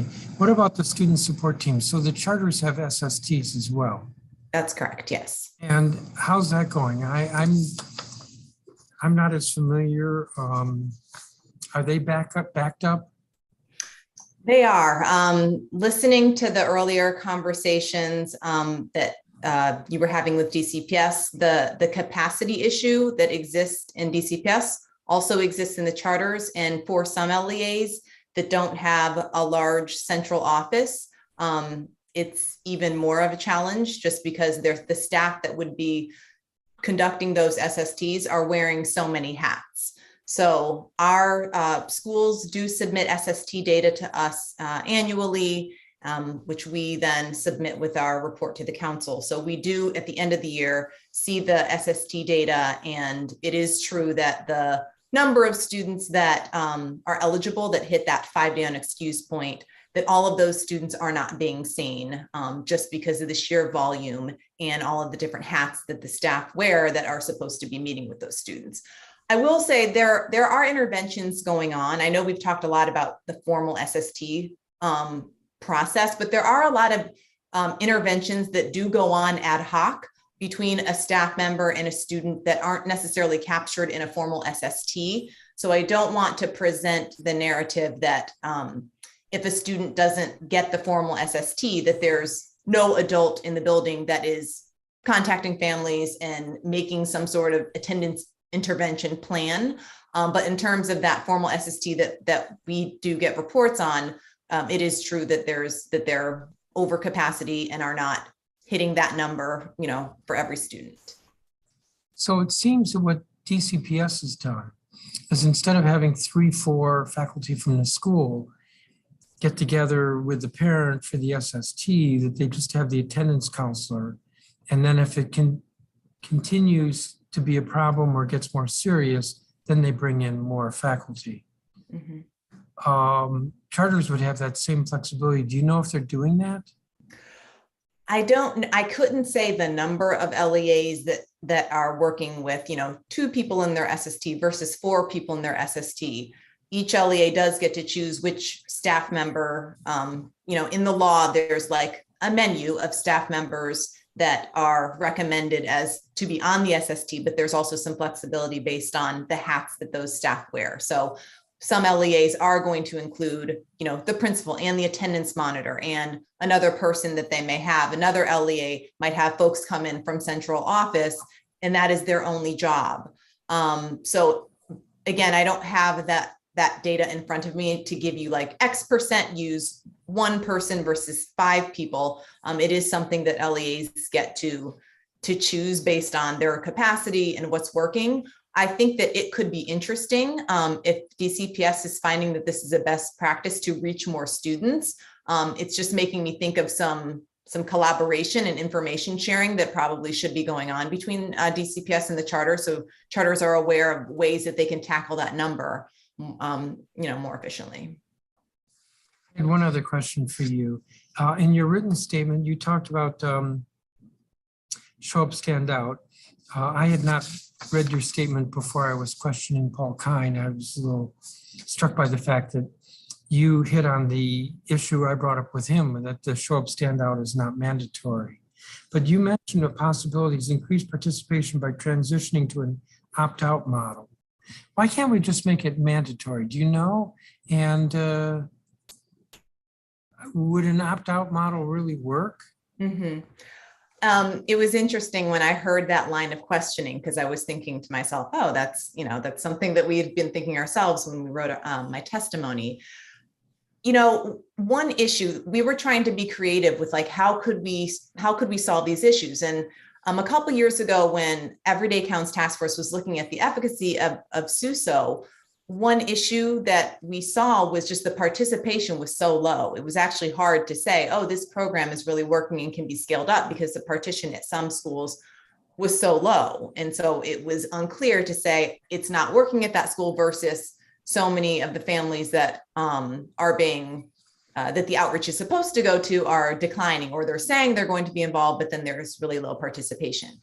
So I don't know the rules with SUSO in terms of whether opt-out is a possibility. We were just trying to be creative in thinking of ways other than how it's being done now, which is that the school, has a set of families that they recommend, and there's a lot of flexibility with those families, and it's unclear what would make the family say yes, other than their desire to get their child in school. But what else? What other incentives could be used to make families want to get on board? So that was, the purpose of us putting in there. We're trying to think outside of the box. And to your point, what hasn't been done, since what has been done isn't really moving the needle. Well, do you remember, this might be a little before your time, the judges had a program where they went into schools to deal with attendance? I don't remember that, no. Ms. Muffaletto, you look like you were nodding your head like you remember. So I believe it did predate me, but I do believe that there was, I can't remember the name, but there was a program that that CFSA had previously for parents to speak to judges regarding to ask questions and for them to educate about what happens when they get involved with the child welfare system. But it wasn't specific to attendance. Well, this was a little different, and it might have been about 10 years ago. But the Superior Court, the then Chief Judge Satterfield was very concerned about truancy. And it's because he felt if the school system dealt with attendance early, that then it was less likely that those kids would end up in court. And so they had a program, I don't know the details of it, but basically a judge would go to a school. And I guess the principal would refer kids to the judge, sort of like a mock court, but not really. And it was an effort to try to get the kid to, everybody to focus more seriously on the kid's need to be in school. It wasn't punitive. I have to emphasize, it wasn't punitive. And the judges, the court pulled out of it because it was voluntary and there wasn't participation. And the issue with SUSO is the same thing, it's voluntary. And so we design a program to try to help kids with attendance. And you know, it's almost like self-selection. The kids who are going to volunteer to participate, or the families who are going to volunteer their children to participate, are the ones who are least likely to have a problem, or most likely to resolve their issue. Maybe I just digressed a bit there, but I'm just struck by the fact that this issue of mandatory versus voluntary for show up, stand out has been around almost as long as the debate over the 80-20 rule, and it hasn't been addressed. Let me turn to Dr. Sutter. So the threshold question is this, and you kind of touched on it, but I just want to ask the question anyway. Dr. Grant all but said, we're going to do a rulemaking and we're going to send it over to the state board.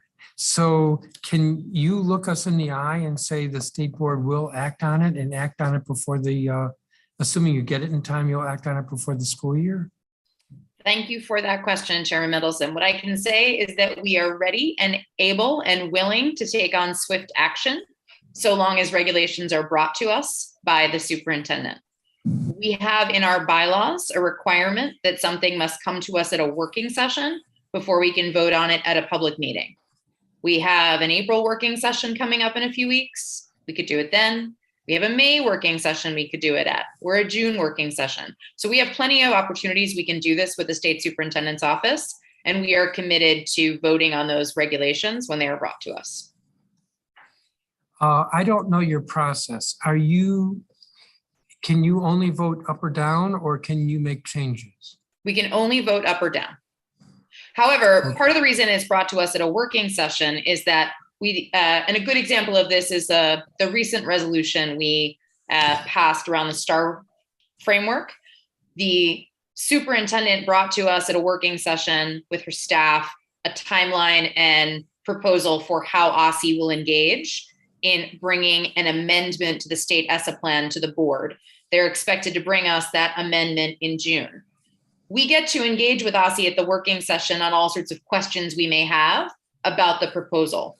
So while the final proposal that is brought to us has to be voted up or down, we can engage with OSSI prior to that on any questions we might have or any specifics we wonder about, so that when we do vote, hopefully what is brought to us for a vote is something we can easily vote yes on. So the OSSI can make changes between the working session and the public meeting? Yes. And then were you present when the issue of the rule regarding, I'm looking at the footnote in somebody's testimony, that the DCMR conflicts with the statute with regard to full day absences? So you asking me if I was president at the time? No, because I've only present. been president. I was listening, yes. Okay, because what I'm hearing from you is you can't add that in there but Asi can put it in there and you're aware of what we're talking about. That's my understanding.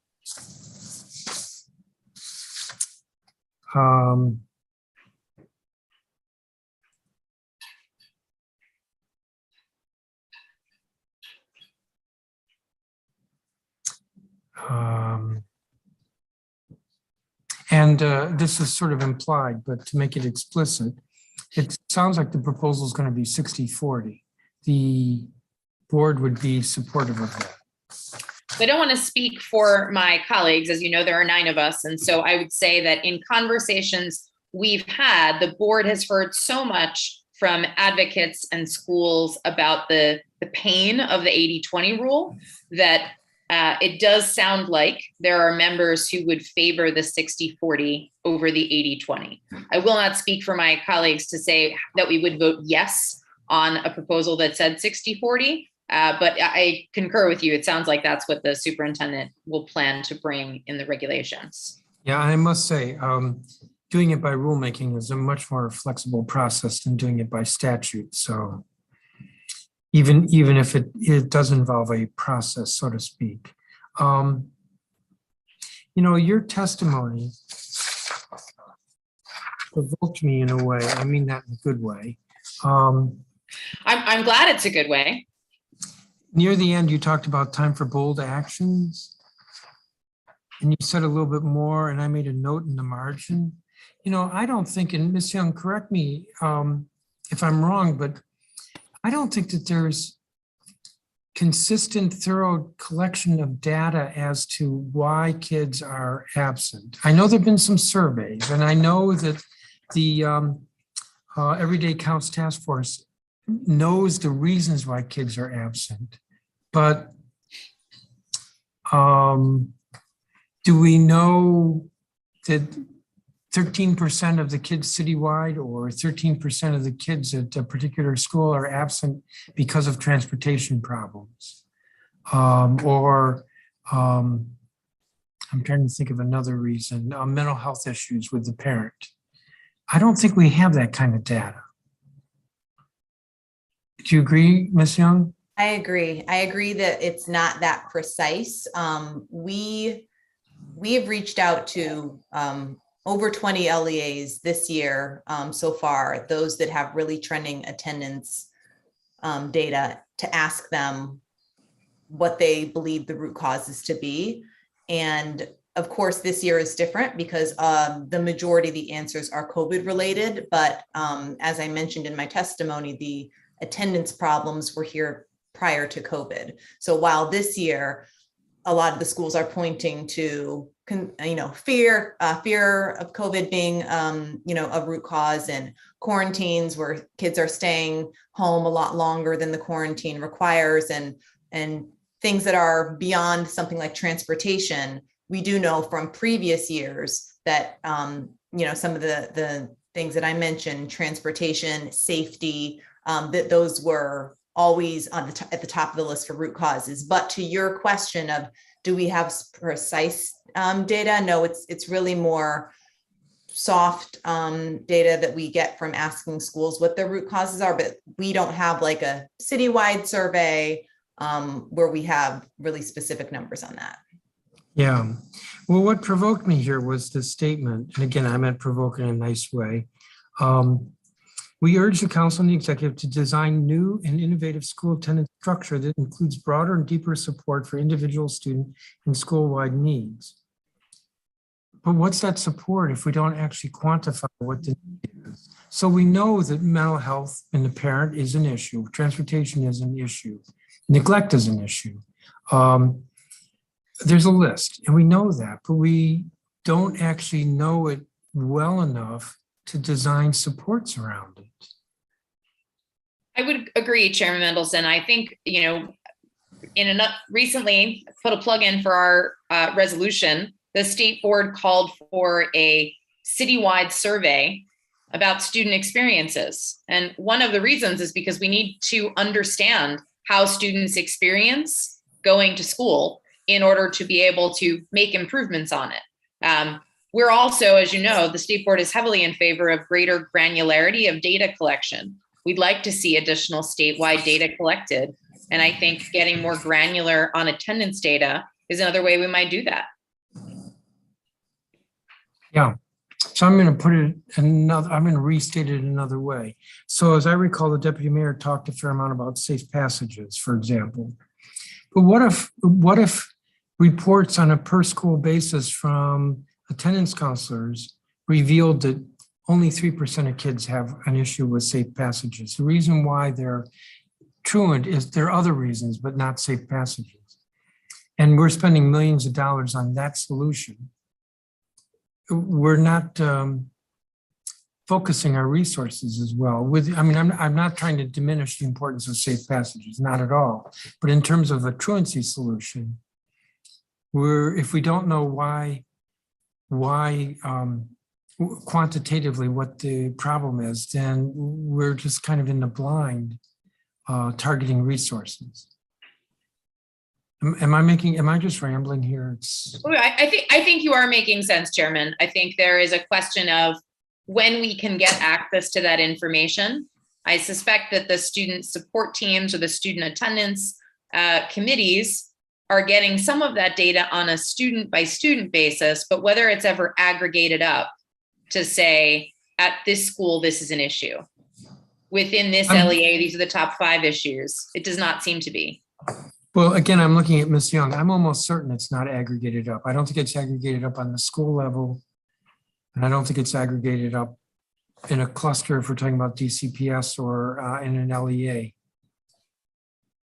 You agree, Ms. Young? It's just not aggregated. I do agree. I mean, when schools submit their SST data at the end of the year, they do also have to answer what are the strategies that were broadly speaking, what are the strategies that were implemented for students across the board, and also what were the barriers? What are the barriers to attendance? And that's where we get a lot of our information of like, what are schools saying? And then we tend to look and try to find common trends, but again, it's not something quantifiable where we're getting data that says 20% of the students that came to us for an SST said transportation was the #1 root cause. So yeah.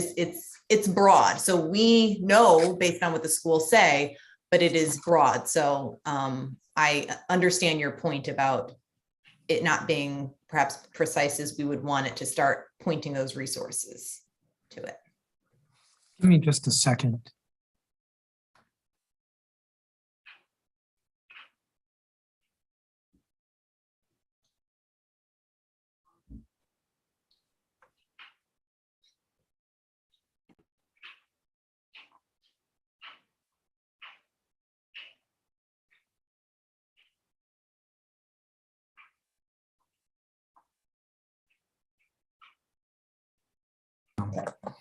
Give me just a second, make sure I don't have any other questions.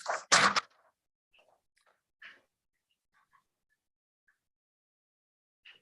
think we're good. Thank you so much, each of you, for your testimony. It's been very helpful, and I appreciate the discussion. Thank you, Chairman. Thank you. Thank you. Thank you, or you're welcome. That's end this hearing. So this has been a hearing on Bill 24-428, School Attendance Amendment Act of 2021, and more generally, update on improving school attendance and reducing truancy and reducing chronic absenteeism. The record in this matter will close at 5 p.m. on Friday, March 25th, 2022. The time is 5:57 in the afternoon, and this hearing is adjourned.